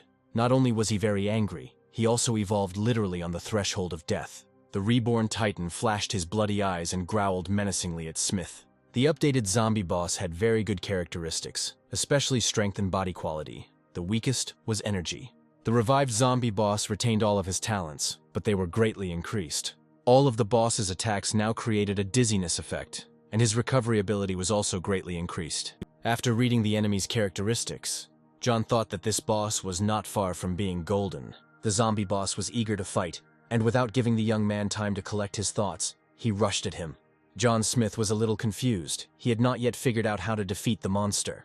The guy didn't even have time to finish reading what reward he would receive for the victory. But now it wasn't so important, because first he had to deal with the terrible enemy. John quickly jumped up to avoid colliding with the boss. Jumping back to a safe distance, Smith sent several fire arrows towards the enemy. The arrows, of course, caused concern to the updated zombie, but not as much as before. Wincing, he pulled them out of his huge body. Smith was surprised to see that the arrow wounds on the Titan's body were healing immediately. But the guy still had the sword Julie, which never let him down, and always brought death to his enemies. John jumped up and quickly rushed into battle, inflicting several wounds on his enemy. The Titan did not expect such a quick and brazen attack from the little player, and staggering, he began to retreat. The wounds inflicted by Julie's sword weakened the Titan considerably, but did not kill it. At this time, Smith saw with a smile that Foolish, having come out of the freezer, was looking lovingly at the fried chicken leg. The guy thought that it seemed that there was no point in hoping for Foolish now. And then the player remembered that he had not only Foolish, but also other helpers. To begin with, the young man called a robot defender who could help him in battles every day for 10 minutes. He also remembered another effective defender of his, who had already been tested in battles, and he took out a horn for summoning a zombie cat. The next second, both of John Smith's assistants were already standing next to each other. The zombie cat, the bronze-level boss, and the mechanical warrior defender were ready to rush into battle. The player raised his legendary sword and declared a Julie attack. John Smith suddenly felt a surge of strength, as if he and the Julie sword had become one. The youth quickly rushed into battle. Julie's attack began. The Titan, who had turned into a zombie boss, tried to deliver his deadly punch to the player, but he met with Julie's sword, and zombie blood gushed out. The Titan did not expect such an attack. The power of the sword and its extraordinary energy knocked the huge Titan off his feet, and then suddenly the game announced that the player had entered a state of freezing for 2 seconds, which threatened John with death. But then the player's assistants came to his aid. The zombie fell to the ground with a crash, and the impact shattered the square's slabs. The robot defender of Mo City rushed at the zombie boss that was defeated by Julie's attack. The mechanical warrior delivered a crushing blow to the zombie's jaw, knocking it to the ground. At this moment, a cunning and nimble zombie cat entered the battle. Without giving the zombie titan time to recover, the boss cat pounced on the enemy. The titan was gripped by the sharp, saber-like claws of a zombie cat. The bloodied and confused titan didn't know who to fight off first, and before he could look back, he was covered in wounds from the zombie cat's claws and teeth. The boss titan growled in confusion and anger, his entire powerful body covered in wounds from which blood flowed. The 2 seconds of freezing passed, and John Smith was able to enter the fight again. Without giving the titan time to recover, John dealt him several heavy blows with his sword. Smith paused for a moment after the attack and thought that controlling these 2 assistants with the power of thought was quite tiring. The huge zombie boss stood in a cloud of dust, all wounded in front of his opponent. Titan knew he was losing, so he decided to resort to his most powerful weapon. John froze for a moment, realizing that the titan was up to something. The fool also froze. He had already fully come to his senses and saw that his master was in danger. The titan emitted energy that affected all participants in the battle. It was a multiplier of the titan's talent to cause dizziness with its attacks. Everything was swimming before Gloopish's eyes, and the same thing happened to the other participants. John dropped to one knee to keep from falling, and the cat raised her front paw in surprise. Smith realized that the zombie boss had decided to activate the titan's wrath. From the description, John knew that the zombie titan's blows would become stronger and stronger, and soon the player might not be able to withstand it. But it was also impossible to run away from this enemy, because then the titan's speed would increase greatly, and it would be very difficult to hide. After examining his enemy, the young man saw that one of his arms was badly injured, so he would not be able to reach maximum strike speed.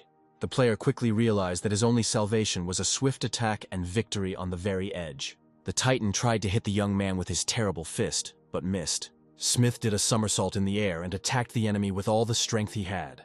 John understood that staying in one place even for a short time was mortally dangerous for him. After all, the titan understood that his only chance to save himself was to kill this annoying young man as quickly as possible and deal with his assistants. John Smith took his time, determined the trajectory of the blow, and rushed forward. It seemed like he was flying around the zombie boss. And then the monster's head shook. Blood gushed from its neck. The zombie was mortally wounded. Clutching the wound with his huge hand, the titan tried to save himself.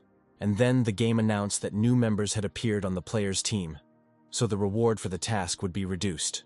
John decided to ignore the uninvited guests, for now he needed to finish off his enemy before he evolved again.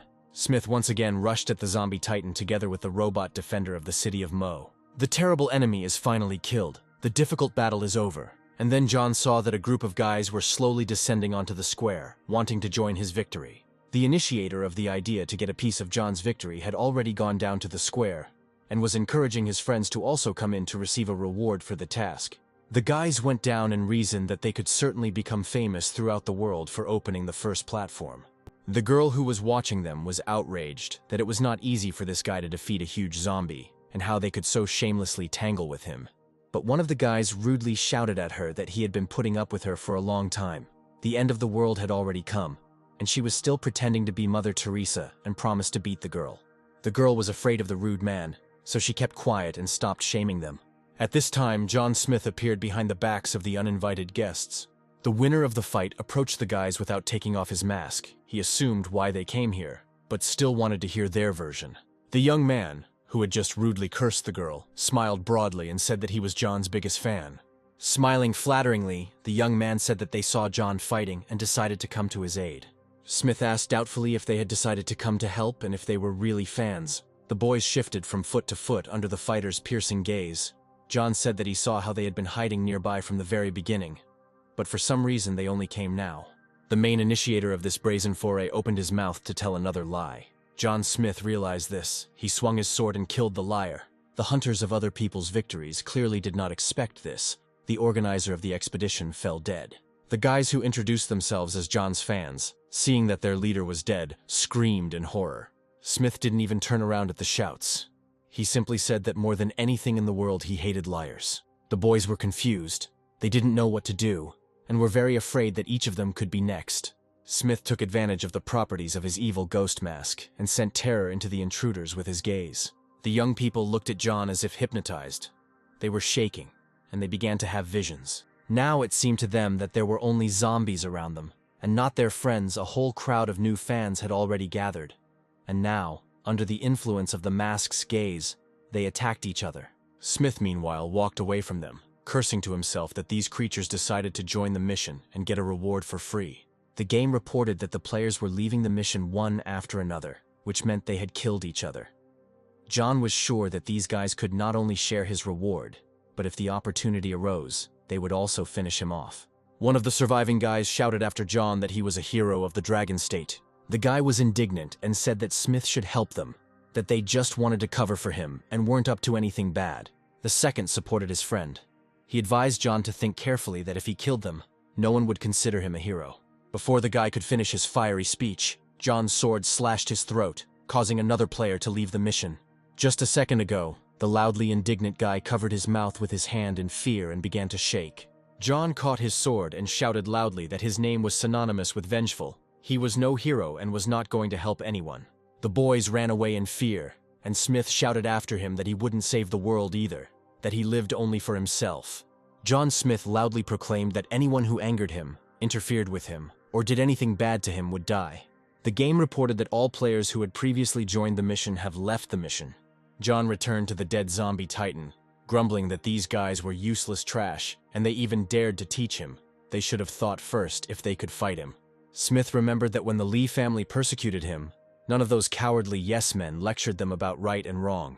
Meanwhile, the game informed John that he had completed the task, killed the zombie titan, and received many different rewards for this. Smith has received another title, and information about him and his achievements in the game will be published to the whole world.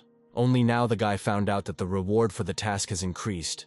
He gets 2 simple trainers and silver-level equipment items. After the system announced the reward, a shining chest appeared in front of John. Smith was still young, and rewards always brought him childish joy. He happily picked up the treasured chest. The guy approached the pedestal in the place where the first platform in the city of Mo was to be activated. To the young man's surprise, there were 2 shining objects lying in front of him, a scroll and a pen.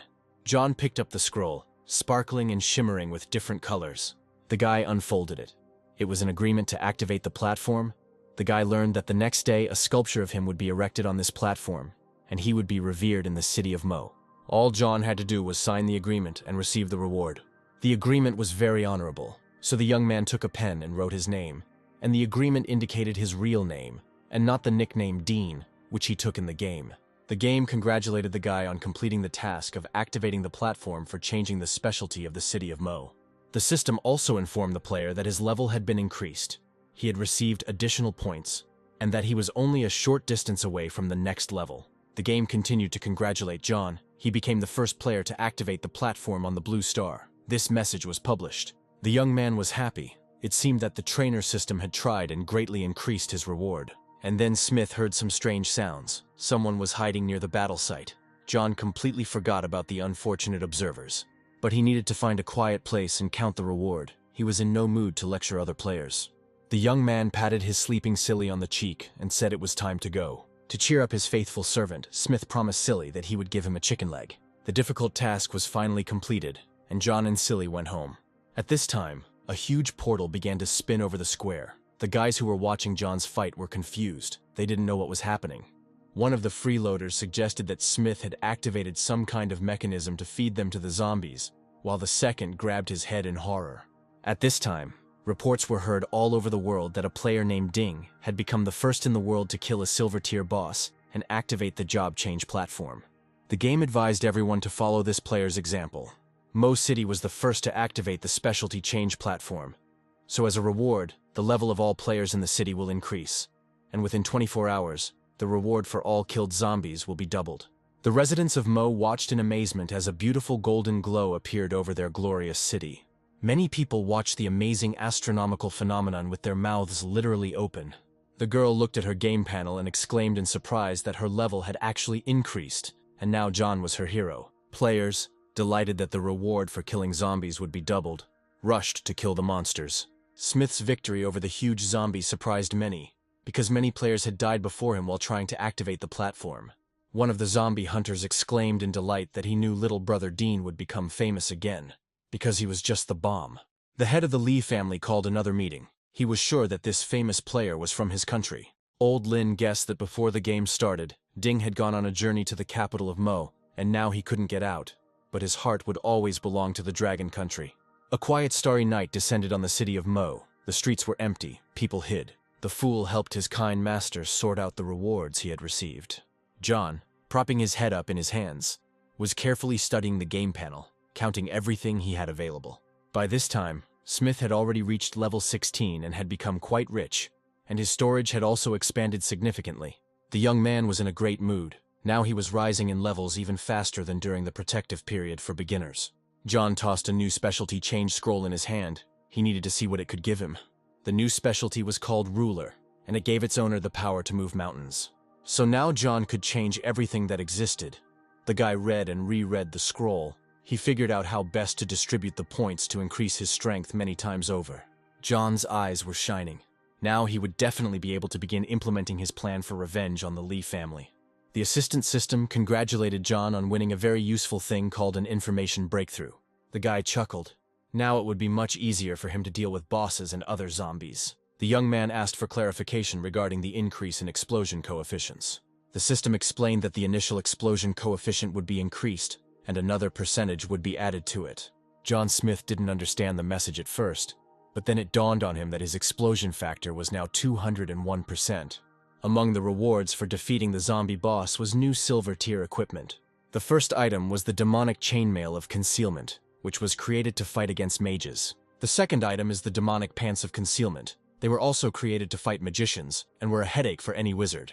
John Smith decided to put on the demonic pants of concealment right away. After thinking for a bit, the player put on the chainmail of concealment, and the system congratulated him on successfully activating them. Looking at his game panel, John decided that his speed and energy were a little lacking, and added a few free points there. After distribution, the player looked at his main characteristics with pleasure and was satisfied. The young man told the system that he wanted to receive one of the 2 trainers he had won.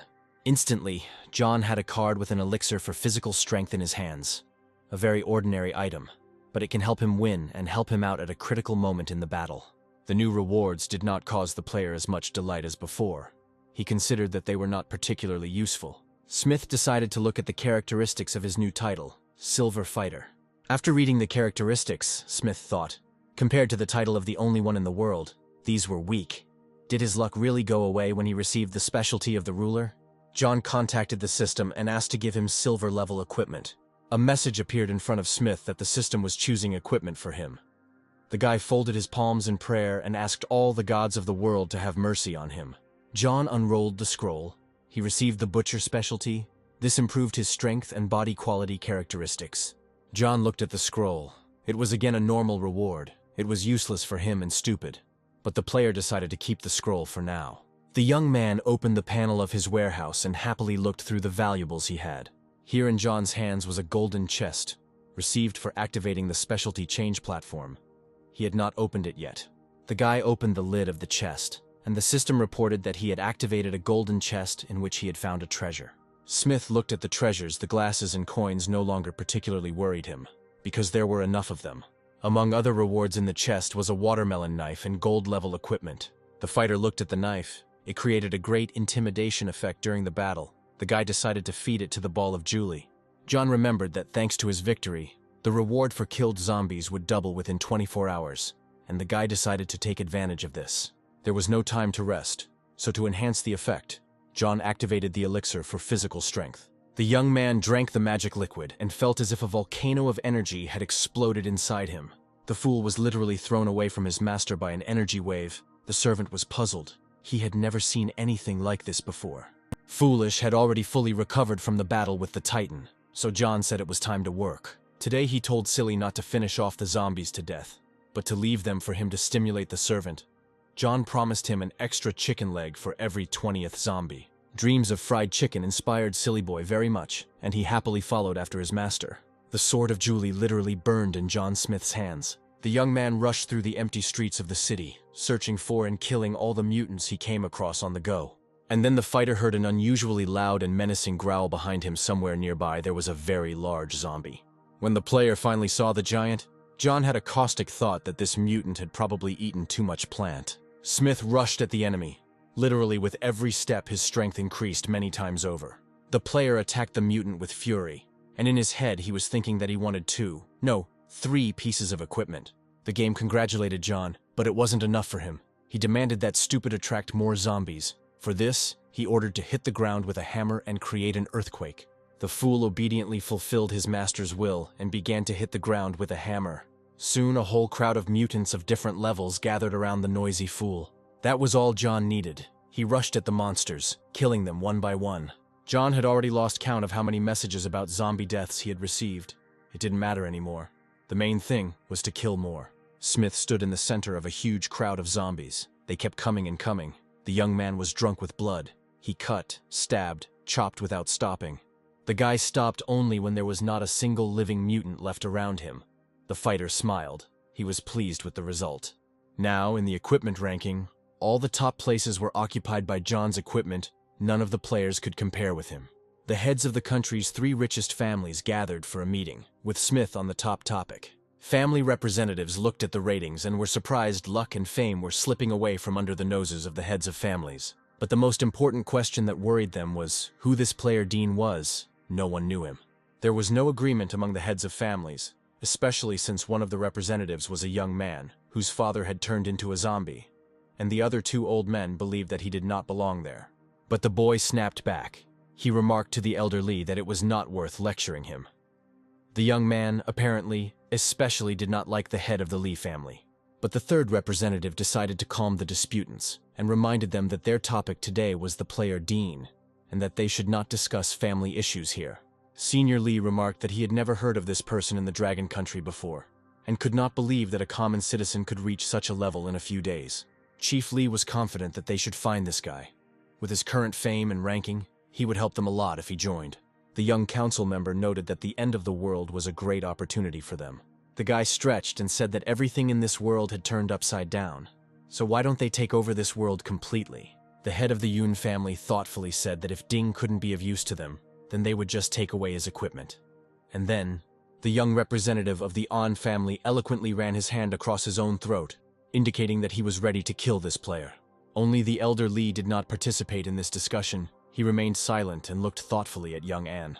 At this time, an active hunt for zombies was underway on the streets of the city of Mo. Residents, inspired by the double reward, were catching mutants in every nook and cranny. The townspeople counted their income and thought that they needed to kill a few more zombies. Even the girls were splashed with zombie blood and happily participated in the battles. The sky above the city turned dark crimson, as if it too had drunk blood. John Smith, in the hotel room where he lived, fed the ball of Julie with the equipment he had obtained, which made the ball stronger. Smith went to the window, and among the city's fighters he saw General Zhang. The young man thought that Zhang, who had previously been behind him on the list, was now working hard to catch up with the leader. John remembered that in his past life, by this time the general was at level 8, but he had not received the reward, and would develop more slowly. The guy yawned, judging by the situation at the moment. His rebirth had a very strong impact on this world. John Smith was confident that even if everything went the other way, it was worth trying, and he would be able to withstand anything. In order for the discussions not to remain just discussions, it was necessary to work and raise the level of the sword. Smith took a comfortable position, concentrated, and began to raise the level of his victorious sword. After the magical manipulations with the ball and the globe, the entire hotel room was shining with reflections of energy. To his horror, John suddenly felt that the room smelled terrible. The guy turned his head from side to side and asked Stupid if it was him that was stinking. But the former security guard himself was standing in the corner, holding his nose.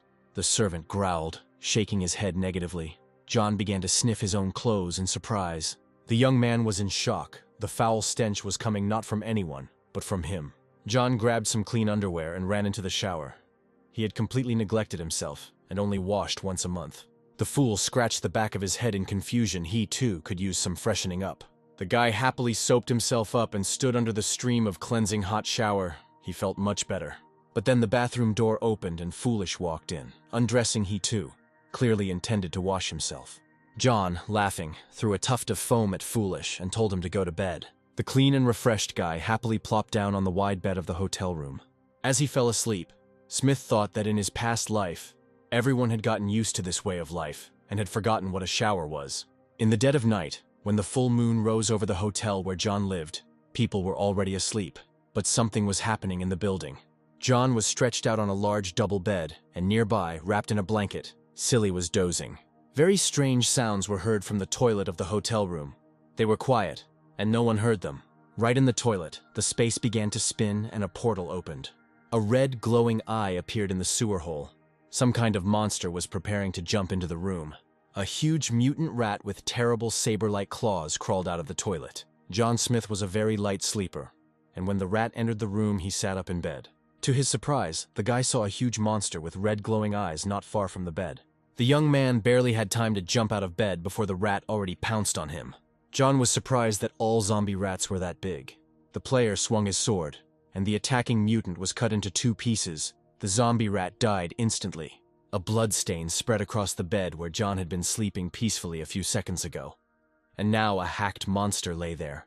At this time, mutant rats were crawling out of every crack in the city and rushing through the streets, attacking people. Huge rats moved through the sewers. They pushed aside the lids, climbed out onto the streets, and attacked everyone who got in their way. The townspeople, terrified, tried to flee from the new disaster. Screams were heard, but it was impossible to escape from the swarm of rats. They pounced and literally bit people to death on the run. Frightened townspeople threw down their weapons, and that night many streets were left covered in bloody corpses. A crowd of rats rushed through the city, and the sounds were as if a herd of horses were galloping down the main street. John and Silly prepared for battle, and from behind the door they also heard the sounds of a large number of rat paws stamping. John understood that, judging by the sounds, either a crowd of zombie people or a pack of zombie animals was heading towards them. But for some reason, the system did not notify him of the attack or the task. The guy decided to leave the room to scout out the situation and be prepared for any situation. The young man walked around the hotel, but did not find any rats. Could it have been his imagination? Smith was perplexed. He decided to look around again. The player examined everything carefully. There were no mutants in the room. Through the hotel window, he saw several rats running along the street. Smith thought it was all very strange. Several rats could not make such a loud noise. The young man assumed that it must be a huge swarm of rats, and judging by the sounds, they were already somewhere close, perhaps in the building. Is an army of zombie rats really here to attack John? And then the guy saw through the window how the manhole cover moved aside, and a huge crowd of rats crawled out. John watched the movements of the zombie animals and realized that, judging by their organization, these mutants were definitely being led by a boss with combat talents. Smith thought that he would most likely have another battle tonight, which meant he couldn't stay in the hotel room. In order to prevent the enemies from approaching unnoticed and to see everything for themselves, John suggested that Stupid go to the roof. The doors leading to the roof were padlocked, but that was no problem for Julie's sword. The guy opened the doors, and he and Stupid found themselves on the roof of a tall hotel, from where they could watch what was happening in the city.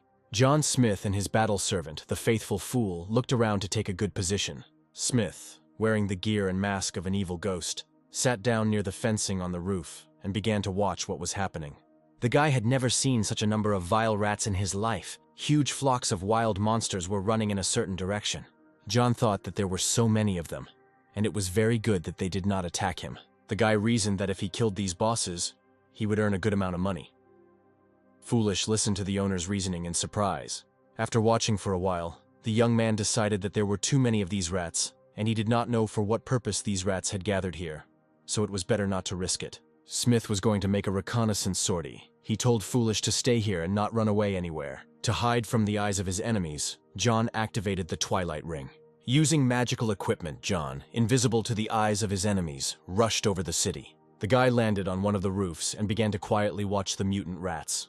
Directly opposite the young man stood a large, beautiful house, the windows of which were lit up with lights, which meant that the owners were now at home. The guy chuckled that the end of the world had happened more than a week ago, but there were still simpletons who thought they would be saved at home. Smith saw that a huge pack of zombie rats was heading towards this house, and John had a thought that he could move to the roof of this house, but he changed his mind. The rats entered the house in an organized formation. The young man decided to see what would happen next, and only then act. The guy settled on the roof of the building opposite and watched the movement of a real gray army of mutant rats. In order not to attract unnecessary attention, John froze and made absolutely no movements. To the guy's surprise, the rats entered the house, but nothing happened. And then the player had a flash of thought that a hidden quest had appeared. Smith was delighted. He could not even imagine that he would be so lucky today. The young man mentally called to Foolish. telling him that it was time to work. The faithful servant, armed with a hammer, immediately rushed to the call of his master. Soon, Foolish landed on the same rooftop where John was standing. The youth drew his sword and prepared to attack. At this moment, Smith's attention was drawn to another strange sound. This time, it came not from below, but from above. The boy raised his head and saw a huge flock of crows rushing rapidly towards the same house as the rats. These birds were also zombies, and John had already learned to identify them over the course of 10 years. Huge crows with bloody eyes flew whistling over the players' heads. John Smith and Silly Boy watched the diving crows in amazement, as if someone was calling them. John warned Silly not to move.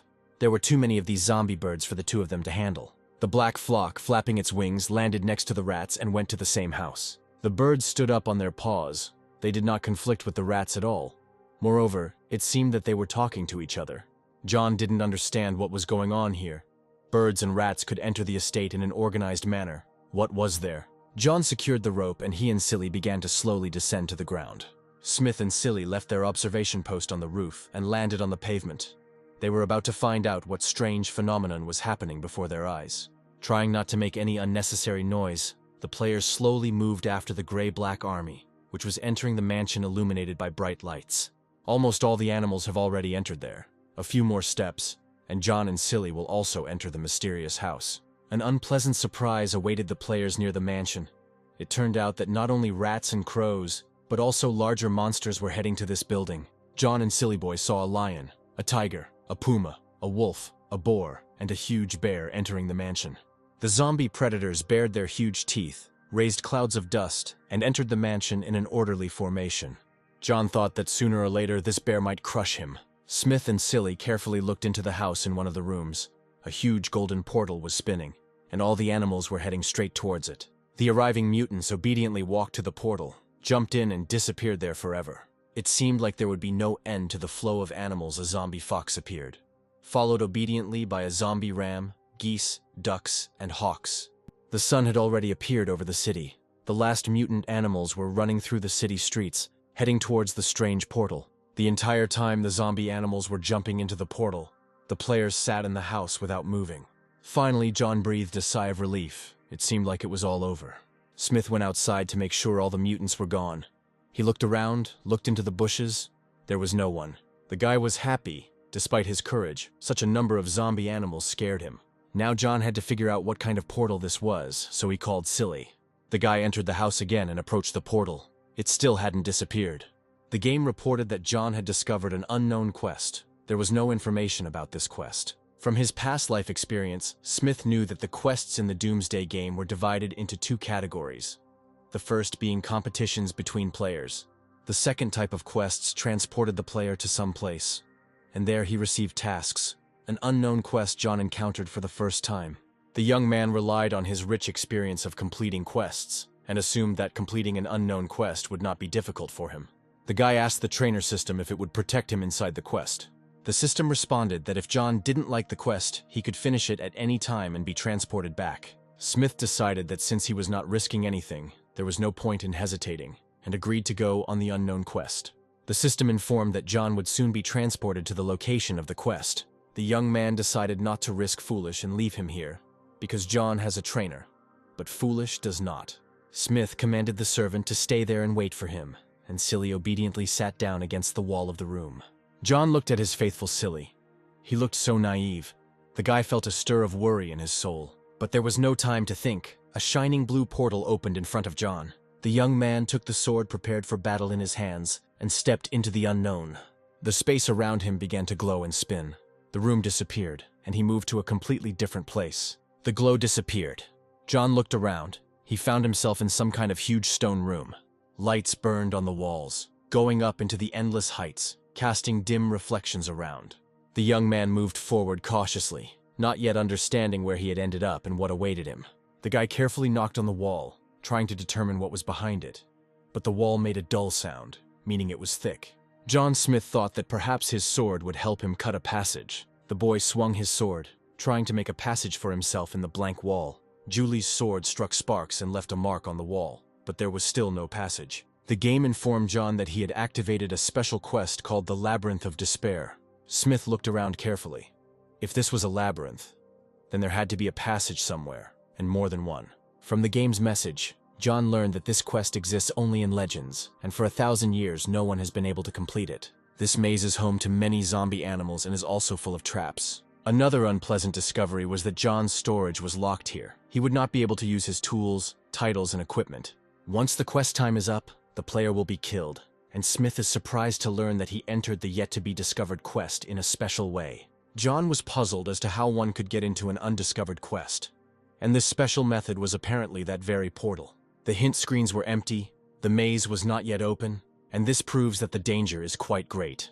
But John believed in himself, and although the vault was inaccessible, he still had the Julie sword in his hands, and he also had the Julie ball, which he was spiritually connected to. Everything else was unimportant. The trainer system reported that the data optimization was complete. The quest was adapted according to John's strength. The guy raised his head up and saw the starry sky and vortices of unknown energy above him. John felt much more cheerful. The wall next to him was still unimaginably high, but not endless. Red flashes slowly descended from the sky closer to John. The space around became much lighter. The guy smiled. Now being on the quest became much more pleasant, and the difficulty also decreased. As if in response to John's statements, a message appeared that since he had entered the quest early, the difficulty had been increased by 50% as a punishment. The guy was outraged that this game could not be trusted at all.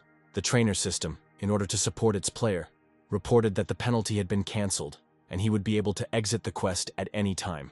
John read the updated task. He had to get out of the labyrinth by any means, which took away a lot of hope. So, the young man accepted the strange task of completing a quest that does not yet exist.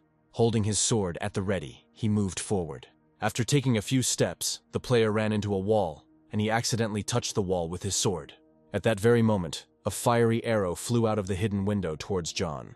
The player saw that this was not a simple arrow. It was spinning, its trajectory taking up the entire space where he was. John's only salvation was his wonderful sword. The guy took aim and put Julie's sword under the arrow's point. Smith's blade withstood the fire arrow's impact, although the youth was knocked back several meters by the impact. Finally, the arrow's strength ran out and it fell with a ringing sound onto the stone floor. The young man stopped, staggering, he thought. It's no wonder that this quest was closed, but this is only the beginning. But Smith had completed a lot of quests in his past life, and could predict what surprise the game would give him. The guy was on guard.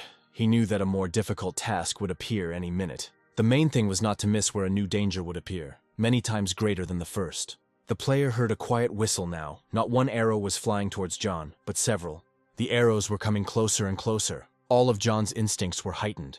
He knew that salvation must be very close. And so it was. To the right of Smith, there was an inconspicuous niche, into which the guy dived with the speed of a weasel, dodging a hail of arrows. Speed and instant reaction saved the player from certain death. Smith took a deep breath. He was a little scared, and he was still thinking about taking a couple of arrows for defense. To check if the attack was over, the young man waved his sword from around the corner, but no more arrows flew. Then the guy looked out himself. It seemed that this test was over. Keeping his sword at the ready, John moved on.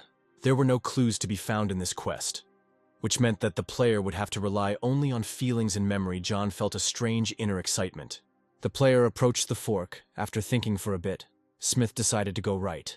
The young man already knew that attacks could be expected not only from all sides, but also from above and below, so he constantly turned his head. Suddenly, something crunched under John's feet. Right in front of Smith lay a human skeleton. The bones were completely bare, which meant that this man had died a very long time ago. Just in case, the guy examined the bones. Suddenly they contained some kind of clue. But there were no clues as to why this skeleton was lying here at all. It just scared people. Deeply impressed, Smith moved on, perhaps having just passed a fellow player. Walking through the corridors of the labyrinth, the young man saw a door with the number 1. The player knocked on the wooden door with his fist. In response, a menacing growl was heard clearly. A zombie animal was waiting in the player's room. Smith opened the door slightly, and a mutant rat lay on the stone floor, its eyes gleaming angrily. John opened the door, and at that very second the rat rushed at him. But the guy was already familiar with such animals. One swing of the sword and the terrible mutant rat is killed. The game congratulated the young man for killing the zombie rat and receiving a reward. The maze walk made John hungry, so he took out a card and wished for beef fried rice. A second later, a bowl with a hot, aromatic dish and chopsticks appeared next to John Smith. The player was so hungry that he started eating right there, next to the dead zombie rat. In a matter of minutes, the player swallowed the hot lunch, cleaning the entire bowl.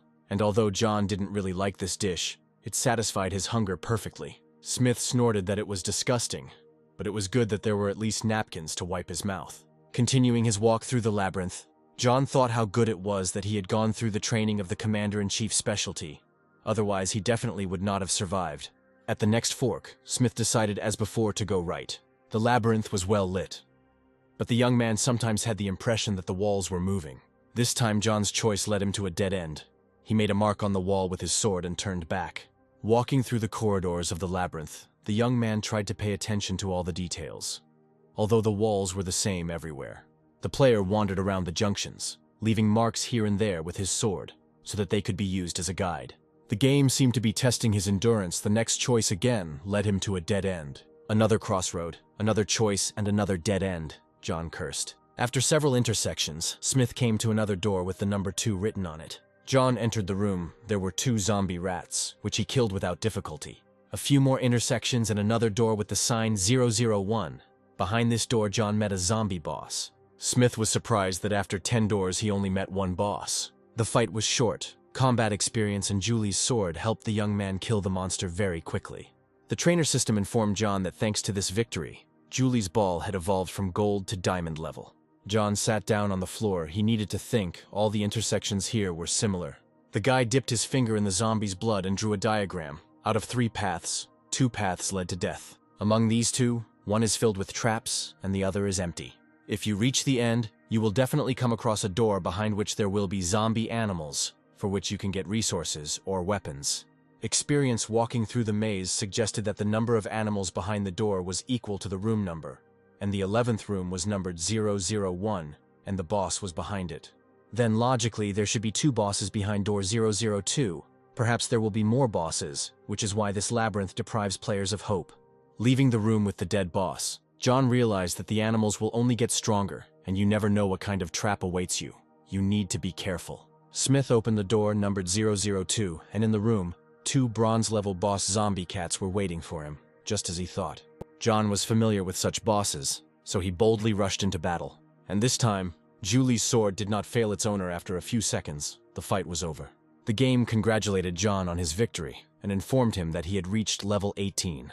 For defeating 2 bosses, the player received the Fruit of Speed as a gift. Since the player's storage was locked, he immediately ate the fruit he had won and activated the trap card he had received. The game reported that the trap was activated and a chasm appeared right in front of John.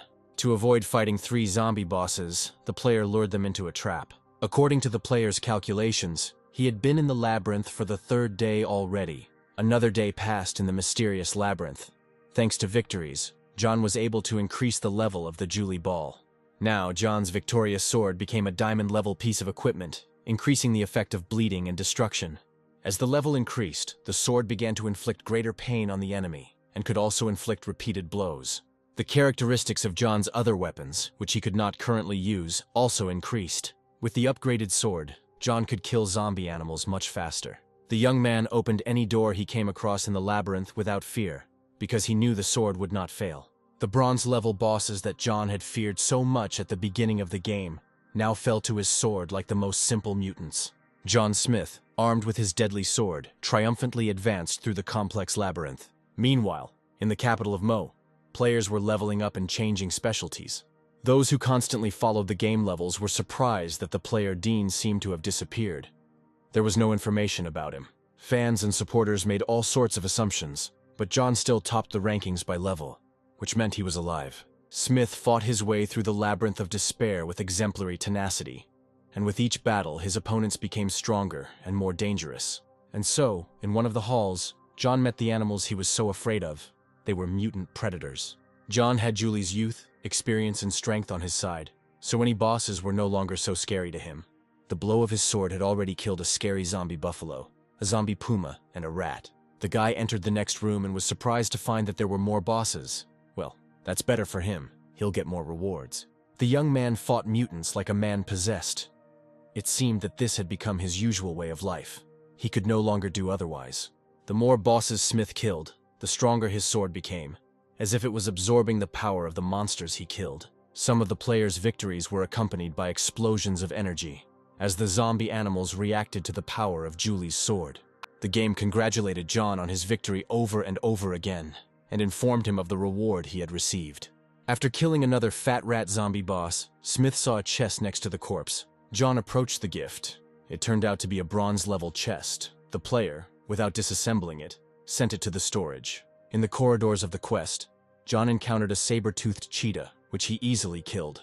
But most often the young man encountered rats. Huge, disgusting, greedy rats. Step by step, John moved through the labyrinth and hoped that he would soon find the exit. The young man had already lost count of how many doors he had opened, and how many mutants and zombie bosses had fallen to his sword. There on the floor of the hall lies the bloody body of a giant rat. It was a formidable opponent with huge teeth, claws, and a strong tail. It was not easy to deal with the mutant bull first. John had to cut off its sharp horns. The young man didn't even notice how he rose to the 20th level, and he had already stopped counting how many points he received. After another victory, the game announced that John had the opportunity to take a super trainer. Smith wanted to receive this award. It turned out that he received a super trainer called the Eye of Understanding. Now, thanks to the Eye of Understanding, John could understand what no one else could understand. John Smith didn't immediately understand the essence of his new super trainer. To figure it out, the young man asked the game for more detailed information. The system explained that the guy can learn literally everything about any player, and when he meets a zombie, he learns its weaknesses. Now, thanks to the super trainer, the other players became like an open book for John. But the second point was not very clear to him. It was unclear to what extent he would be able to see the weakness of the zombies he encountered. The young man realized that he would only be able to deal with this when he met a new zombie. The guy took out his favorite Julie ball and fed it new pieces of equipment. As the power of the ball grew, John's power also grew, and he became so strong that fights became boring for him. He walked into the halls of bosses without fear and emerged victorious. The young man saw another door in the corridor of the labyrinth and approached it to see what was there. But the number on the door puzzled him a little. It said 41, after all. Even for him, it was a bit too much. The guy opened the door and looked inside. The whole room was filled with mutant crows. It was a great opportunity to test how the Eye of Understanding works. John received a message that these zombies are afraid of fire, and also that they can be dealt maximum damage if you hit their wings. Armed with this useful knowledge, John Smith went into battle against a flock of large zombie crows. The monsters rushed at the player with screams, but he knew that he had to hit the wings. The guy delivered precise blows, cutting off the wings of the monsters, and now half of the flock lay at his feet. A few more lightning-fast swings of the sword and the entire flock of flying monsters was killed. Smith had achieved a brilliant victory. In order not to forget the corridors he had already walked through, John unfolded a piece of paper and made a few lines with a pen. The player put the piece of paper in his pocket and said that there were only 14 doors left. It was almost the end. The young man left the room, leaving a pile of dead zombie crows on the floor. The flock was defeated. John walked carefully through the labyrinth. He was wary of traps and therefore looked closely and listened to all the sounds. Today, after defeating the crows, his path was suspiciously quiet. The young man walked and walked, but it turned out that there seemed to be no doors in this tunnel. Smith came up against a huge gray stone and made a small cut on the stone block with his sword. Armed with a diagram on a piece of paper, John continued his journey through the labyrinth of despair. Judging by the diagram, almost the entire labyrinth has already been completed. The young man thought that he had chosen the road well. He had long had a premonition that he would come out very soon, but he had to be careful. A bright light appeared ahead, and the guy realized that he probably needed to go there. Smith quickened his pace, as if someone was pushing him forward. The player quickly but carefully approached the huge gate. John stopped. In front of him were giant double doors with a golden serpent with glowing eyes painted on them. John was a little scared to open these huge gates. You never know what kind of test the game might have in store for the end. But it was impossible to stand in front of the closed gates forever, so the guy clutched his sword and took a step forward.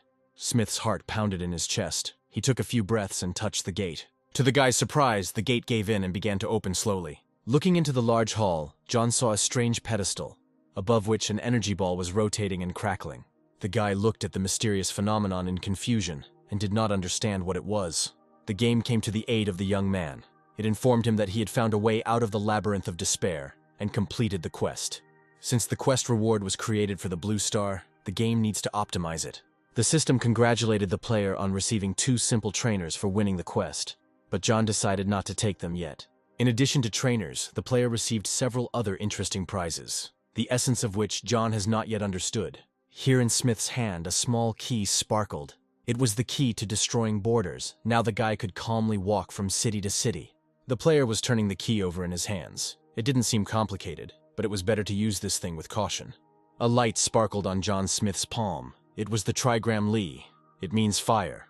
Apparently this thing is connected with fire. A con source appeared on the guy's other palm. The player assumed that it was probably connected to water. Since the quest was completed, John was able to use all of his weapons in storage again. The young man stood in the middle of the hall, confused. The reward for this quest was somehow strange. Perhaps other things were hidden in this room, and it was worth looking carefully so as not to miss anything. The guy moved towards the area glowing with blue lights. Right in front of the young man, another scroll appeared that he had not seen before. Smith unrolled the scroll and began to read, his mouth involuntarily falling open in surprise. It turns out that this labyrinth was created by one of the first emperors of the Dragon Country, and whoever passes through it will receive the power of the trigrams. The young man was shocked, so that means he will receive the power of trigrams that Emperor Fuxi himself possessed. It must be enormous. John never ceased to be amazed. He was so lucky, now he was capable of anything. After reading the scroll, the young man saw a golden sphere containing a beautiful pendant. John reached out to take the greenish gold pendant, for surely that was also a prize. As soon as the pendant was in the player's hand, the space around him began to sparkle and spin. Multicolored rays emanated from the pendant and wrapped around the player, and now the multicolored waves picked up John and spun him around in a furious whirlwind. The young man was confused. He did not understand what was happening, what he should do, and where this whirlwind would take him. A few seconds later, John Smith turned into a huge cocoon, which was picked up by multicolored rays and carried away in an unknown direction. John felt multicolored rays passing through him, piercing his body like needles. He clenched his fists to stop the trembling that was beating him. The guy realized that some kind of transformation was taking place in his body. Because of the colored rays, he felt blood running from his eyes. Smith clenched his teeth. Now not only streams of blood were oozing from his eyes. A serious transformation is impossible without pain. It must be experienced. The young man felt as if he was in zero gravity. Constellations were flying before his eyes. Big and small stars were looking with interest at the lucky player. The cocoon that contained John Smith was spinning, flying through the universe, the transformation continuing. Smith didn't know how much time had passed, but he felt the cocoon returning. The multicolored rays became thinner and softer. They no longer tormented John's body as much, and he began to slowly come to his senses. Multicolored rays burst out of the strange cocoon in different directions, and the capsule in which John Smith was hidden began to crack. The guy gathered his will into a fist, and then he felt the cocoon shatter into small pieces, and a glow began to emanate from Smith's body. The guy realized that he had returned. The system informed him that he had received an unknown power. The Doomsday game was a combination of an unknown force with the Blue Star culture and the game system. A surprised John learned that he had made the transition to the Green Emperor specialty. In order for the specialty to undergo digitalization, the young man had to complete a quest. And only then did the young man realize that the beautiful green pendant was the sign of the Green Emperor. John stared with wide eyes at the small green circle around which a light and a drop of water were dancing merrily. The guy took the green pendant, and in his hands was the same legendary trigram power that Emperor Fuxi possessed. And now, thanks to a painful transformation, John Smith also possessed this power, for which many were willing to give anything. The player's thoughts were interrupted by a message from the system, which congratulated him. He received the power of flame and the power of water. The rest of the powers he will receive gradually. Surprised, John stretched out his hand and thought about the power of fire, and a tongue of flame obediently appeared on his palm. The young man thought about the power of water, and a drop of water appeared on his palm. Smith laughed. These two powers were already awesome, and if he got all the others, the Doomsday game wouldn't be able to defeat him. The quest was over, and John confidently walked towards the exit of the hall. Before the guy had time to reach the doors, he heard the hall begin to collapse. The floor was cracking, and stones were falling from the ceiling.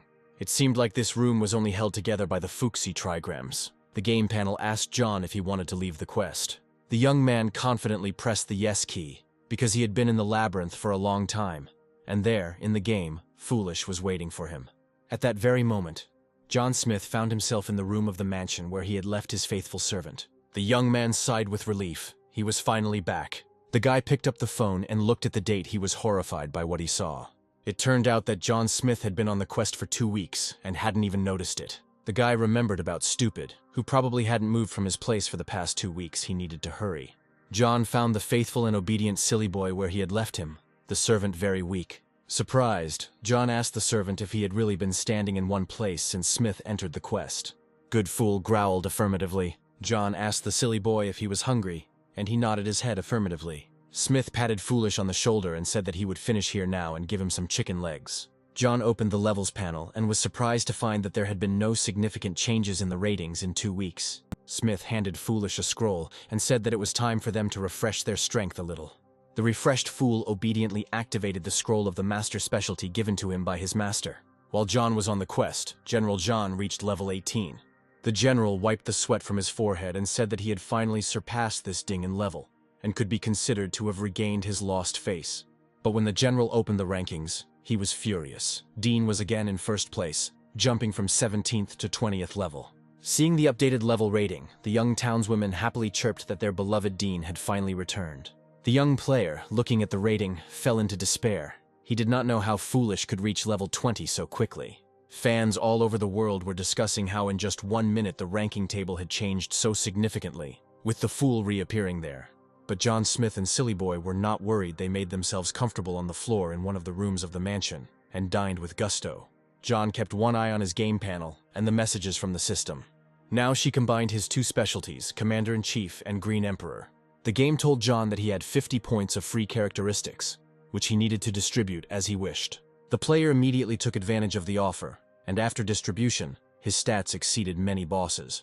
By this time, the game had already finished digitalizing John's new specialty, the Green Emperor. The young man read the description with surprise. The specialty he had received gave John powers he had never seen before. The guy couldn't find the words to describe how cool the opportunities he had received in his new life were. Smith could control one of the powers using a Bagua pendant. With this Jasper pendant, the player could control the power of the flame by expending energy. John looked at the pendant and laughed. He felt an unprecedented sense of strength.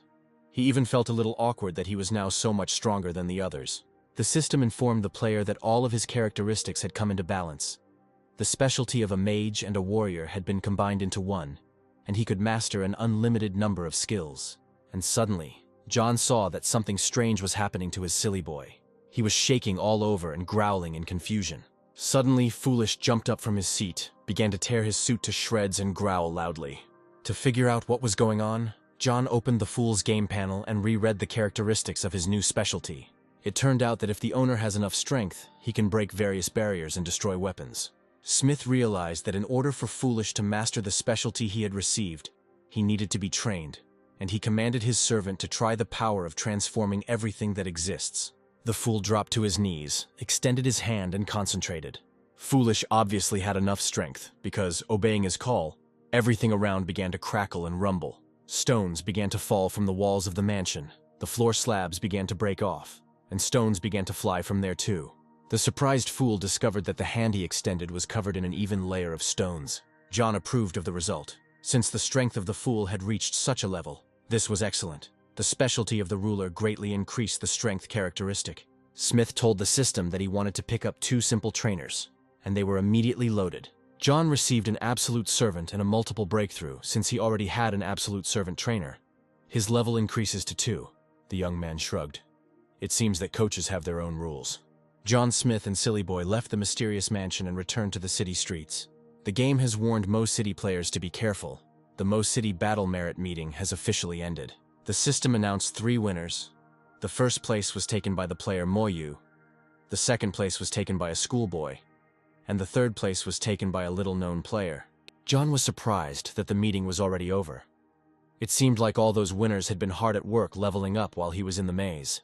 The Battle Merit meeting determined that each city must have a third of its players reach level 10 before a certain time. Smith told Stupid that he had leveled up and offered to kill a few more zombies with the hammer. The fool struck the ground with his hammer with all his might, and the stones that jumped up began to spin around him and turned him into a stone giant. John and Silly were walking calmly across the square, and a crowd of zombies was rushing towards them. The mutants bared their teeth in anger and stretched out their clawed hands. They thirsted for human blood. John threw the spinning sword Julie into the approaching crowd of mutants. The blade, gleaming coldly, flew towards the enemies. Many zombies didn't even have time to understand what was happening. The sword flying at great speed mowed them down like dry grass. And right behind the sword, the fool, covered in stone armor, rushed with a hammer at the ready. The former guard jumped high into the air and, swinging his hammer, fell upon the confused zombies from above. The mutants looked at the stone giant spellbound as he crushed them with a huge hammer. Almost the entire crowd was now lying on the square amid clouds of dust. The fool walked around the square and finished off the remaining survivors. Some of the unfortunates managed to escape, but John paid no attention to them.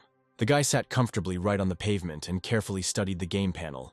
The young man had a scroll of fireball mastery in his hands, and he decided that now he needed to learn how to use this gift. John Smith studied the technique of fireball mastery carefully. The guy thought how good it was that he didn't feed it to Julie's ball. He didn't even think that he would try this technique now. The young man concentrated, and small fires flared up in each of his hands. John closed his eyes and surrendered completely to the power of the fire. He merged with it. And now the fire was not only on his palms, it engulfed his entire body. John was fire himself. The young man looked at his palms with sparkling eyes. Surprisingly, he could now hold fire with his bare hands. Smith began studying the technique of creating flying fireballs. Concentrating, he created a huge fire cloud with the power of thought. After which the young man tried to direct it in a certain direction. The player didn't succeed right away. Sometimes the fireballs flew in the wrong direction and exploded. After each unsuccessful attempt, John persistently analyzed his mistakes and tried again. The day was already drawing to a close. Smoke was rising around Smith. Many objects were burned, but progress was evident. The boy worked hard, ignoring the abrasions and burns. He mastered the skills of the Green Emperor. John tensed up, and with the power of his energy lit 2 fires in his palms. To keep the fire from getting out of control, John concentrated on it, and did not get distracted for a moment. Here the fires separated from John's palms and twisted into one large ball of fire. The system praised the player and congratulated him for learning the Green Emperor's specialty's fireball mastery ability. Smith sighed with satisfaction. He had finally mastered the art of fire control. Fireballs were a magical skill that allowed one to create fireballs, direct them towards a target, and detonate them. Now, after a few training sessions, John could easily create fireballs and send them in the desired direction. The guy decided to exchange his scroll for a skill, because it was worth it. The young man thought about it. There were still many different scrolls in the store in the capital of Mo, and the stores in other cities were probably the same. He needed to buy some scrolls for a rainy day. Pleased with his work, John called Silly and promised to give him a chicken leg. The Mo City Players Battle Merit meeting has already been completed, and meetings in other cities should also begin soon. There is no guarantee that in other places some of the players will not rise in the rankings. It is necessary to study their real strength. In the residence of the Lee family, they were preparing for the meeting in the capital. The head of the Lee family insisted that being in the top 3 was not enough. He needed a Lee family player to take first place. One of the leading fighters of the family said that he could compete for second place, but now General Zhang is in first place. Senior Lee asked the fighter, who said he should fight to the death, but the fighter reminded the chief that Zhang had an entire army behind him, and Lee was just a family. Old Master Lee said that their families had united together, and if the enemy had any intelligence, he would not quarrel with them, so the fighter could do his job in peace. Senior Lee's nerves gave way, and he shouted that they must get first place at any cost. The fighters exclaimed that they would fight to the end. The head of the family was satisfied and let them go. The meeting was over, and the participants began to disperse, but the chief asked Fighter Sure to stay. Senior Lee gave the order to find out why Uncle Rong had not yet appeared in the rankings, and also to prepare equipment and tools. The chief also said that it was necessary to quickly deal with this Zhang. He did not assign anything else to the fighter. The warrior went to carry out his orders, and the head of the Lee family nervously drummed his thin fingers on the table. Old Master Lee couldn't understand why he was always so uneasy. The leader remembered that there had been chaos in the family before. It couldn't be allowed to happen again. He had to seize this opportunity to promote the Lee family to the top, and also find Habo. Thinking in this way, the head of the Lee family entered the secret room. The old gentleman moved the blue vase, setting a secret mechanism in motion. The cabinet smoothly slid aside and revealed a secret passage. Old Mr. Lee entered the secret corridor. As soon as the man entered the gallery, the cabinet fell into place, hiding the passage. Only a few people, especially close to the leader, knew about the existence of this secret passage. Everything in the room became the same, as if no one had ever entered it. John Smith never stopped training. Now he decided to try this skill directly on zombies. In the suburbs of the capital Mo, a young man concentrated, created fireballs, and launched them into a crowd of mutants. The system congratulated John on destroying new zombies and announced the number of rewards. But for the young man, this was not the main thing now. With the increase in the level of the sword, Julie, killing zombies was no longer a problem. Now John was faced with the task of mastering new skills. While Smith was honing his skills, he moved on to the next 21st level. The young man distributed his free points, adding energy to himself, because mastering fire required a lot of energy. Having made sure in practice that the skill of fire control had been mastered, John called Foolish, and they set off on a journey. John Smith and Silly Boy confidently approached the border of the city of Mo. There were only 50 meters left to the border. The players approached the border. The conditions of the Doomsday game prohibited crossing the city borders. Crowds of different mutants wandered aimlessly along the border. Smith approached the border. The city was sealed with a magical barrier. The system warned the player to wait until the city was opened, and then he could go further. To overcome the magical barrier between the cities, the young man summoned a key from his warehouse, one in the quest of despair. The system asked if he wanted to use the boundary destruction key to open the passage to Jing City, and the boy answered in the affirmative. A ripple ran along the magical barrier, and a glowing circle appeared, the place where the key had to be brought. After John touched the magical barrier with the key, glowing cracks appeared. The outer magical barrier was very similar to the frozen, shaky water of the sea. But then part of the magical barrier shattered into pieces, and an opening appeared in front of the players. In front of John and Silly there was a starry darkness. The young man was very surprised. Shouldn't there be a road behind the screen? The guy was sure that if there was a key to destroying borders, then there was also a way to get to another city. Leaving the mutants strolling in the daylight, John and Stupid stepped into the area that was behind the magical barrier. After the players passed the city's border, the magical barrier tightened again, turning into a solid wall. Smith and his faithful servant walked in pitch darkness at random. They could not see anything, neither the road nor landmarks. But among the star nebulae and glare of the system, John saw a strange room without windows, but with a door. Smith opened the door and he and Silly went inside. The room was empty. The guy was surprised why there was nothing there. The system reported that players violated the ban on crossing borders between cities and will be sent back in 10 seconds. The countdown began, but the young man shouted loudly, asking to be sent to the city of Jing. The boy understood that after the Mo City military merit meeting ended, the next one was about to start in Jing City, and if he could get there in time, he would avoid many problems. The game informed John that his request had been accepted, and they would be sent to the outskirts of Jing City. John Smith breathed a sigh of relief. He had expected to encounter more difficulties. The guy and Stupid walked towards the exit of the strange room. But it turned out not to be as simple as John Smith assumed. The game still punished them for breaking the rules. As soon as the players left the room, they found themselves on the outskirts of the city, surrounded by a huge crowd of zombies. John, armed with the sword Julie, rushed to attack. The fool swung his huge hammer, inflicting huge losses on the attacking mutants. The travelers fought back to back, clearing their way from the outskirts of the city to the center. Zombie blood flowing like a river. John and Silly Boy won this fight by killing a lot of zombies. They sat on a pile of dead mutants and caught their breath. They needed the elixir to restore their strength and prepare for a possible next attack. John wiped the sweat from his forehead as the system announced that he had entered level 22. The travelers were resting after a heavy battle when John Smith heard another crowd of zombies approaching them from behind. This time, the boy decided not to show excessive heroism and commanded Foolish to run with him. The travelers ran as fast as they could through the streets of the capital city. Following them, hissing and growling, rushed a huge crowd of zombies, much larger than the one they had already killed. John knew they needed a little time out to catch their breath and get their bearings. The young man quickly threw back the hatch cover and jumped into the basement.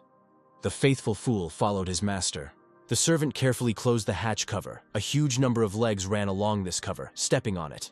The fool bravely held the lid, ready to repel the mutant's attack at any moment. John stood next to his faithful and courageous servant. He too was ready for battle. Finally, the crowd ran past, and Foolish fell to the floor, exhausted, with a huge bump on his head.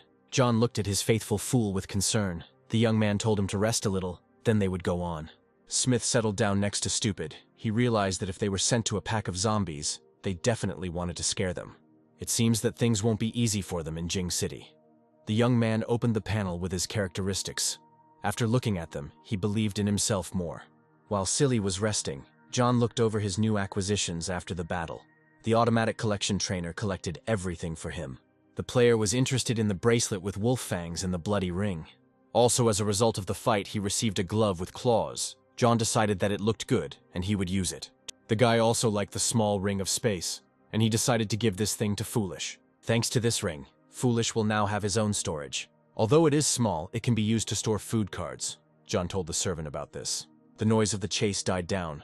It seemed that the zombies had lost the travelers. The players caught their breath and decided that it was time to move on. John and Silly walked shoulder to shoulder through the city streets, Smith believing that strong players like them could handle anything. And then John heard a voice behind him. Some guy called out to Foolish. An unfamiliar young man timidly approached the players. He asked again if it was Foolish, John confirmed. The young man smiled. They were probably also going to the Jing Sports Complex to participate in the military merit meeting. Smith smiled and nodded. He unexpectedly got something that you can't find with fire during the day without any effort. The stranger was clearly pleased. He didn't think he would be able to meet the two of them here. John suggested going together.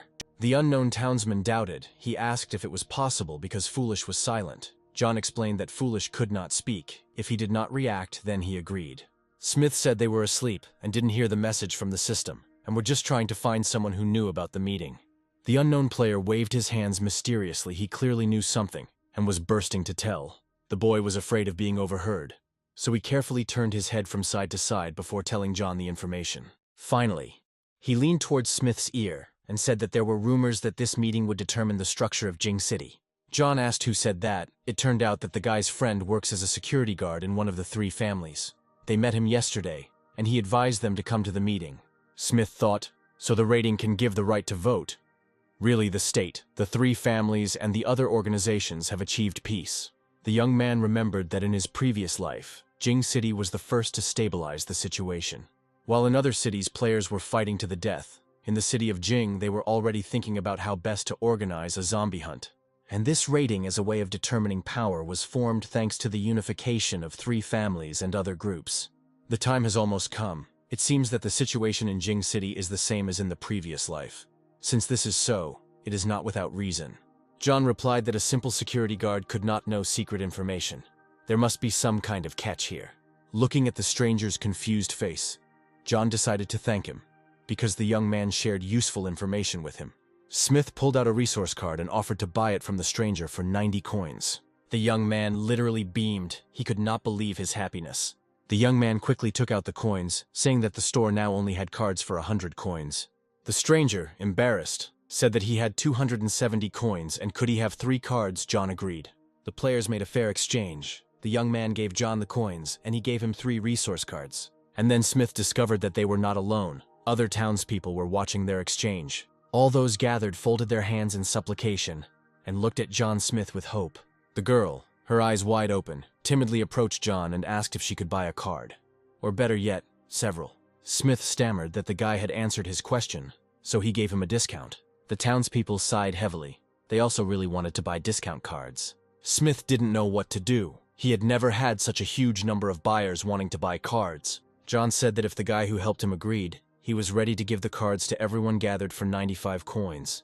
The eyes of all those gathered turned to the friendly stranger, who sheepishly told John that he agreed to his conditions. Smith called the cards from the storage room and placed them in a large basket. The young man said that he would sell cards for 95 coins apiece within an hour, and the number of cards was unlimited. The happy townspeople lined up to see John, and the stranger looked on and thought what a kind guy he had met. And Smith thought that in Mo City, he did not receive a badge of honor due to a lack of coins. But now in Jing City, he would definitely receive one.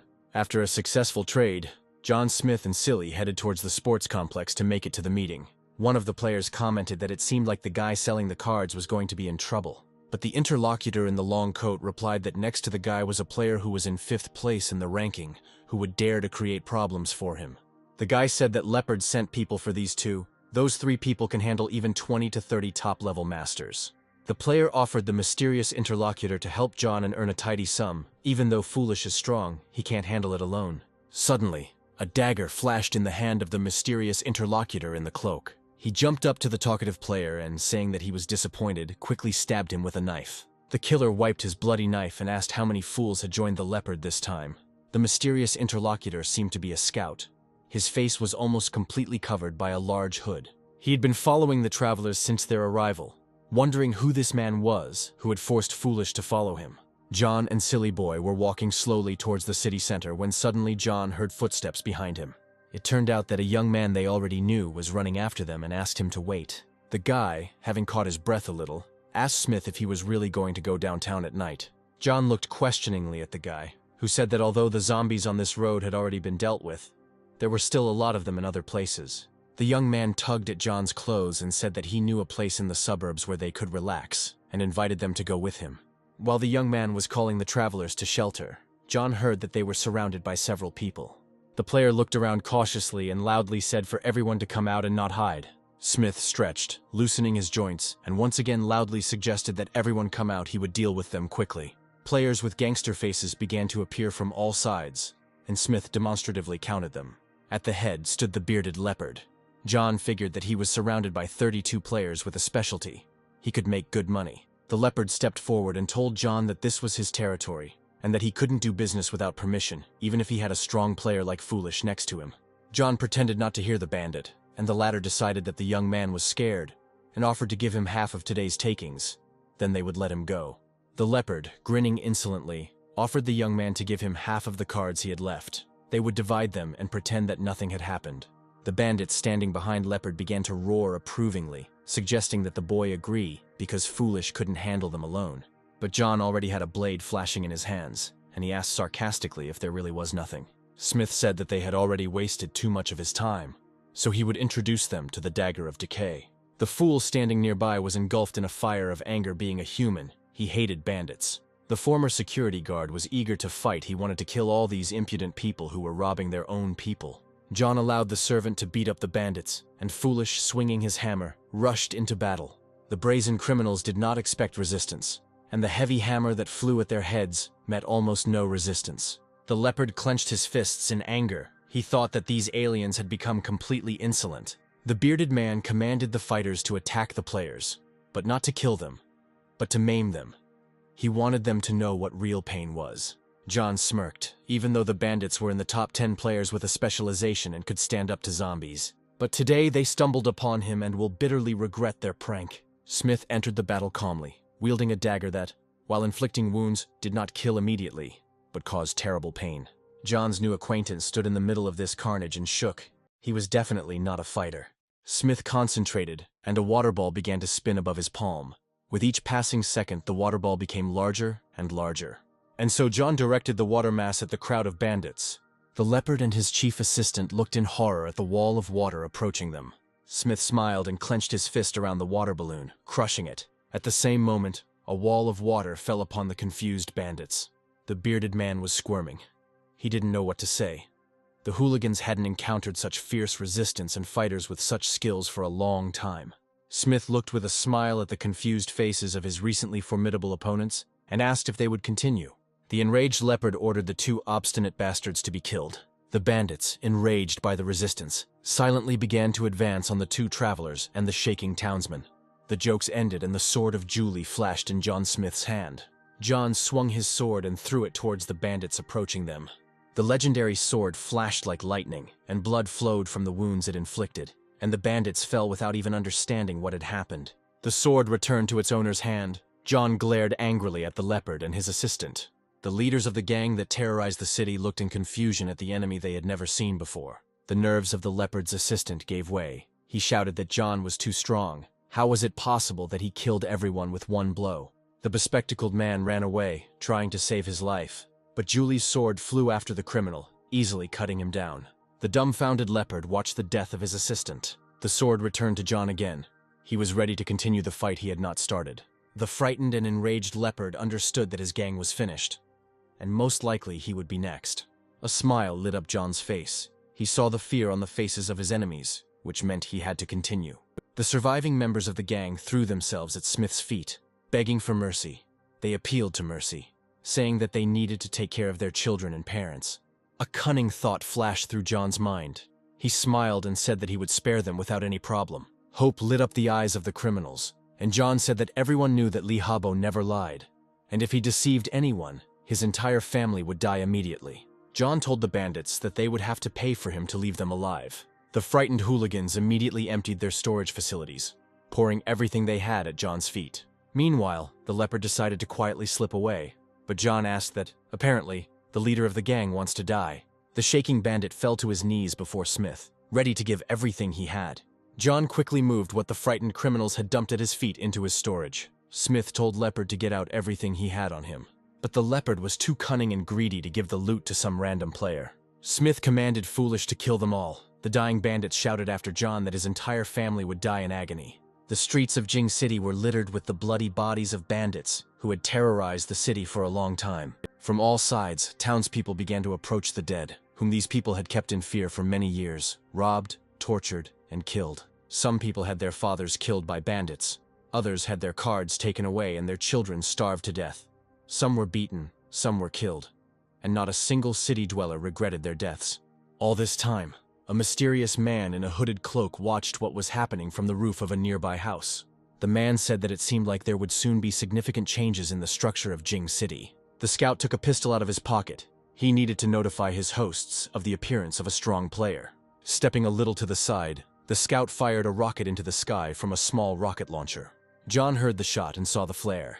He knew that this was the kind of signal weapon the Lee family used. The boy realized that he seemed to have disturbed someone who shouldn't have been disturbed yet. The Jing City players' meeting was held in a safe area, but it wasn't that easy to get in. The area was very well protected from zombies, but one could only enter it after passing a check and identification. At the checkpoint, a polite guard asked all players to present their game panel and carried out personal identification. The townspeople, who had nothing to hide, of course, gladly entered the safe area. John watched this from afar and thought, this is what a capital means. They built a safe area in a month. To get inside, they had to show their ID. Then they would be exposed. But until Smith knew the real strength of the Lee family, it was better not to expose themselves. In an area that was built in a hurry, there were bound to be some flaws. John knew this and was looking for a loophole. After an hour of searching, Smith and Foolish found the door to the service entrance to the safe zone. No one guarded this door in the hope that no one knew about it. The young man was sure that this door was their key to the safe zone. Armed with a needle, John very quickly opened the simple lock, and the door swung open in front of them. The young man put on the mask of an evil ghost. He gave the same to Foolish. Now they were incognito. Trying not to attract any attention to themselves, John and Silly quietly entered the safe zone. Just in case, the travelers slammed the door behind them so that whoever knew about it would not suspect anything was wrong. John told Silly to carefully find the map of the city of Zing. Soon John Smith's servant returned, holding a map of the city. The military merit meeting would be held in the sports complex, which meant that the travelers had to go there. Covered with masks, the players slowly headed towards their target. The main topic of discussion among the townspeople, of course, was who would top the rankings of the city of Jing. Most were sure that it would certainly be Zhang, the pride of their city, who had already been awarded the title of general. As John approached the sports complex, he heard someone say that General Zhang had not been feeling well lately. This information explained a lot to Smith, which is why in his past life, during the military merit meeting, he was only given third place. But the general's fans were confident in him. They said that these were all rumors, spread by those who collect bets. Many townspeople placed their bets on General Zhang. They were confident in their idol. John approached a group of fans and politely asked where they could place a bet and who was accepting them. One of the guys told Smith that he could place a bet in that red building right in front of the sports complex. It was a gambling house, opened by 3 families, but perhaps not only them. Smith thanked the guys and waved goodbye. John and Silly quickly moved towards the gambling house. There was very little time left before the meeting. The large, beautiful building of the gambling house sparkled with glass and concrete. People were coming in and out of it. The townspeople were placing bets. John smiled. There were still 3 hours before the meeting started, and he would have time to make his bet. There was a long line at the cash desks that accepted bets on top players. John and Silly stood at the end. The huge fool attracted everyone's attention. The fans' eyes were fixed on him, the townspeople whispered, pointing at Glopish. Everyone was sure that he was some famous player. Finally, the traveler's turn came, and the polite operator asked who he would like to bet on. Smith asked what the odds were for General Zhang to win. The cameraman looked at the recordings and said that the odds on Zhang taking first place were 1-2. John understood that the more people believed in Zhang's victory, the greater the winnings he could receive. To the cameraman's surprise, Smith revealed that he thought Zhang would only finish third. The guy said he was betting on General Zhang to come in third. The operator couldn't believe it. He asked again if he had understood the young man correctly, that he was betting on General Zhang taking third place. John confirmed that it was correct. 20,000 coins on General Zhang taking third place today. One of the fans estimated that if Zhang really did take third place, the guy would win about 60,000 coins. But most of the people in the room thought that Zhang was so cool that this guy would definitely lose all his money. Next in line was Foolish, who also bet 20,000 coins on Zhang taking third place. The operator was very confused. He stuttered and asked again if they were sure about their bet. because it was 40,000 coins. But John cut the operator off, saying that he had enough of the whining and needed to start taking bets. The young man reminded that a meeting on military merits would soon begin. The operator needed to hurry. Foolish leaned threateningly towards the operator. With trembling hands, the operator handed out the players their betting tickets. At this time, the sports complex had already begun to fill up with people. There were participants and fans. John and Silly Boy hurried to join the participants. The system warned the players that they had come to the Jing City military merit meeting place. The entrance fee was 10 coins. The entrances for spectators and participants were different. After some thought, John decided that he and Silly would use the members' entrance. The system determined that both John and Foolish met the requirement of being at least level 10 and could take part in the battle merit meeting. Smith and Silly went to the stands. John wondered where they could sit best so as not to be an eyesore, but at the same time to see everything. John Smith knew many of those present at this meeting from his past life, but no one recognized him under the mask. Here, the public's and young townswomen's favorite, the formidable General Zhang, was warming up before the fights. The system notified everyone that the time in Jing City was 14 hours 0 minutes. The Jing City military merit meeting was officially opened. The game introduced those gathered to the rules of the military merit meeting. The competition is divided into 2 stages, the initial and final. At the initial stage, 32 players will be determined who will advance to the final stage. There are 32 arenas on the site. A participant can either attack or defend. The duration of the fight is 5 minutes, after which the attacker loses. The loser is eliminated from the competition. The defender must hold out for an hour, after which the arena is blocked, and the player moves on to the final. If there is no participant on the platform who meets the requirements, then the last player on the platform moves on to the final. During the competition, the player controls his own condition. If he wants to admit defeat, he must press the button and leave the competition. All arenas are made of special materials, so players do not need to worry about safety. And now everyone who wants to can go to the site. John watched what was happening and thought that this was going to be some kind of mess. The players ran as fast as they could onto the court, trying to take over the arenas. The system reminded John that he had to get to the court within 5 minutes. Otherwise, he would be disqualified. John and Silly were forced to join the participants in order not to be eliminated from the competition. The stands were completely filled with fans, and the townspeople watched the beginning of the competition with bated breath. 32 arenas were ready to host players, ready to fight each other for the title of the best and the strongest. The trainer system told John that during the competition, he could gain the status of an attacker through the control panel. The system warned that if he did not enter the arena, he would not be able to strike, and if he attacked later, he would move to the audience. The competition began, and John had to choose between an attacker or a defender. In front of Smith on the game panel, there was a diagram of the arenas. Only 2 buttons were glowing red. The system explained that during the arena battle, the button would be red. The rest of the time, the button would be white. John was interested in who had managed to occupy these very arenas. One of them was literally red for a few seconds, and then turned white again. General Zhang stood at the nearest arena, and it seemed like he was the only one who managed to get into the arena first. The opponents of the famous Zhang hesitated. Everyone was sure that they simply had no chance. Among the players, John recognized Shai, one of the leading fighters of the Li family, who taught techniques to the kids for free, so that they could stand up for themselves. John knew this fighter very well in his past life. He was one of the 3 war gods of the Li family. Smith never thought he would see Shai here, but John was lucky. General Zhang finally had an opponent. The muscular player cursed that no one dared to go against the general. The strong man jumped into the arena and told Zhang that he would be his first opponent. The fans started making noise. The fight had finally begun. Some were shouting at the general to kill the impudent guy. Others that everyone was a coward, and no one could stand up to Zhang. Only a few seconds passed, and the general managed to wound his impudent opponent. The boy lowered his sword and said that it was an honor for him to take a blow from General Zhang. General Zhang's fans chanted that he was cool. Fans watched the action through game panels. The squares representing the arenas periodically lit up red, and then went out. Mysterious figures in long cloaks and hoods walked back and forth around the competition venue. John recognized these mysterious figures. It was a group of death gods of the Li family. But what were they doing here? Smith quickly covered the Mo City Defender's badge on his suit with his hand. John's attention was drawn to the 18th arena, where 2 fighters stood opposite each other. The defender was the special fighter Xin Bao. The one who attacked him was one of the Li family's war gods, whose name was Li 76-4. And in the group of war gods, this guy was ranked 76th. Smith noticed that Li's equipment 76-4 was much better than Xin Bao's. Apparently, Lee had already taken a lot of things from the other participants. The fight began. Shin Bao dealt a strong blow to the boy from the Lee family, trying to throw him out of the arena. The guy flew a considerable distance, but still remained in the arena. John knew that Shin Bao would lose, even though he was playing by all the rules. But Lee 76-4 was playing black.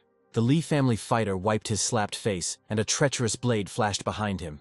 In violation of all the rules, the guy decided to kill the enemy, because the leader of Lee said that they must achieve victory by any means. The young man struck Shin Bao, and, taking advantage of the fact that he had bent over and exposed his body, slashed the enemy with a knife. Lee's knife 76-4 entered the enemy's body in the liver area. Blood was dripping from the bloody blade, and the wounded Bao kicked the guy in the chest. Fighter Lee was thrown back a considerable distance, but was able to stop again. The guy knew that his opponent was wounded, so he boldly rushed into the attack. Shin Bao was not mortally wounded, and he never expected the young man to attack again. When the young player approached within striking distance, the experienced Bao struck him. Shin pressed his hand to the wound, but did not leave the fight. Suddenly, the fighter Lee slashed Bao's blade straight across the neck. This time the wound was fatal, and Shin staggered back from the killer. A Lee family fighter knocked the mortally wounded Bao out of the arena with a powerful blow. Shin Bao, to the great horror and anger of his colleagues and friends, bled to death on the competition ground. The fans were shocked. It was an outright bloody murder in front of everyone. There were outcries that the Lee family was not playing by the rules. They were killing people in a competition organized by the government. Banana peels, cores, rotten tomatoes, and other junk were thrown at the Lee family fighters. The commander-in-chief, surrounded by his adjutants and deputies, closely followed the progress of the competition. The commander-in-chief asked what the Lee family was doing. Had they really decided to completely break off relations? The outright murders angered the commander-in-chief, who said that after the meeting, action must be taken against the three families. The commander-in-chief was angry, but nevertheless he knew that it was dangerous to quarrel with the richest families. They could kill him too. At this time, a scandal broke out in the Lee family's office, and furniture and interior items were scattered on the floor. Representatives from other families came to the office and shouted at the head of Lee, saying that he had crossed all boundaries and did not know what he was doing. But Old Master Lee only laughed in response. Sipping tea from a cup, he asked if they really thought they could hide or run away. Lee, 76-4, openly mockingly, declared that his hand slipped and he accidentally killed his comrade, admitting defeat. Opposite the brazen killer, blazing with anger, stood the murdered man's colleague, Shin Bao. It was the elder of Shin Bao's group. His name was Chen Shou. The murdered Bao was dear to him, and he dreamed of avenging him. But then another, stronger fighter from the Lee family, the fighter Shi, appeared in the arena. He told the elder Chen to calm down. Shi informed the angered avenger that he would be his opponent. Good-natured Foolish clenched his fists in anger. He really wanted to teach these impudent people from the Lee family a lesson. John watched silently. Finally, Smith calmed his servant down, saying that he would kill the man himself. He just had to wait. John noticed that in addition to fried chicken, the appeal of the hammer could also instantly raise the IQ of the fool. Smith also promised his loyal servant that after he killed Shai, his hammer would of course go to Silly. Now John kept his eyes on what was happening in Arena 18. As soon as they finished, he would immediately go up to the arena. The fans were delighted. Commander Chen from the Shin Bao squad entered the arena, and the second Shi from the Lee family. He is also very strong. Smith was amused by the fans' behavior. These spectators switch their attention so quickly and forget about everything else. The Lee family fighter looked very formidable. Both opponents were strong and well known in the game. Shin Bao's comrade was driven by anger, which replaced his equipment and special weapons. The fight began. The opponents aggressively rushed at each other. Shai immediately used a meteor attack, hoping to break his enemy's fighting spirit. The player hit the arena with a huge hammer, causing an earthquake and a burst of fire. Unable to withstand the meteorite's attack, Chen flew back, thrown back by the powerful blast wave. The spectators were disappointed, and there were cries that this fighter Chen was so weak compared to Shi. After recovering from the blow, Chen rushed into battle again. Shi knew that he must not lose, so he activated the war demon body. Bao's comrade rushed at Shai, hoping to wound him with his sword, or better yet, kill him and avenge his friend. The war demon's talent awakened an unprecedented bloodthirstiness in Shai. He swung his hammer, trying to kill the enemy. Chen knew he couldn't get hit by the hammer, but his strong point was his sword. After somersaulting in the air, Senior Chen delivered several sword strikes to Shi's body. But the Lee family fighter was not asleep either. He missed several times, but once he still hit his enemy. Chen was shocked. He struck several blows with his strong sword, but there was not a single scratch on Shai. The talent of the war demon body protected Shai from injury, but the longer Shi remained in this state, the more bloodthirsty he became.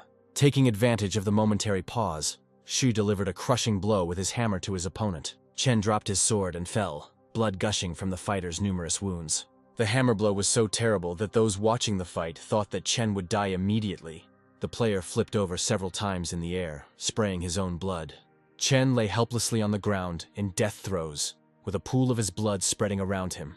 Shi took the enemy's sword and swung his hammer. Another second and he would flatten the wounded man, finishing him off. Commander Chenya shouted at the top of his lungs that enough was enough. He didn't want to lose another valuable fighter. The commander ordered Chen to surrender immediately. This was the only way to protect him from death at the hands of a Li family fighter. Obeying the commander's order, Chen said in a weak voice that he surrendered.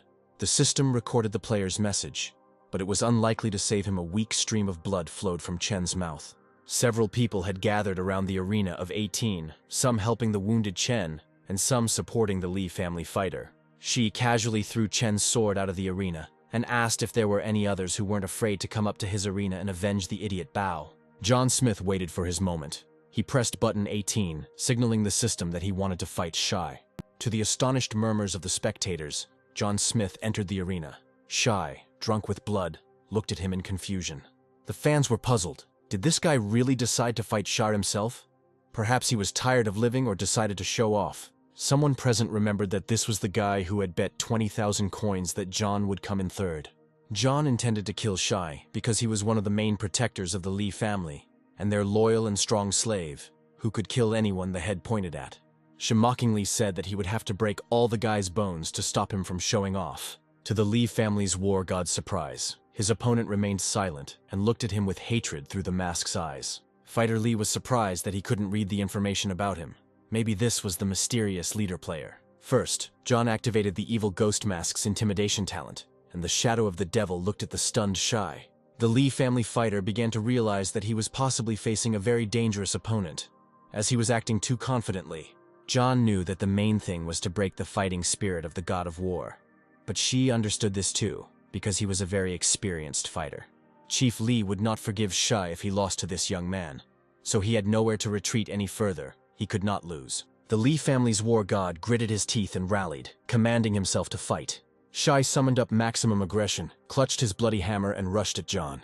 Smith prepared the sword duly for battle, and calmly waited for his opponent. He was confident that he would win. Shai swung his blood hammer, shouting that it was a weapon of blood, and hovered over the boy. All the spectators leaned forward. Everyone was sure that now Shi would flatten the daredevil, and in his place, there would be only a bloody mess. But to the great surprise of the fans, the young man easily stopped the huge hammer with his sword. Smith swung his blade and knocked the huge hammer out of Shi's hands. Everyone froze. The bloody hammer flew to the side. The young man was unharmed. Shai watched in shock as the weapon that no fighter could resist flew off like a piece of wood. Humiliated and enraged, Shai clenched his fists and, screaming "Die!" rushed at his enemy. But Shai was unable to strike with his huge fist. John slashed at him 3 times with his sword, cutting the famous fighter into 4 pieces. Shai was still standing in the arena, but his entire body was covered in blood. The fighter was killed, and the Li family had one less war god. The hall literally exploded. No one expected this.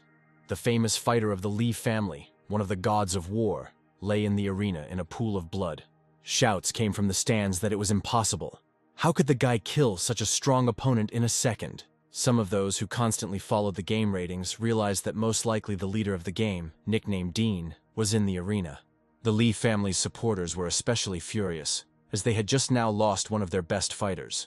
John removed his mask, and his main characteristics became visible to everyone. The guesses turned out to be correct. It really was a player with the nickname Dean. The young man loudly declared that his name was Dean, which meant vengeful. The guy looked at the players' reactions and thought that since he had defeated Shai, they would have guessed who he was anyway. It would be better to say it himself. John Smith looked around with a sullen gaze and loudly asked if the Li family was ready for revenge. The commander-in-chief watched John's fight and his subsequent statements with interest. The soldier thoughtfully repeated the young man's name. It seemed he had found a comrade in the fight against the 3 families. The players discussed Ding's statement that he was going to take revenge on the Li family, and some of the men who were going to join them changed their minds. One of the girls even said that Dean was now her god and asked him to help her, to give her more equipment today. At the Lee family residence, they were also discussing the latest events and Ding's statements about his intention to take revenge on the family. Young An was literally on a rampage, kicking and breaking furniture in Lee's office, and asked Chief Lee, "This is the surprise he spoke of. The surprise is really good." An was indignant. First, Lee had brought the wrath of the government upon them, and now this Ding. And yet they had discussed options on how to win him over to their side. The head of the Yun family added that indeed, now the head of the Lee family had forced Ding to become their common enemy. Senior Lee tried to calm everyone down, convincing them not to worry. Dean was alone now and would not cause any problems. The main thing now was to resist the government. Old Master Lee didn't know why Ding decided to take revenge on the Lee family. Perhaps Habo had made enemies of himself. Lee said he had already organized a group of people outside the sports ground to create chaos, and that once the first stage of the meeting was over, they would begin to take action. The head of the An family tiredly picked up the chair he had abandoned, put it back in place, and sat down in it. Young An sighed and said that he would trust Lee once more, let him deal with Ding himself, the family. An would not interfere. Yun didn't want any trouble either. He put his family's future on the line by trusting Lee. So Mr. Lee had to figure it out on his own. Meanwhile, John, as the winner, remained in his arena, taking up the hammer that remained from his defeated opponent. The trophy Smith received improved his strength and body stats, and John decided that this equipment would suit Foolish perfectly. John also received a bracelet with demonic powers. It could constantly charge and replenish the player's energy.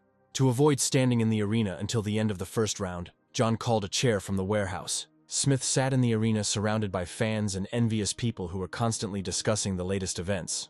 And then John Smith's attention was drawn to another fight, where the fighter was a strong warrior of the Lee family, nicknamed Lee Er. This fighter was the second-ranked god in the Lee family's death group. He was trained since childhood. He is a beast trainer and can call upon them to help in battle. Lee Er was a very strong fighter, and John thought that the Lee family had decided to pit strong warriors against weaker members. Sitting in the arena and watching the fights, John Smith tried to figure out what the Lee family was up to. At this time, Lee Er activated the portal to call the beast for help. He fought against one of the soldiers. The uniformed fighter who was Lee Er's opponent was quite skilled with a sword, but Lee Er was the god of death, which meant he had the skills of not only a fighter, but also a magician. The Lee family fighter successfully repelled his opponent's attacks, but for the time being he did not fully demonstrate his skill. Lee Er tried to throw his opponent out of the arena, but he successfully resisted, repelling the attacks. Finally, Lee Eru got tired of this game and pushed his opponent straight into the mouth of the wolf he had summoned. A huge wolf grabbed the soldier's shoulder, and blood gushed from the lacerated wound. But the officer was not so easily intimidated. He threw the beast back, slashing at it with a broad sword. In response, Lee Er used another of his well-practiced magical techniques against the military man. The Lee family's death god summoned a black fog, which blinded the officer and rendered him completely helpless. The soldier saw nothing around him and waved his sword at random, trying to hit the treacherous Lee. The Lee family's death god approached his opponent from behind and treacherously slit his throat. The bleeding officer fell dead on the arena. Lee Er kicked the dead body out of the arena and said with disdain, "It's a pity that he only managed to kill one."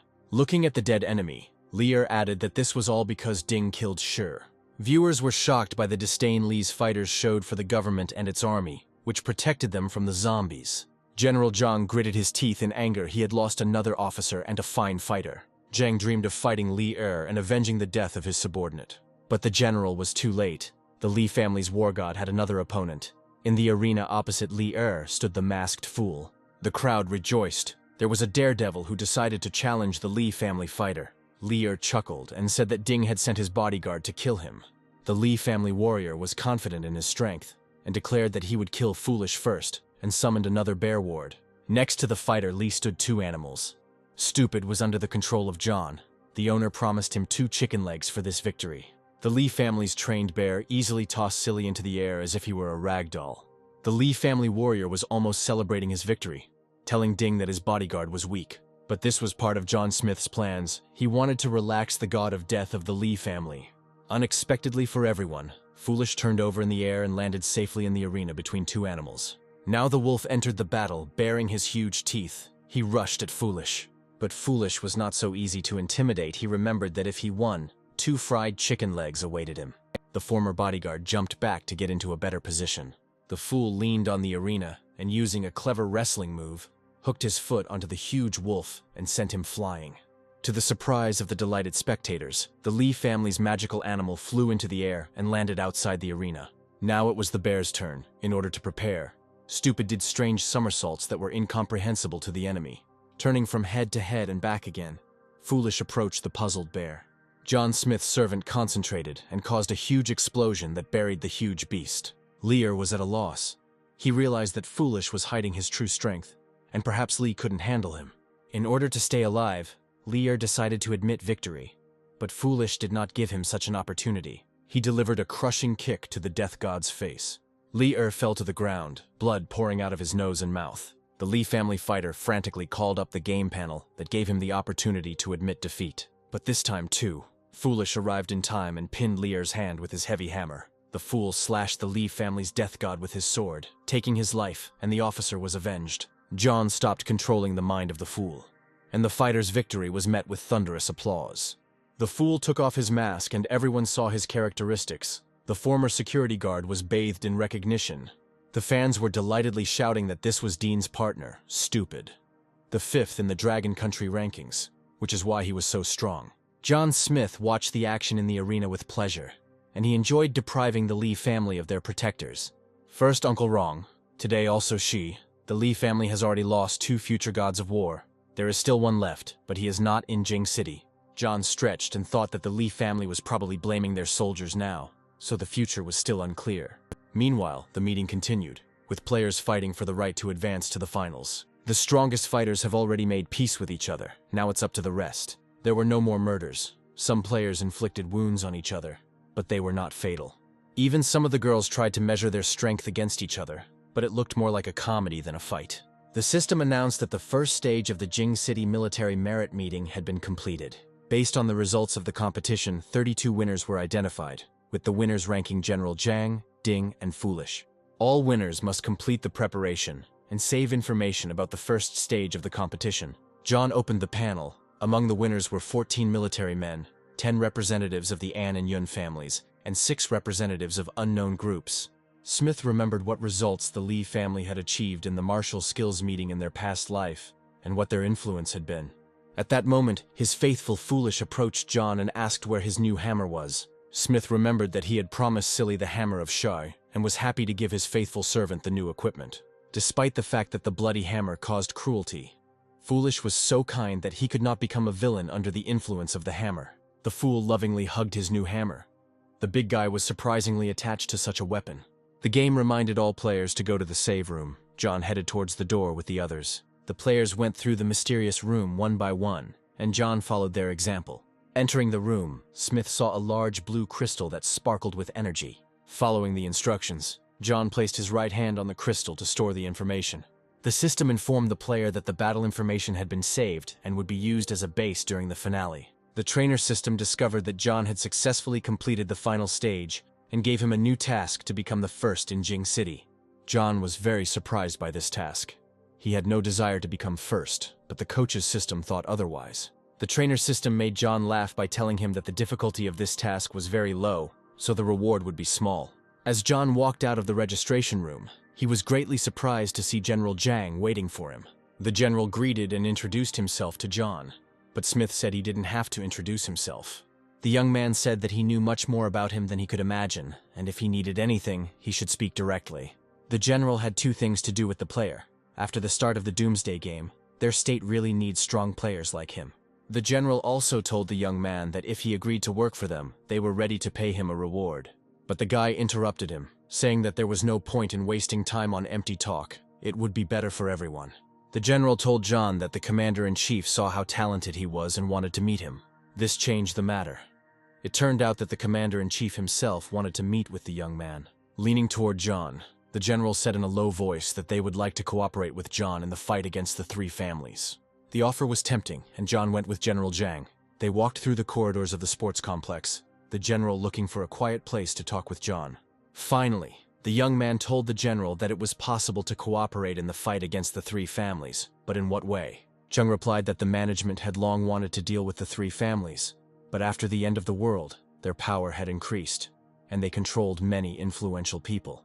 The general feared that if families were displaced, it would lead to instability in the ruling circles, the state and society. John understood this. The general said that many members of the government had turned into zombies. The situation was very unstable. The government is building a safe zone in Jing City, but everything the Lee family did today has made the government and the army very angry. The general hoped that John, with his reputation, would attract the players to the government's side. And if the Lee family decides to go against the government with weapons, then John will help them, and the government in turn will help him take revenge. John shook his head thoughtfully and said that the government was too slow. General Zhang was disappointed. The young man saw the general's sincere intentions and said that he would give the government a quarter of the time it would take them to deal with the Lee family. In addition, John asked to know what reward he would have if their losses were reduced to a minimum. The general was stunned. John said he would wait for word from the general.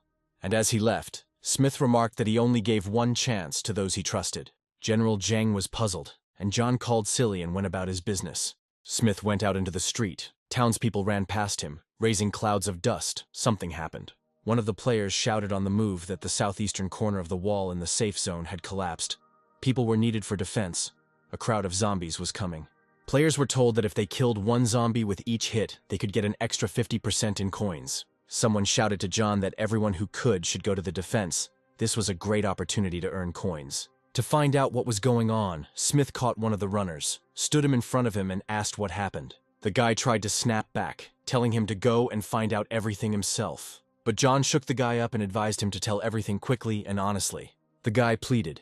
He said that although he was a fan of Dean, it was a secret matter. At this time, General Zhang appeared nearby and demanded to speak. He was also interested in listening. The guy stood up straight and reported that after the meeting, the management informed them that they needed to stop the head of the Lee family. There were many people crowded in the sports ground. The soldiers could not break through the crowd, and Chief Lee left. As they were about to catch up with him, they were informed that the section of the wall that the Lee family was responsible for building had been destroyed. Immediately after this, a crowd of zombies appeared in the area, so the soldiers must gather people to defend against the zombies. Smith listened and understood that what was happening was entirely in the spirit of the head of Lee.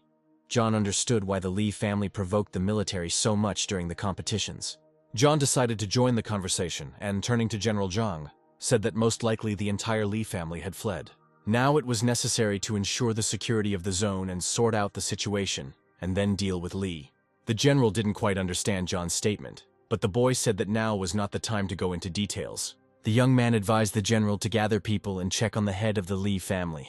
Perhaps a big surprise awaits him. But Zhang objected, saying that it was not a good time to go looking for the Lee family, and asked John to wait for a message from him. The general gave the order to pursue Chief Lee, and his officers rushed forward in unison. Smith had other plans and turned back. Calling Foolish over, the boy suggested not to miss the opportunity to earn coins. At this time, on the city streets, they were discussing the new star, the player Dean, saying that his suit gave off an aura of death. One of the spectators said that he thought it would be a regular fight. But then it turned out like this: you definitely need to go to the final competition. But not all townspeople believed the stories about a player named Dean. Some insisted that the spectators were making them up. At this time, John and Foolish appeared behind the backs of their rivals, and the frightened townspeople scattered in all directions. People were afraid that John would take out his glowing sword and kill them. Someone was shouting at them not to even think about staring at Dean. If he saw them, he would rip everyone's heads off. John didn't expect such a reaction. Smith walked calmly through the city, humming a song under his breath, while the townspeople stood along the road, shaking with fear. John walked through the city and thought that the fans in Jing City were quite strange. Instead of approaching the star, they hid from him. Smith and Stupid were on their way to the store in Jing City, which was located in the building of the television station. The area around the store was crowded, but when the townspeople saw John, they parted, telling each other that Brother Dean had arrived. The people of Jing City parted, and a clear path formed in front of John and Silly, which led to the store. Silly stood proudly behind his master. John looked at him and thought that Silly would need to be taught good manners. Smith politely thanked the townspeople for letting him out of line. John went into the shop, leaving Silly Boy near the door to guard the entrance. The system greeted the player who entered the store in Jing City. Smith was interested in the honorary badge of the city of Jing, the uniform of the Guardian of Order, and the emblem of the Protector. All this equipment was available in the store, but it cost significantly more than in the city of Mo. The surprised player asked why everything was more expensive here than in the city of Mo. The system explained that this was due to differences in the city's area, population, zombie strength, and other reasons. John thought that if he had known earlier, he would have saved up the coins. Anyway, the money would be provided by the government and 3 families. The guy decided to buy himself a new suit and emblem, and give the old things to Foolish. This time, John bought scrolls of the Oath of Flame, Waves of Water, Poison Trap, and others. After transferring his purchases to the activation cards, Smith left the store. It was already late, and they needed to think about a place to stay for him and Foolish. This day went wonderfully for John. He stretched quite a bit. It was time to go to bed. And then the young man discovered with surprise that it was already late evening. The phone showed 10 o'clock. John invited Silly to follow him, saying that it was time to feed him some fried chicken. The players were walking along deserted streets when they came across a military patrol. One of the patrolmen made a remark to the players, saying that they can't go out at night. He will write them a fine, or take them to the police station, so they are in big trouble. John and Silly turned to look at the soldier in surprise. They didn't know the local customs. But the second patrolman, for some reason, hissed at his active colleague and told him to shut up. To John's surprise, the second patrolman hit the first one and said he hadn't seen anything. The soldier shook his colleague, saying that he was crazy, pestering Dean.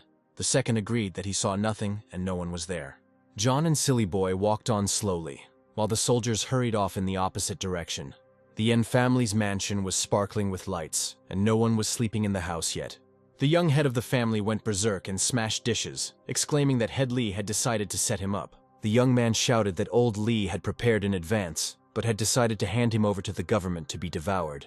Young Ann shouted at his advisors that when they entered into an alliance with the Lee family, they had told him a lot of lies, but now they had swallowed their tongues.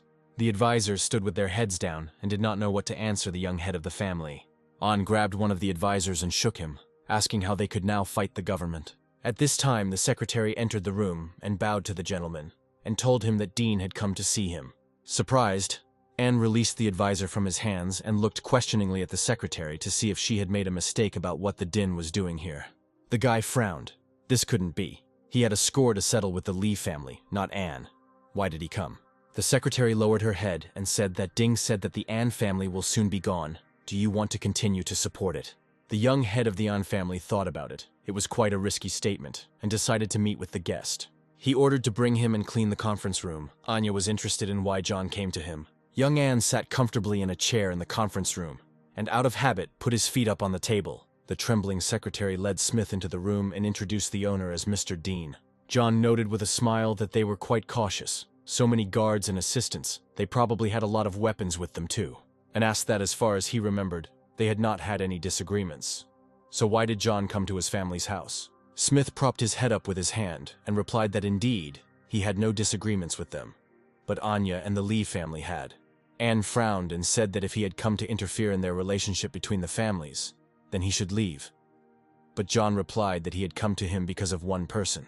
Smith asked the surprised Anya if it was true that the person in charge of food in their family was now a man named Pan Gaochi. Anya knew that this man had been in the family for many years and was managing things well, and there were no mistakes in terms of food either, really, and asked John if he really thought Pan was sent by the Lee family. He didn't seem to understand how the 3 families worked. John grimaced. This is Anya about the secret brainwashing technique. From birth, they give their soldiers pills with magical properties, and they grow up to be obedient slaves. Anya's eyes widened. No one knew about this. John continued that the main thing is not the technology itself, but its origin, and thought that only 3 families knew this secret. He shouted at the guest that why should he talk to him about this. John chuckled that he didn't have to say anything, and suggested that Anya press on her stomach and then hit her in the heart area. The young head of the An family was very surprised, and decided to conduct an experiment on Ding's advice. The guy pressed on his stomach, feeling a slight pain, then and very lightly hit himself in the heart area. To young Anya's surprise, at that very second blood began to gush from his mouth, eyes and nose. Anya looked at his blood, which was all over his hand, shook, and said that this was simply impossible. This couldn't be. John said that they bought the equipment from the Lai family. They have another secret technique that allows them to control those who have been brainwashed. Is there a problem with it? And shouted that it was impossible. They had been using this technique for centuries without any problems. What was happening now? In his past life, young An became the god of magic of the entire world. His body was reborn, and only then was he able to get rid of the threat of the Lee family's technique. But it was too late. All the power and capital were in the hands of the Lee family. In addition, young Anya's wife and child became hostages of the Lee family, and he continued to work for them. Smith really hoped that in this life he would not allow this to happen. because An was a very talented magician and could be useful to him. An wiped the blood from his face and asked John how much longer he could live. Smith replied that this should be asked of the Lee family. How long An would live depended on how quickly he received the antidote. Anya suggested that John leave because his business was none of Smith's business, but John was in no hurry to leave. He said he had a lucrative offer. Anne didn't think that the Lee family only controlled Pangaochi, so Anne asked John, puzzled, what he meant. Smith put a piece of paper on the table. He said that this was not a complete list of people controlled by the Lee family, but everything written on it was true. Anya looked at the piece of paper, as if enchanted. He was very interested in reading the list. The owner of the house asked the guest what he wanted. John said the price was 200,000 gold coins. Anya was shocked. 200,000 coins, that was just robbery. John quietly whistled a song. After waiting a while, he asked Anya how much he could give him. Anne replied that 80,000 coins, no more. John laughed, surprised by this answer. The guest said that Anya's greed would lead to losses far exceeding 80,000 coins, and thought for a moment, and said that 100,000 coins was the most he could offer. John agreed, moved the piece of paper closer to Anya, and offered to transfer the money. The deal was made. John left the piece of paper and walked away, leaving young Anya to ponder. The An family's manor was plunged into darkness. Everyone was asleep except for the young head of the family. John and Silly went to the hotel room they had chosen to stay in the city. Smith unrolled the scroll with the Oath of Flames and decided to study it in detail. This scroll gave the ability to give the weapon the skill of a fire attack, after which the weapon began to have the effect of incineration. The young man trained tirelessly, mastering a new skill. He wanted to give the effect of incineration to his victorious sword. John meditated in the air, summoning flames from his palms until he mastered all the lessons of the scroll. By midday the next day, the skill was mastered, and the flame obeyed Smith. John was tired. Working with fire took a lot of energy. The system informed the boy that he had obtained the Flame Oath skill through the Green Emperor specialty. The system reminded him that he could use the flame seal on his weapon, allowing him to use a fire attack. Smith decided to experiment and mix the Oath of Flames with other properties of his sword, Julie. At that moment, the sword burst into flames. John was pleased. His experiment with the sword was a success. Now the young man could use his sword not only to wound or kill his opponents, but even to incinerate them. John was eager to test the power of his upgraded weapon, and was looking for an opportunity to test it. And then the young man's eye caught sight of a stool. John lightly touched the corner of the stool with his sword. At that very moment, the furniture, starting from the corner that the sword touched, began to turn to ashes. John admired the new power. The young man called foolish, and said that it was time for them to take part in the final of the competition. Spectators gathering for the final discussed whether the player Ding would be in the final. Someone told how he cut Shy with one blow. The system asked all participants to go into the room to read the characteristics from the initial stage of the competition. John was already heading into the room, but the general called out to him from behind. Zhang said he told his superiors about John's demands, and they want to meet him after the competition is over. John agreed, and thought it was a great opportunity to meet with the government. The young man approached the crystal, near which he had already been in the semi-finals. The guy put his hand on the crystal, and the system reported that the information was being loaded. The system gave the player information about him and the conditions of the final competition. The player read and spoke the command for teleportation. The space around John began to spin. The game was preparing to teleport him to the office of the other players. John found himself in the participants' restroom, where General Zhang and his faithful Silly were already sitting. The game informed John that his participant number was 001, and he could choose an opponent. Smith looked at the list of participants and selected opponent number 13. John Smith clicked on the card where the arenas were marked to find himself on the battlefield. The space around John began to spin again, the system preparing to teleport him to the arena. John and his opponent found themselves in the battle arena at almost the same time, and they had to fight first. With the help of the Eye of Understanding, John learned that his rival had laced the knife with poison and intended to poison Smith. John snatched the knife from the vile fighter and made a small cut on the poisoner's face. To avoid death, John's opponent very quickly admitted defeat and rushed for the antidote. The system congratulated John Smith on his victory and reported the number of points he had earned. The fans in the stands argued among themselves about who was louder or who shouted greetings to Dean longer. One of the weird fans said that he used up all his lung air sacs when he screamed, and now all the girls are making eyes at him. Having defeated his opponent, John froze in his arena. Smith had nothing special to do and could not leave the arena, so he watched the fights of other fighters. Foolish's opponent turned out to be General Zhang. This fight was interesting to John, so he came out of his resting state and took control of the Fool. Foolish wielded his new hammer.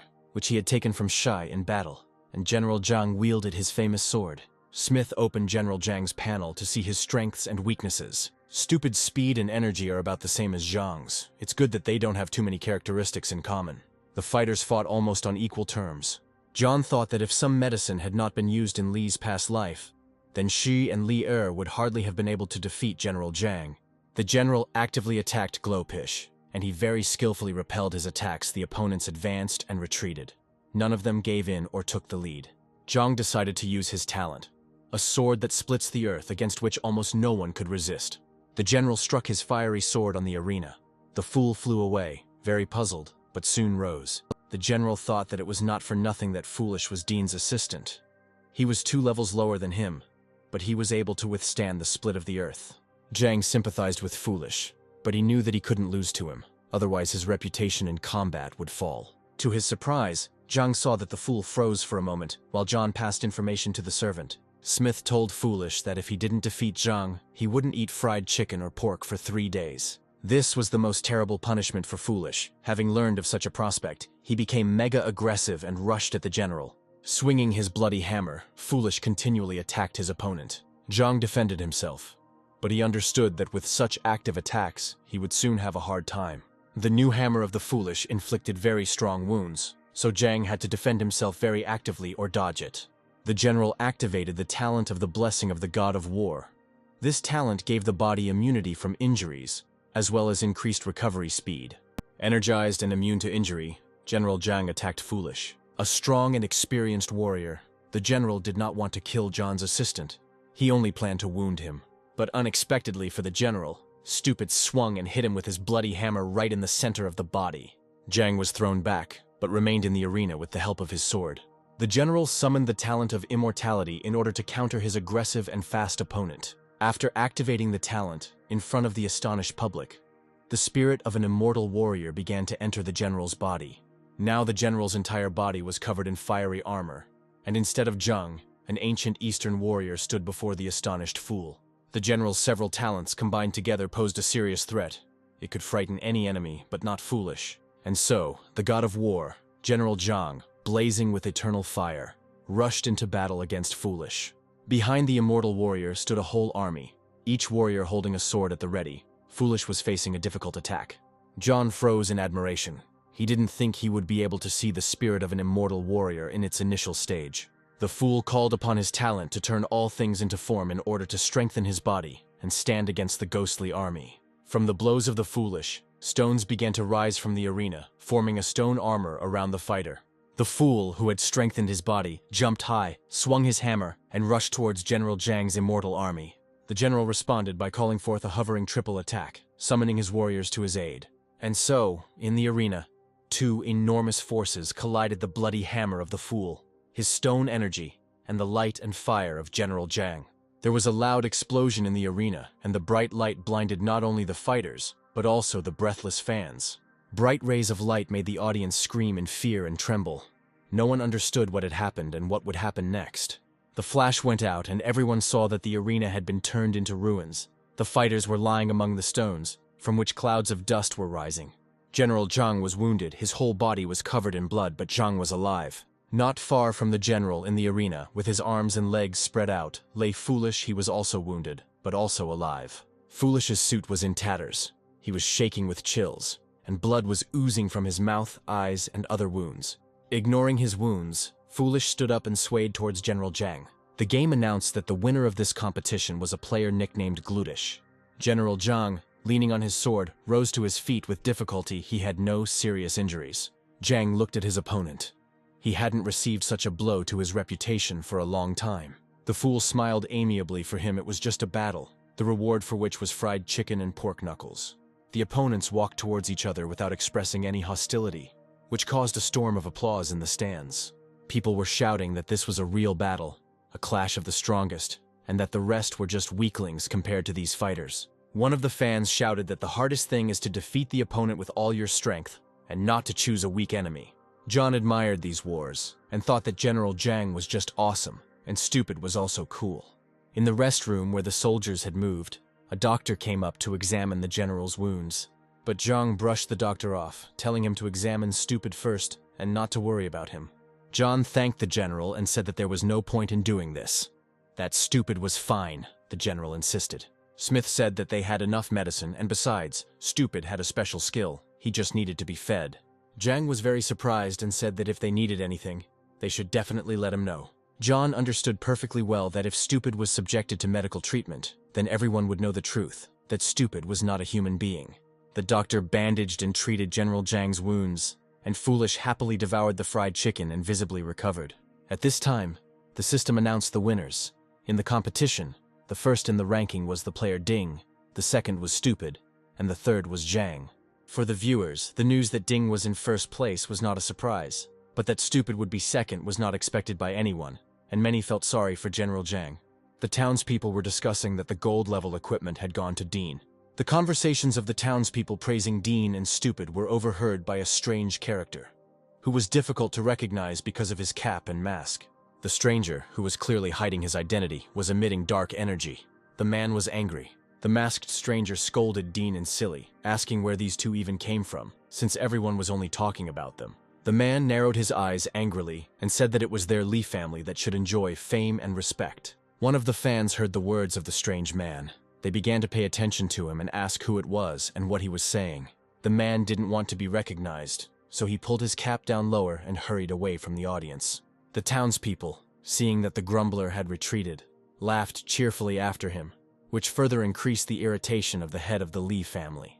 Meanwhile, John had arranged a celebratory dinner for himself and Silly, since they had both won today's competition. While devouring his dinner, Smith loaded up the gold-tier equipment he had received as a reward for his victory. The system informed John that he had received shimmering boots, experience points, coins, and had reached level 23. The young man was surprised that he was given such a generous reward for first place in the skills meeting. John studied the characteristics of the gift. These boots had a spatial skill. The Doomsday game gave this equipment a quality label. John looked at his stats after reaching level 23. Even without equipment, the stats were very impressive. The trainer system congratulated John on completing the quest, and announced that he would receive a simple trainer and silver-level equipment. John decided to immediately take the equipment. It turned out to be demonic gloves that protected him from magicians. The guy thought he had gotten something demonic again, and he had a kit. It seems the system doesn't like magicians, since it tries in every way to protect him from them. John immediately activated the received equipment, the demonic gloves. He learned to trust the trainer system. To John Smith's surprise, the 3 pieces of equipment he received together increase spatial powers, and he will probably need them soon. Meanwhile, the fool was attacking the food. He looked at the chicken legs with love and devoured them, as long as there were no fights. John looked tenderly at his servant. The simplicity and naivety of the fool very often caused a kind and heartfelt smile in him. While John was sorting out the equipment and characteristics, Foolish ate everything that was on the table, leaving only empty plates with sauce. Smith decided to see what Foolish got for second place in the competition. It turned out to be silver armor, soft gloves. In John's opinion, it was just trash for second place. John fed all this equipment to the ball of Julie to energize it and raise its level. After the injuries he received in the fight with the general, Stupid's head was spinning, and he felt like he needed more chicken legs. But dinner had already been eaten, and Foolish was afraid to ask his master for more food. Suddenly, John called Silly, and said that he would give him a bigger leg. They bet on Zhang to take third place, and this time they would earn 120,000 coins. John and Silly walked to the gambling house, and the boy thought, again, 3 families rule everything. But now Smith will be able to buy the badge of honor of Jing City with the Lee family's money. As the players left the hotel, they saw many of the townspeople sobbing. They had bet on General Zhang's victory, and were now mourning the money they had lost. John saw a soldier running towards them as fast as he could. He called out to John to wait for him. Apparently something had happened. A messenger reported that the heads of the safe zone were in an emergency meeting, and General Zhang sent a soldier for John. After the meeting, the discussion of tactics towards the Lee family will begin. These scumbags took advantage of the fact that everyone was watching the competition.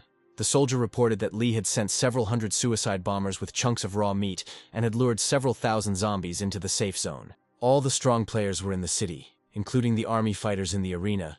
They did not receive any information from outside. No one left the city. John understood that the townspeople were now in a hopeless situation. They had not yet finished building a wall to protect against zombies. The only way to protect the safe area is with a human shield. They will stop the zombies from entering the safe zone, but almost 1,000 people will die.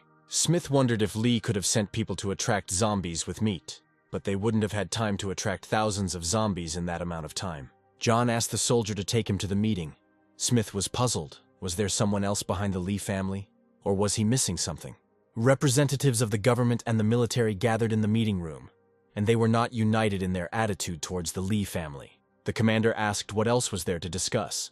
Lee had long since ruined relations with them, and what they had done today was war.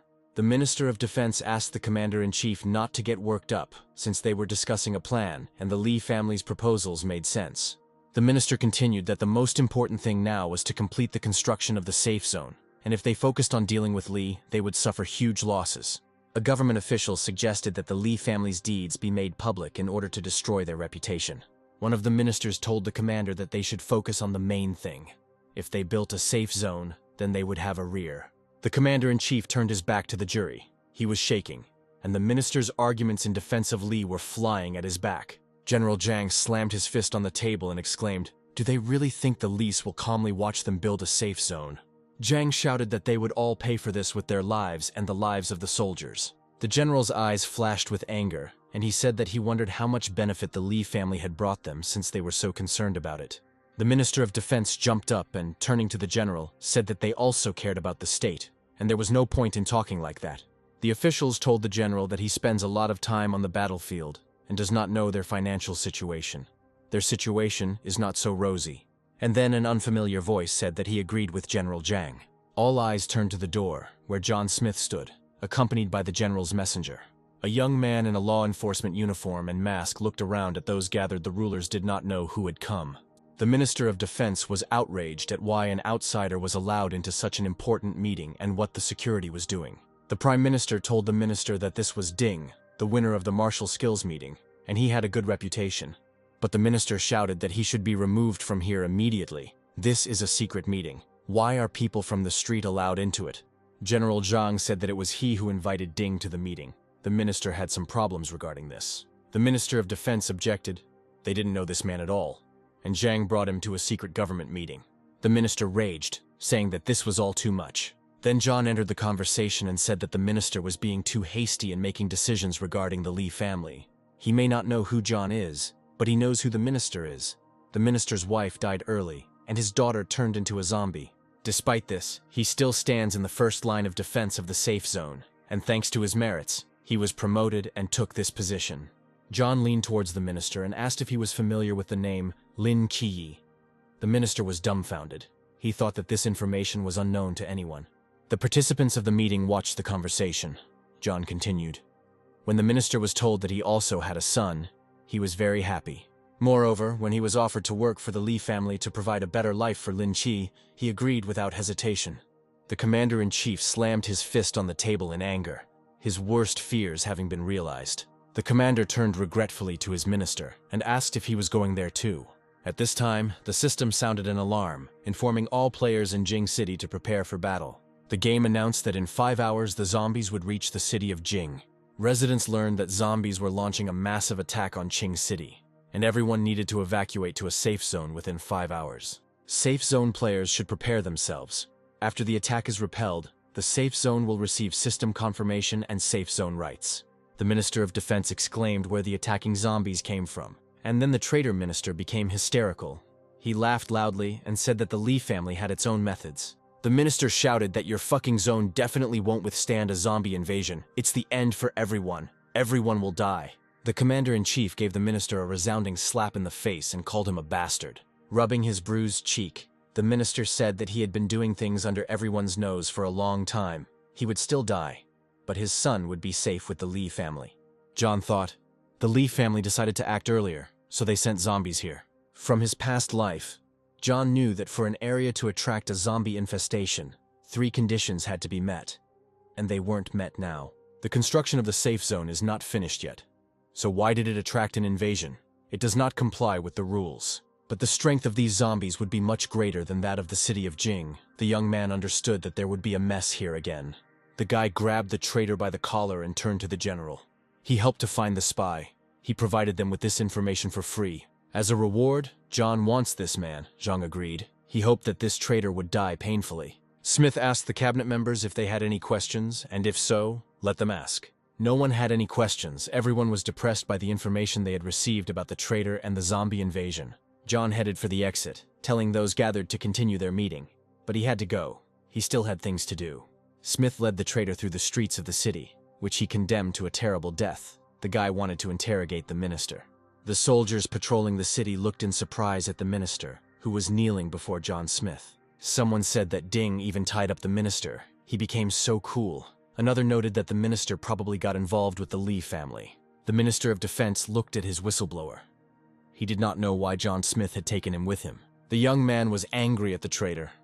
He had been betrayed many times, and the feeling was not pleasant. The guy threw the official to the ground with all his might, who easily condemned thousands of people to death. The minister told John to kill him faster. When the zombies break in, they will destroy the entire safe zone, and then everyone will die. The soldiers who heard this realized that the minister was a traitor and had something to do with the zombie invasion, and that their brothers were dying because of this shit. Smith feared that the ruined soldiers would tear the traitor minister to shreds, and he still needed to interrogate him. To ensure that no one would disturb him, the guy activated a soundproof dome with a diameter of 5 meters for half an hour. Once under the dome, John ordered Foolish to guard them. The military gathered around. They watched the interrogation of the traitor. The minister exclaimed that the safe zone was sealed, no one could escape, everyone would die. To cut short the traitor's useless speech, John punched him hard in the face. The blow caused blood to flow from the minister's mouth and several teeth to fly out. The minister was shaking. He understood that now John could do anything to him. Smith asked where the head of the Lee family was now. In an attempt to stop the bleeding, the defense minister said he would not tell John where Mr. Lee was. Smith chuckled, saying that he liked the brave and took out the dagger of decay. The boy asked the minister again if he was ready to tell where old Mr. Lee was, but he answered in the negative. John plunged the dagger of decay into a sore spot on the minister's arm, causing terrible pain. The official howled. He didn't expect the guy to torture him. John moved the dagger to enhance the effect and repeated the question, curious as to what the Lee family had promised him. The minister, who was suffering from terrible pain, begged the boy to kill him quickly, but John said that he had not yet told where Chief Lee was. Tormented by bouts of pain, the minister shouted that he did not know where Mr. Lee was and asked to kill him quickly. John pulled the dagger of decay from the official's hand, but it did not stop the pain. Smith asked if the minister really didn't know where Lee was, or if he was lying. John decided that the official was lying and plunged the dagger into his other hand. A piercing scream escaped the minister's chest. John decided to ask him another question, which Lee had ordered to be done. He advised the minister to think about his son before speaking. The minister rattled off that they first ordered him to transport the funds through the safe zone, or to give the army such an assignment that the soldiers would die. But John wasn't asking about that. He was interested in the message Lee had given the traitor yesterday when he fled. The minister said Lee had told them to stall for time before the family was attacked, and Smith asked how Lee was contacting him. The Lee family spy replied that the leader was contacting him through the fire they had secretly set up, and Lee ordered him to act. John understood. With the help of fire, of course. It was the source of energy of the Lee family. They had mastered fire since ancient times. John asked the pained and bleeding minister if he had anything else to say, but the minister didn't want to. The traitor looked at John and thought that if he told him everything, then how to neutralize him. The minister wanted to run away. The guy patted the official on the shoulder and said that he was a good guy. At that very moment, Smith's sword flashed in his hands and he struck the minister several times, inflicting mortal wounds on the traitor. John said that useless people have no reason to live. In front of the astonished military, the Minister of Defense was killed by the city's best player. To avoid getting dirty with the blood that was flowing like a river from the traitor's wounds, John used an umbrella. The townspeople looked at the minister's hacked body in horror. John no longer paid attention to him. He called silly and left. Smith and Foolish were on their way to the three families' gambling house to collect their winnings. The players approached the betting exchange office for the combat skills meeting. There were few people there. Smith placed the tickets in front of the girl and asked her to exchange them for winnings. The girl looked at the tickets and asked to wait a minute. The operator smiled and said that Mr. Ding had correctly bet that General Zhang would take third place. He gets 123,556 coins, according to his bet. Foolish presented a pile of huge fried legs. The girl activated the game screen, made a few manipulations, and asked the guy to wait a bit. A few seconds later, the system informed John that 123,556 coins had been credited to his account. John Smith tossed a leg to the pleased fool and called him on. Now the city's top players headed to the Jing City merchandise store. Happy Fool gnawed on a fried chicken leg, not paying attention to the surprised looks of those around him. John entered the store, and Stupid guarded the entrance, devouring chicken legs. Smith bought an honorary badge of the city of Jing. The players who stood near the store and heard the amounts of money John spent on his purchases were perplexed as to where he got so much money. From behind the half-open door of the store, it could be heard that Smith had successfully purchased the uniform and emblem of the Jing City law enforcement officer. The rumor that John had killed the minister quickly spread throughout the city, and the townspeople, not understanding what had happened, were very afraid of both John and Foolish. Smith changed his Mo City law enforcer uniform to the Jing City law enforcer form and studied his new purchases. The Jing City Honor Badge turned out to be epic-grade equipment. The system has announced that the highest-level Jing City Honor Badge will now be permanently bound to the player. Now John could make announcements around town. The impression he had previously made was doubled, and the rewards were also increased. But most importantly, John could summon the ghost of the mythical animal of the city of Jing to help him in battle. After looking at the specs, Smith thought that this badge couldn't even be called epic, but rather a diamond level. John reasoned that although the mythical beast could only be summoned for 2 minutes, perhaps the time could be increased later. The young man decided that it was necessary to change the equipment of the fool as well. The guy activated the game panel and ordered that his Mo City law enforcement outfit would now go to Stupid.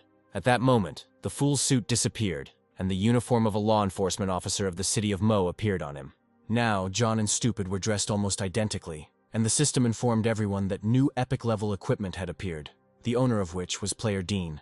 Players who followed the game's news discussed the appearance of some new types of equipment. One of the players exclaimed that there was a new silver-level equipment. It must belong to his beloved Ding. The girls sighed, dreaming that they would have silver-level equipment, or even better, gold-level. An updated equipment rating appeared. Among the leaders were mainly Dean and Stupid. The soldier joked that someday there would be no one left in the equipment ranking except Dean. It would be good if they became as cool. But the soldiers had no time to chat. They had to go on patrol and guard the city. There was very little time left before the zombie army invaded the city of Jing. Army commanders held an emergency meeting to coordinate actions in the event of an attack. The scout sent by the general on reconnaissance entered the conference room and reported his arrival. The general asked if they had found out what the situation was outside, and the officer reported that they had searched everything around. At a distance of thousands of meters on all sides of the safe zone, there is a protective barrier of the Doomsday game, like a transparent dome. The scout said that they could see the situation behind the dome, but they couldn't break through it, no matter how hard they tried. They also found no traces of a zombie invasion. So they only find out how many zombies there are when they get really close. The situation was difficult. It was good that due to the competition, many players remained in the safe zone. But Li also took away a lot of people. General Zhang understood that their fighting strength was only enough for 2 directions. It turns out that the military will have to guess which side the zombies will come from. The commander suggested placing defenses in the 2 most likely directions.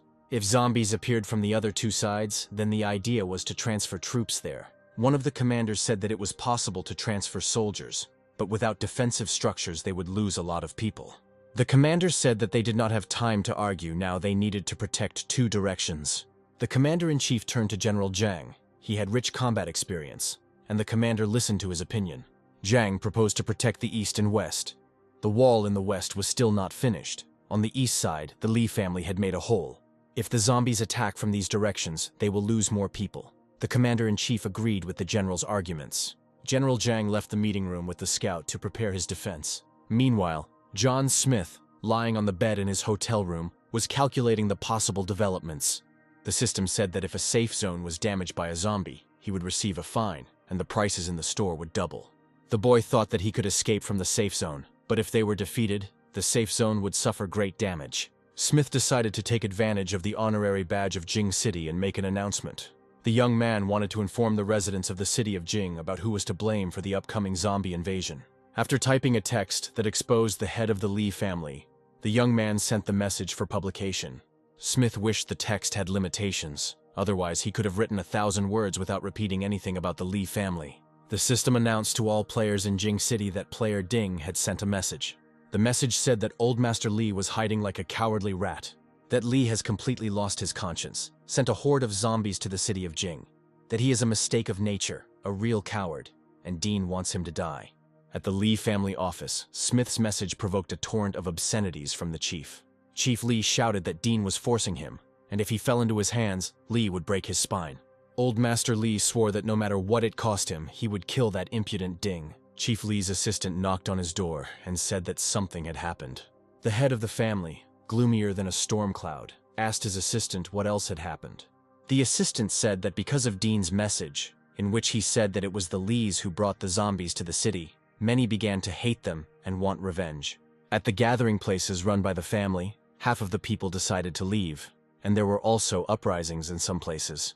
The shaking aide said that people at other gathering places might also decide to leave if they learned that the family was in charge. The assistant reported that the family had suffered great losses because of Dean's message. Old Master Lee suddenly swayed and fell to the floor. The assistant rushed headlong towards the master and managed to catch him. The elder Lee was unconscious. The assistant shouted loudly, calling the people together, and said that the chief had fainted. The time of the zombie invasion was approaching, and soldiers were building defensive structures in the southeastern corner of the city. General Zhang watched the progress of the work and understood that they would not have much time. Zhang asked the adjutant if the army statistics were ready. The adjutant reported that they now have 50,000 combat-ready people, of which approximately 20,000 are army soldiers. The Yan and Yun families sent another 15,000 people, and the same number were volunteers, mercenaries, and small groups. The general asked all this. The adjutant answered that there were still 100,000 people, but their fighting abilities were poor. They could not be taken into account. Besides, there is no time to get ready. Those responsible for clearing the streets of zombies have not yet returned. There are about 100,000 of them. General Zhang frowned. This wasn't enough. If they were in a safe area, then they wouldn't have to be afraid. The aide told the general not to worry so much. It might not be easy to fight, but they would all stand until the end. The general replied that they had no other choice. The south and west are guarded by 20,000 men, and the east is entrusted to the An and Yun families. If the zombies come from the north, they will transport troops there from the east. Zhang reminded the adjutant that if the An and Yun families did not listen to orders, the right to disband the army remained with the city command. The system reported that a horde of zombies was approaching the city of Jing. The time of the zombie invasion was 5 o'clock. General Zhang read the rules for the occupation of the zombie safe zone that had appeared in the system. According to the rules, a crystal has appeared in the city that needs to be guarded. If zombies touch it, it will be considered as the city being occupied. The general had barely finished reading the rules when he noticed that a strange glow had appeared in the center of the city, which had not been there before. A huge blue crystal shone in the square of Jing City. The townspeople approached and looked at the huge oblong crystal with curiosity, but did not dare to touch it. The crystal primarily attracted those citizens who had a high rating in terms of merit points for the city of Jing. The players flocked to the square. General Zhang hurried them. He ordered the adjutant to leave all the players with high combat ratings. Zhang said that the strongest should go guard the crystal in Jing Square. The rest should be placed in other buildings. The officer asked the general if they needed to call the players Dean and stupid. Zhang didn't know what to answer the officer because he didn't know if he could command the players who had defeated him in the arena. The general barked at his subordinate that he should stop asking stupid questions and let him convey the order to everyone. General Zhang walked through the city and thought, of course, the help of such strong players as John and Stupid would not hurt them now. Meanwhile, John was in the hotel room mastering the scroll, Water Waves, to control water. The system congratulated the young man that thanks to the Green Emperor's specialty, he had obtained the special skill of Water Waves. This magical skill allowed John to create a water saucer using energy. It could suck in and wash away enemies. The young man just lacked this skill. It can be used as a weapon to clear the streets of zombies. The trainer system reported that due to the zombie invasion of the safe zone, John received the task fight with all his might. Smith read the assignment. It stated that the forces of the parties were very different. The requirement was to resist the zombies and become the first in the ranking by merit. The young man wondered if the system had considered him, and at the same time the zombie was stronger. Maybe this time the zombie's strength was so great. When the owner mastered a new skill, Foolish continued to eat as long as he could. John grabbed the servant by the collar and ordered him to throw the food. They had a task. Smith told Stupid that it was time to stop eating and go to work, defending the city from the zombie invasion. Players dressed as law enforcement officers left the hotel in the middle of the night. As John walked outside, he noticed something unusual was happening over the city. Reflections of a crystal were visible in the evening sky. John and Silly headed towards the city gates, where zombies were most likely to appear. The system placed an alarming warning that a zombie outbreak was about to begin, and asked players to try to survive. Smith decided that he and Foolish needed to split up so they could be of more use to the city. The magical dome that stood above the safe zone turned blood red. This meant only one thing: the zombies had come right up to the city gates. From the city wall, one could see that the mutants were approaching in huge numbers. There were so many of them that it was impossible to count them. The zombies were of different levels, but they walked in a certain formation in a certain direction. It only meant that they were under control. The soldiers guarding the city were horrified to see the huge army of zombies approaching them. The mutants were large and small, of different shapes and sizes, some of which had never been seen before in Jing City. As if on command, the mutants broke into a run and rushed towards the city outskirts. General Zhang raised his hand and shouted loudly to his soldiers to prepare for battle. To slow down the zombie attack, General Zhang used magical defense. The general stood on the city wall and activated the earth split. A bright light flashed above the heads of the astonished zombies. At the same second, a powerful explosion occurred in the crowd of zombies, scattering the mutants in different directions. Immediately after the explosion, ice spikes appeared from the ground, piercing, crushing, and killing mutants. Following the ice, green spikes appeared. They caught, crushed, threw, and killed the zombies that approached the city of Jing. The mutants slowed their run, but did not stop. The general ordered the second squad to take up the second line of defense. The soldiers, who had unconditional faith in their commander, rushed to their positions. The city's defenders used not only their fighting skills, but also magical ones, to stop the huge wave of zombies that threatened to overwhelm the city. Multicolored streams of energy flew over the heads of the attackers. They struck the mutants, killed them, but could not stop them. The soldiers fought selflessly against the invaders, but there were too many zombies. So far, people have been victorious, withstanding enormous pressure. But how much longer they can withstand this is unknown. Zhang, standing on the city wall, watched through binoculars what was happening below. The messenger reported to the general that the frontline soldiers were currently repelling the onslaught of zombies. Zhang told the third-line soldiers to disperse for now, rest, and prepare for the next battle. The courier informed the general that the northern region was in a critical situation. About 7,000 zombies had appeared, and reinforcements were needed. The general thought that what he feared most had happened after all, and asked what the situation was in the west. The speaker reported that little time had passed. The situation in the west had not yet been reported. Only the north had sent soldiers with a report. The soldier also reported that Dean had appeared on the wall on the north side, but that Foolish had not been seen. General Zhang was amazed that John had decided to fight the zombie invasion alone. The soldier said that there was no more information coming from the north. The general said that if there was anything else, to report it immediately. The general stood on the city wall and looked at the raging sea of zombies. Zhang wondered if they would survive the night. A huge crowd of zombies approached from the north side. They were already close to the city wall. The soldiers were determined to defend the wall to their last breath. They sent a report to the general, and were confident that help would come.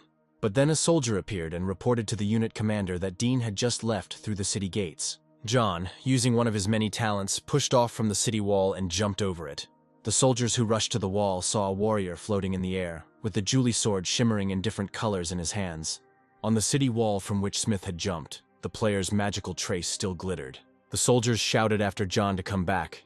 It was dangerous behind the wall. There were a lot of zombies there, but Smith was already in the mood for battle. He wanted to try out his newly acquired skills, and here was a perfect opportunity. The soldiers looked in horror at the player who rushed alone against the crowd of zombies. The fighters watched with interest what would come out of the fight between the strongest warrior of the city of Jing and a whole crowd of mutants. The sword of Julie in John's hand was blazing with a furious fire, ready to incinerate all the mutants in the world. John activated a fire attack, causing flames to swirl around him. From the outside, it might have looked like the guy was descending from the sky on a fiery staircase. The zombies closest to Smith were engulfed in flames. The mutants were rushing about in the fire, but found no salvation. The entire area around the northern city wall was engulfed in a fiery whirlwind, which swirled and burned the mutants. Finally, John stopped and looked around. As far as he could see, there were corpses of zombies killed by the fire attack. The fighter raised his head and looked into the distance. It was not the end yet. John saw another crowd of zombies rushing towards him, and the young man rushed towards them. One of the soldiers watching John said that Dean was fighting hard, and what were they waiting for? The inspired soldiers shouted forward. Even if they killed one, the zombies would already be useful. The soldiers grabbed their weapons and ran to help John outside the city gates. The soldiers shot at the zombies that tried to escape the fire created by Smith. The surprised soldiers saw that the zombies were twisting into huge water balls. The stunned soldiers watched as John concentrated, first throwing fire and then water at the zombies. Having killed the nearest zombies, the young man decided to take a break. For this, he pulled out a chair and a cup of tea from the warehouse. The warrior stuck his magic sword Julie into the ground next to him and began drinking tea. At that moment, a huge, toxic zombie appeared right in front of John, who clearly intended to attack the young man. The zombie, seeing that the man was not reacting to him in any way, released a cloud of toxic steam towards Smith. At this time, the guy was happily drinking tea, not paying any attention to the zombies. But since the mutant was so persistent, John covered the bowl with a lid and turned his attention to the zombie. The young man turned over in the air, kicked the zombie hard, saying that the tea had such a pure taste without impurities and the right temperature. John was forced to take up his sword again, since the zombies did not let him drink tea. Smith swung his sword and cut a huge zombie with a long snake-like tongue in half. John lamented how impatient the zombies were. He wanted to drink tea, but he had to fight with them. They even sent him special zombies. Behind John, the sound of running feet could be heard. Very large zombies were running, raising clouds of dust. To fix this situation, John used the water wave skill to form a wall of water. The surprised mutants stopped and looked at the stream of water swirling around them. A water vortex formed around the group of zombies. It swirled faster and faster until it captured all the zombies. Having drowned one group of mutants, John activated fireballs to fry another group that had arrived to his aid. Smith combined several fireballs and created a large explosion that buried several dozen more zombies. The soldiers watching Smith were shocked. They had never seen anything like this before. The system congratulated the player on moving to level 24. The Zombie King also watched the fight. He was surprised how a person could be so strong. The zombie leader realized that if this continued, he would have to sacrifice at least a quarter of his zombies. The Zombie King understood that reinforcements would come to the people, and the mutants would lose. The king did not want one person to ruin everything. The king already realized that special zombies could not hurt this strange, strong fighter. The leader of the mutants decided to go a different route and send a bunch of regular zombies to John. Smith resorted to a trick. He used an old straw man to distract attention. John stuck an old straw man in there, and the mutants sent by the king thought it was John Smith in front of them. A huge crowd of zombies pounced on the unfortunate scarecrow, while the guy himself slipped away from them. John realized the king's plan to isolate Smith to allow the zombies to break into the city. The guy came to the aid of the soldiers in time, who were already being attacked by a crowd of zombies in order to break through to the city gates. The zombie pressure was growing stronger, a little more, and they would break into the city. Then the defeat of the northern front of the safe zone could be declared. John realized that he needed to decide quickly. It seemed that the number of zombies in the north would soon reach the limit. Smith realized it was time to take emergency measures. He crouched down, coiled like a spring, and jumped high. Using a short freeze, the young man literally hovered over the city, flying over the city wall. The surprised zombies looked at the flying man and waited. They slowed their advance. The young man called out to the city's honorary ruler, Yi Jing, and addressed him, saying that it was time to show his skills. The boy touched the sign and called upon the protection of the spirit of the mythical animal, which was the patron of the city. To replenish his energy reserves, the young man drank the elixir, and at that very second, golden and purple tongues of flame began to swirl around him. Sparks and electrical discharges flew out of the sign. This meant only one thing: the spirit John had called had responded. The mutants looked at what was happening with fear. The entire space around them became purple and golden. The zombies were shaking with fear. They no longer ran forward to the city wall, but tried to move backwards. A powerful electrical column appeared in the sky, and a huge discharge fell on the northern part of the city. The honorary citizen's badge grew larger, turning into a huge shield that covered John. All the city's inhabitants saw this powerful pillar of light, which sparkled with purple and golden light. No one understood what it was. The soldiers who were fighting the zombies saw a powerful discharge and heard pleasant music, which encouraged the defenders and instilled fear in the attackers. Everyone was asking each other what had happened, but no one could answer definitively what this phenomenon was and who had caused it. Suddenly, glowing greenery began to appear in different parts of the city, on which beautiful flowers immediately blossomed. The city, which was attacked by zombies, literally blossomed before our eyes. People were smiling when they saw this. One of the soldiers, seeing the flowers and hearing the music, said that it was a happy omen. Smith, having driven the zombies away from the gate, ran to see what was happening nearby and whether his help was needed there. John heard the soldier's words about the omen and looked at him in surprise. At that very moment, John saw a miracle. The spirit of which he had called upon finally appeared and took shape. An amazingly beautiful animal, purple with golden highlights, trampled and killed zombies that were attacking the city. One of the soldiers recognized this animal in the city. It was called Shilin. It was the patron saint of all the townspeople. But someone was afraid of Qilin and shouted that they had to disperse, because this creature would turn the battlefield into a real hell. John admired the spirit he had summoned. Qilin was very beautiful, graceful, and at the same time, formidable. The system reported that the purple golden snow and thunder Qilin was a legendary level ghost, one of the auspicious beasts of the Long State. Qilin is the guardian spirit of the city of Jing. The young man realized that he had summoned a good beast. John was at a loss. It seemed to him that Qilin understood and realized everything. Qilin looked at the young man with understanding, and the boy thought that this spirit possessed the nature of a human. It had consciousness. This was definitely not just an illusion, but there was little time to think, and Smith decided that he would study Qilin later. The zombies, meanwhile, scattered in all directions, frightened by the spirit of the city's patron. Qilin caught up with them, trampled them, but most of all killed them with electric discharges. The spirit came up to John and looked at him as if asking for instructions on what to do next. The young man understood. Under the control of John Smith, Qilin rushed into battle into the thick of the zombies, where there were the most of them. The zombies tried to run away from the terrible beast, but fell dead, struck by electric shocks. Smith looked at Qilin with admiration. A magical beast with electric current. That's cool. The mythical defender of the city continued his victorious march along the city wall. Even the sight of Qilin terrified the mutants. No one could escape from it. Fire flew out of the noble animal's eyes, striking down any enemy of the city. All the zombies that approached the northern wall of Jing City were paralyzed with fear and died from the sparks of the beast spirit. The zombies were in a panic. They couldn't resist Qilin, and their only chance to survive was to flee. But Qilin was not in the mood to let the mutant monsters that had attacked his city go in peace. Qilin, like the wind, carried the frightened zombies over their heads, killing them by the hundreds. The magical beast could form an energy column that literally incinerated all monsters. But the time for Qilin's help was over. He disappeared, leaving behind a mountain of zombie corpses and purple flashes. The system congratulated John Smith on reaching level 26 and receiving points and incentive gifts. The guy was delighted.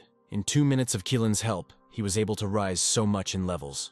Remembering the formidable, handsome Qilin, the young man thought that this mythical animal with its skills was simply the bomb. It seemed to the young man that the patron of the city was still nearby and looking at him with understanding. It was strange, but the guy felt like he and Qilin understood each other very well. John recalled the minutes spent next to the mythical animal. The young man felt the unprecedented power and kindness of the beast. John was very interested in understanding this animal, and whether it was an animal at all. The space around John was still filled with the purple glow of the Qilin, which protected the young man from the onslaught of enemies. It seemed that Qilin protected the young man with some kind of special dome. The boy looked with gratitude in the direction from which Qilin appeared. But it was time to get out from under the protection, because the battle for the city was not over yet, and John broke the protective dome. The lilac light still enveloped the guy.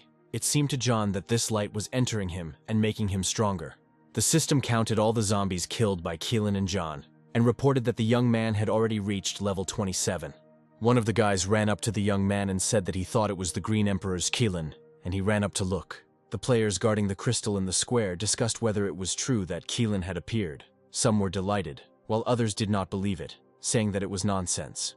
The girl watching the rankings exclaimed, "Dean's level rose from 24 to 27 in an instant. It was simply unbelievable." For a successful battle, the system rewarded John with the scales of the purple gold Qilin of snow and thunder, and the source of the earthquake. It turned out that John had received another trigram pendant, which allowed him to master the power of thunder and lightning.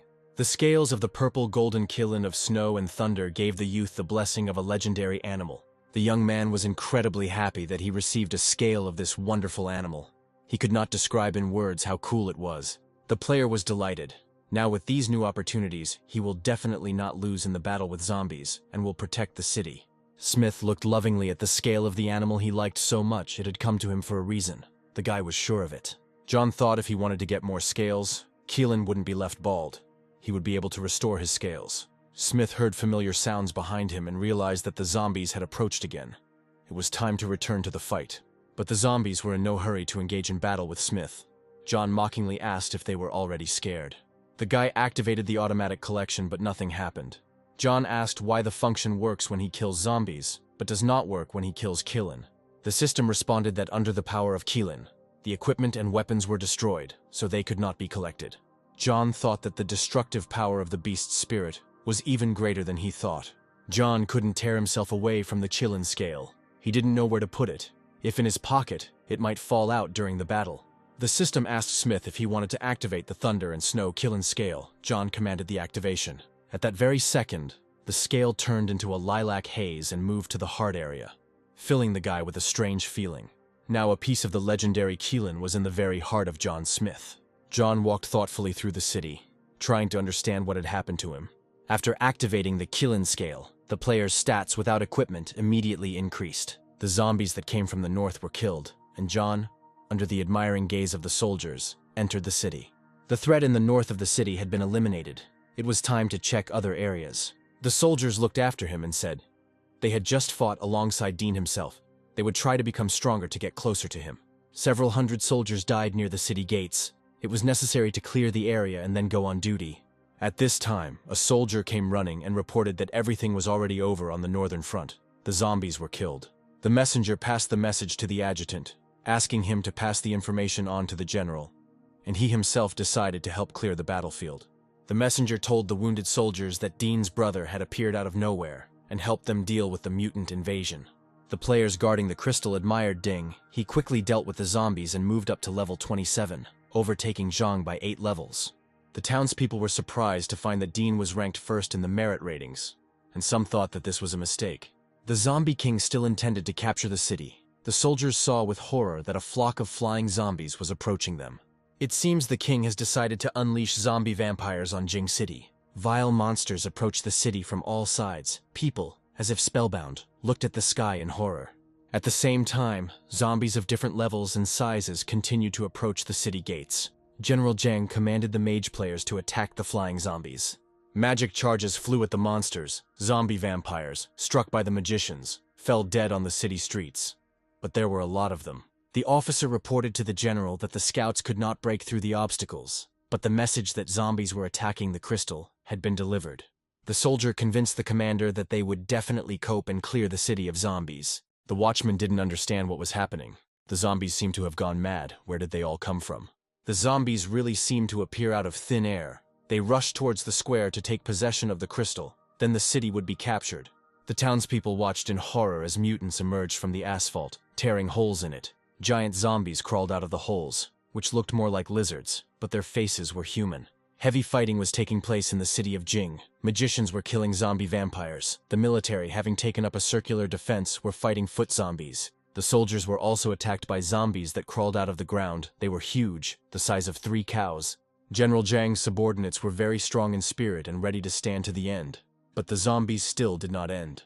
Before the soldiers could deal with one wave of zombies, another one would appear in their place. The officer shouted for the soldiers to hold the line. Everyone to fight to the death. We cannot allow these mad zombies to break through to the square. The commander reminded that there was a crystal behind the soldiers, and if it was destroyed, the fight of tens of thousands of soldiers on the front lines would be in vain. The soldiers stood shoulder to shoulder, in close formation, and watched as a huge crowd of mutants rushed towards them. Many of the people understood that this was their last fight, but not one of them wavered or ran away to save their lives. And suddenly the surprised soldiers saw a fireball flying into the crowd of zombies. The fire flared up right among the attacking zombies. Many monsters caught fire, not understanding where this misfortune came from. The giant zombie rushed towards the soldiers, trying to break the formation. The commander ordered an attack. The soldiers had a hard time. The zombie giants took away their shields and threw people around like rag dolls. Despite the huge losses, the soldiers fought to the death, and the zombie advance slowed down. The zombie king threw hordes of monsters at people, and the townspeople's resilience began to irritate the main zombie. The commander reported that he had sent a messenger for reinforcements, and that they would be here soon. We needed to hold out for a little while. One of the soldiers saw a trace on the wet surface. He shouted for everyone to be careful. Invisible zombies appeared. The soldiers, covering themselves with shields, rushed to where the tracks appeared. They tried to stop these rare and incredibly dangerous zombies. The system reported that the body of these monsters is completely transparent, and they also move almost silently. The officer ordered that anyone with water should pour water on the ground. This was the only way to detect the invisible man and see his tracks. The soldiers quickly covered the street surfaces with water to see the invisible and terrible enemy. An expert on invisible zombies warned everyone to be on the alert and keep a close eye on places where invisible ones appear. Before the soldier could finish speaking, the invisible zombie crept up behind him and slit his throat. To the horror of the townspeople, the soldier who had just spoken to them fell down, covered in blood. and the invisible man took his bag of water. The players were in a panic. They were afraid of an invisible enemy that was impossible to even fight. And suddenly, the bloody hammer of the fool whistled over the heads of the surprised townspeople. The hammer landed in the middle of a seemingly empty street, and the explosion of a meteorite attack thundered. The amazed spectators saw blood flowing from under the hammer, and the dead invisible zombie became visible. The soldiers and townspeople turned with hope in the direction from which the hammer had come. To the people's incredible joy, the city's second strongest player, Jing Foolish, was walking towards them with huge strides. Foolish, armed with his favorite hammer, entered into battle with the zombies controlled by John. The young man who controlled his servant stood nearby and watched the fight. The fool was also a zombie, and so he saw invisible zombies. Swinging his hammer, he quickly killed invisible enemies. Joyful rumors spread among the people that Foolish had arrived. One of the soldiers shouted that Dean was here. With him, they had a chance to survive. Remaining invisible, the zombie king moved quickly through the streets of Jing City. The king's goal was the blue crystal, which was located in the central square of the city, guarded by the best players. The coveted crystal was already close. It seemed to the king that he only had to stretch out his clawed paw, and the city would be captured. The zombie king bypassed the square's defenders and headed straight for the crystal. The king's clawed paw was already reaching for the blue crystal. Another moment, and the city would fall. And then the surprised zombie king heard a strange whistle behind him. Foolish's bloody hammer slammed down on the giant king, knocking him away from the crystal and pinning him to the ground. The zombie king was killed, and the hammer returned to its owner. Foolish entered the central square of Jing City with a victorious step. He came to the aid of the players defending the crystal. The zombies that the king brought to the square rushed at Stupid, trying to avenge the death of their leader. The fool worked tirelessly with his hammer, driving the mutants away from the crystal, but its blue light, like a magnet, attracted them. Soldiers broke through to the square to help the players. They stood shoulder to shoulder with the players and chopped down the attacking zombies. The fool stood right next to the crystal, not allowing any mutant to touch it. Zombies and humans fought in a fierce battle. Everyone understood that this battle would decide whether the city would be captured or not. People defeated the mutants, but it was naive to hope that the zombies would retreat just like that. A strange rustling sound was heard in the square. A magical act was taking place. The battle was over. The people had won. The soldiers were clearing the area of zombie corpses and counting their losses. The surviving players breathed a sigh of relief. The most difficult invasion had been repelled. The city was free. Suddenly, the young leader of Anne appeared in the square near the crystal. One of the officers patted him on the shoulder and told him to rest a little. He had been fighting without a break.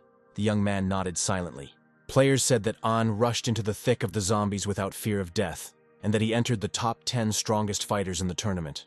One of the guys exclaimed that Anya needed to get some proper rest, because who knows when the zombies would attack. Anya silently waved his hand. Young Hedden sat down next to the crystal. It seemed like the guy was very tired. The head of the An family took out his blade. It seemed like he was waiting for some convenient moment. Suddenly, Anya's attention was drawn to a giant who came directly up to him. It was Foolish. The players thought that Foolish wanted to meet Boss Ann, because the powerful always find a common language. To the horror of the players in the square, Stupid quickly swung his bloody hammer at Anya. He wanted to kill him. Anya looked at Foolish in horror, expecting a blow, but for some reason did not resist. The fool struck with all his might, flattening the young man, and there was a loud bang. The fool wiped the sweat from his forehead. The players looked at their defender in bewilderment and did not understand what was happening. And then one of the young men attracted the attention of the others, inviting them to see what was happening with the body of Boss Anya. The bloody mess that remained of the young man bubbled and began to change color, emitting a terrible stench. Suddenly the mess exploded, and everyone saw that there was a monster inside the head of Anne. The players were shocked. A strange lizard lay dead near the bloody pool. It had a gray body and sharp claws, and turned out to be a zombie. The zombie werewolf killed by Stupid was considered the most insidious and disgusting ace in the sleeve of the zombie horde. People were shocked. Who would have thought that zombies have so many faces? The players decided that after the battle, everyone should talk. John and Silly left the square of the city of Jing calmly, their mission here accomplished. John told Silly that their path now lay to the east. After knocking back the crystal in the central square of Jing City, John ended Fool's mental control. Now Smith and his faithful servant had to go to the east of the city, where heavy fighting was taking place. On the eastern front of Jing City's safety zone, the ground was littered with the corpses of both zombies and humans. General Zhang observed the battles and was informed that 5 lines of defense had been broken through. Only the last one remained, and the soldiers' morale was at its limit. The defense was greatly weakened. Zhang had almost no men left, and he knew that they could no longer fight. Jang told his assistant that they needed to retreat, move their line of defense, and retreat to the buildings that would provide them with cover and give them time to catch their breath. But the assistant objected that this should not be done under any circumstances. If they moved, they would lose control over the zombies. If the mutants get to the other side, the military will be in a vulnerable position, and there are many civilians in the buildings who are unable to fight. Jang understood everything perfectly, but he had no choice. The soldiers were at their limit. They needed to retreat to the buildings to survive. The assistant bowed understandingly. It was a difficult decision. At that moment, John Smith appeared behind them. The general's assistant turned slightly and was delighted to see the renowned warrior next to him. John smiled. It seemed he had arrived just in time. Zhang's assistant joyfully shouted, "No retreat!" Ding appeared here, which meant they would win. General Zhang gasped in surprise. He didn't expect to see John here because he knew he was helping in the northern direction. The young man easily jumped over the city wall and went towards the zombies. General Zhang and his assistant looked with gratitude at the brave fighter who had appeared here so opportunely. The general gave orders to prepare a counterattack and inform the troops that reinforcements had arrived. Smith landed next to the fighter, who was already shaking with fatigue but did not retreat. John put his hand on the brave soldier's shoulder and asked what the situation was on the battlefield. The delighted soldier asked if it was true that Mr. Dean had come to see them. John confirmed and asked how things were. The soldier said that the defensive line was on the verge of breaking through, but help arrived and they managed to stabilize the situation. So far, they have managed to hold off the onslaught, but General Zhang has sent reinforcements to the Crystal and a small detachment to the northern gate. The warrior said sadly that they had less than 10,000 soldiers left and they were at their limit. John realized that hordes of zombies were still crawling behind the barrier. The situation was critical. It was time to turn the tide of this battle. At this time, the general's assistant approached John from behind and said that Zhang had ordered them to join Ding. In order to destroy many enemies at once, Smith decided to use the 9-Lai spear. This spear absorbed the enemy's strength and also created a powerful shockwave, dealing massive damage to all enemies in the affected area. In order to increase the spear's damaging effect, John added the ability to inflict a fire attack to it. The 9-Li spear blazed with fierce fire, promising the enemy's imminent death. Smith pushed off the ground and flew with the spear over the heads of his enemies. John, armed with a fire spear, flew into the center of a huge army of zombies. In order to hit as many enemies as possible, the player thrust the spear into the ground, causing a shockwave and flames to fly from it. The soldiers could watch as their enemies fell one after another, overtaken by the terrible flames that flew from the spear.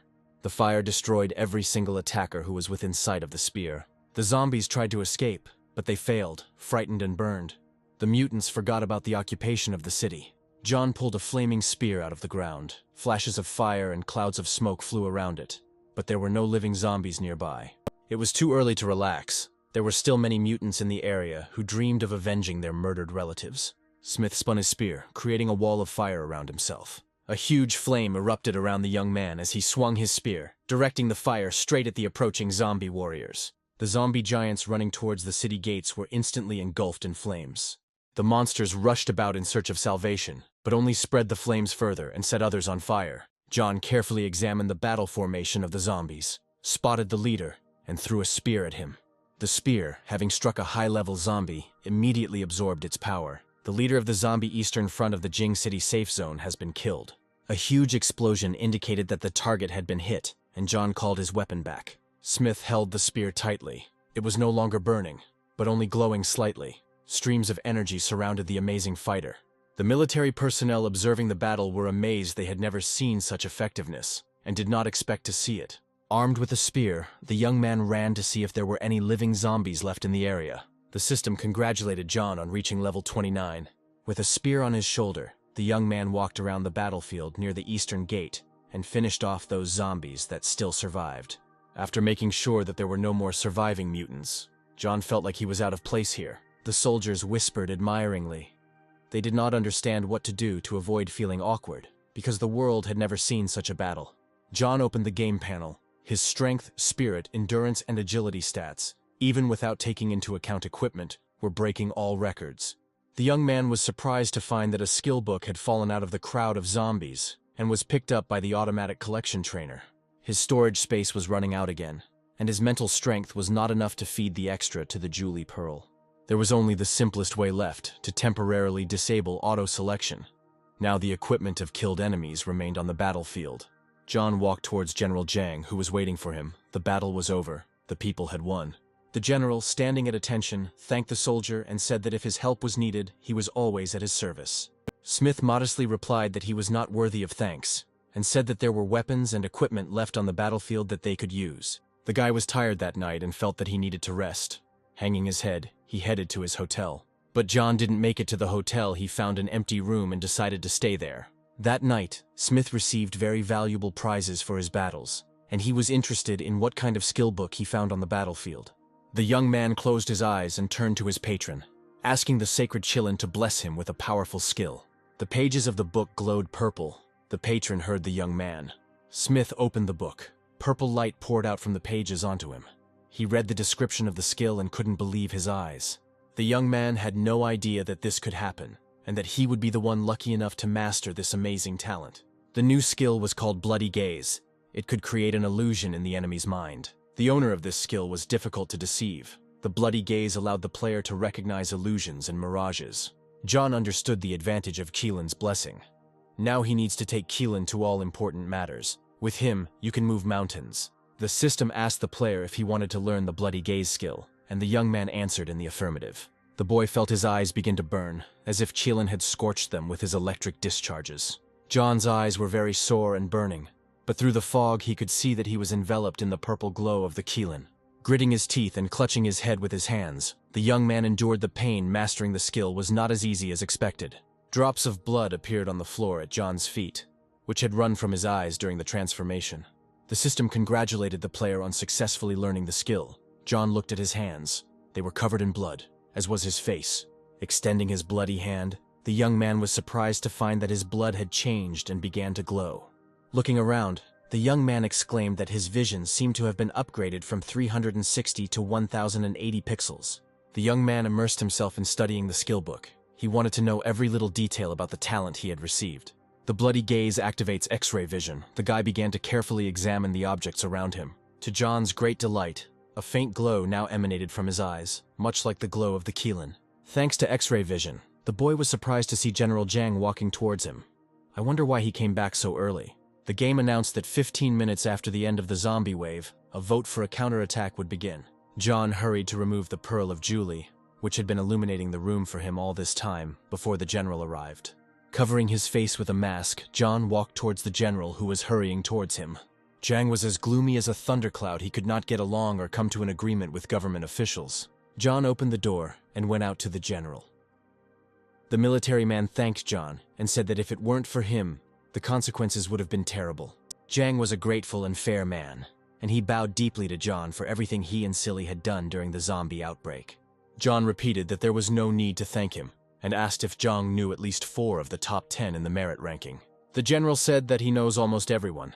John asked Zhang to gather them all here. When everyone is gathered, he will explain why.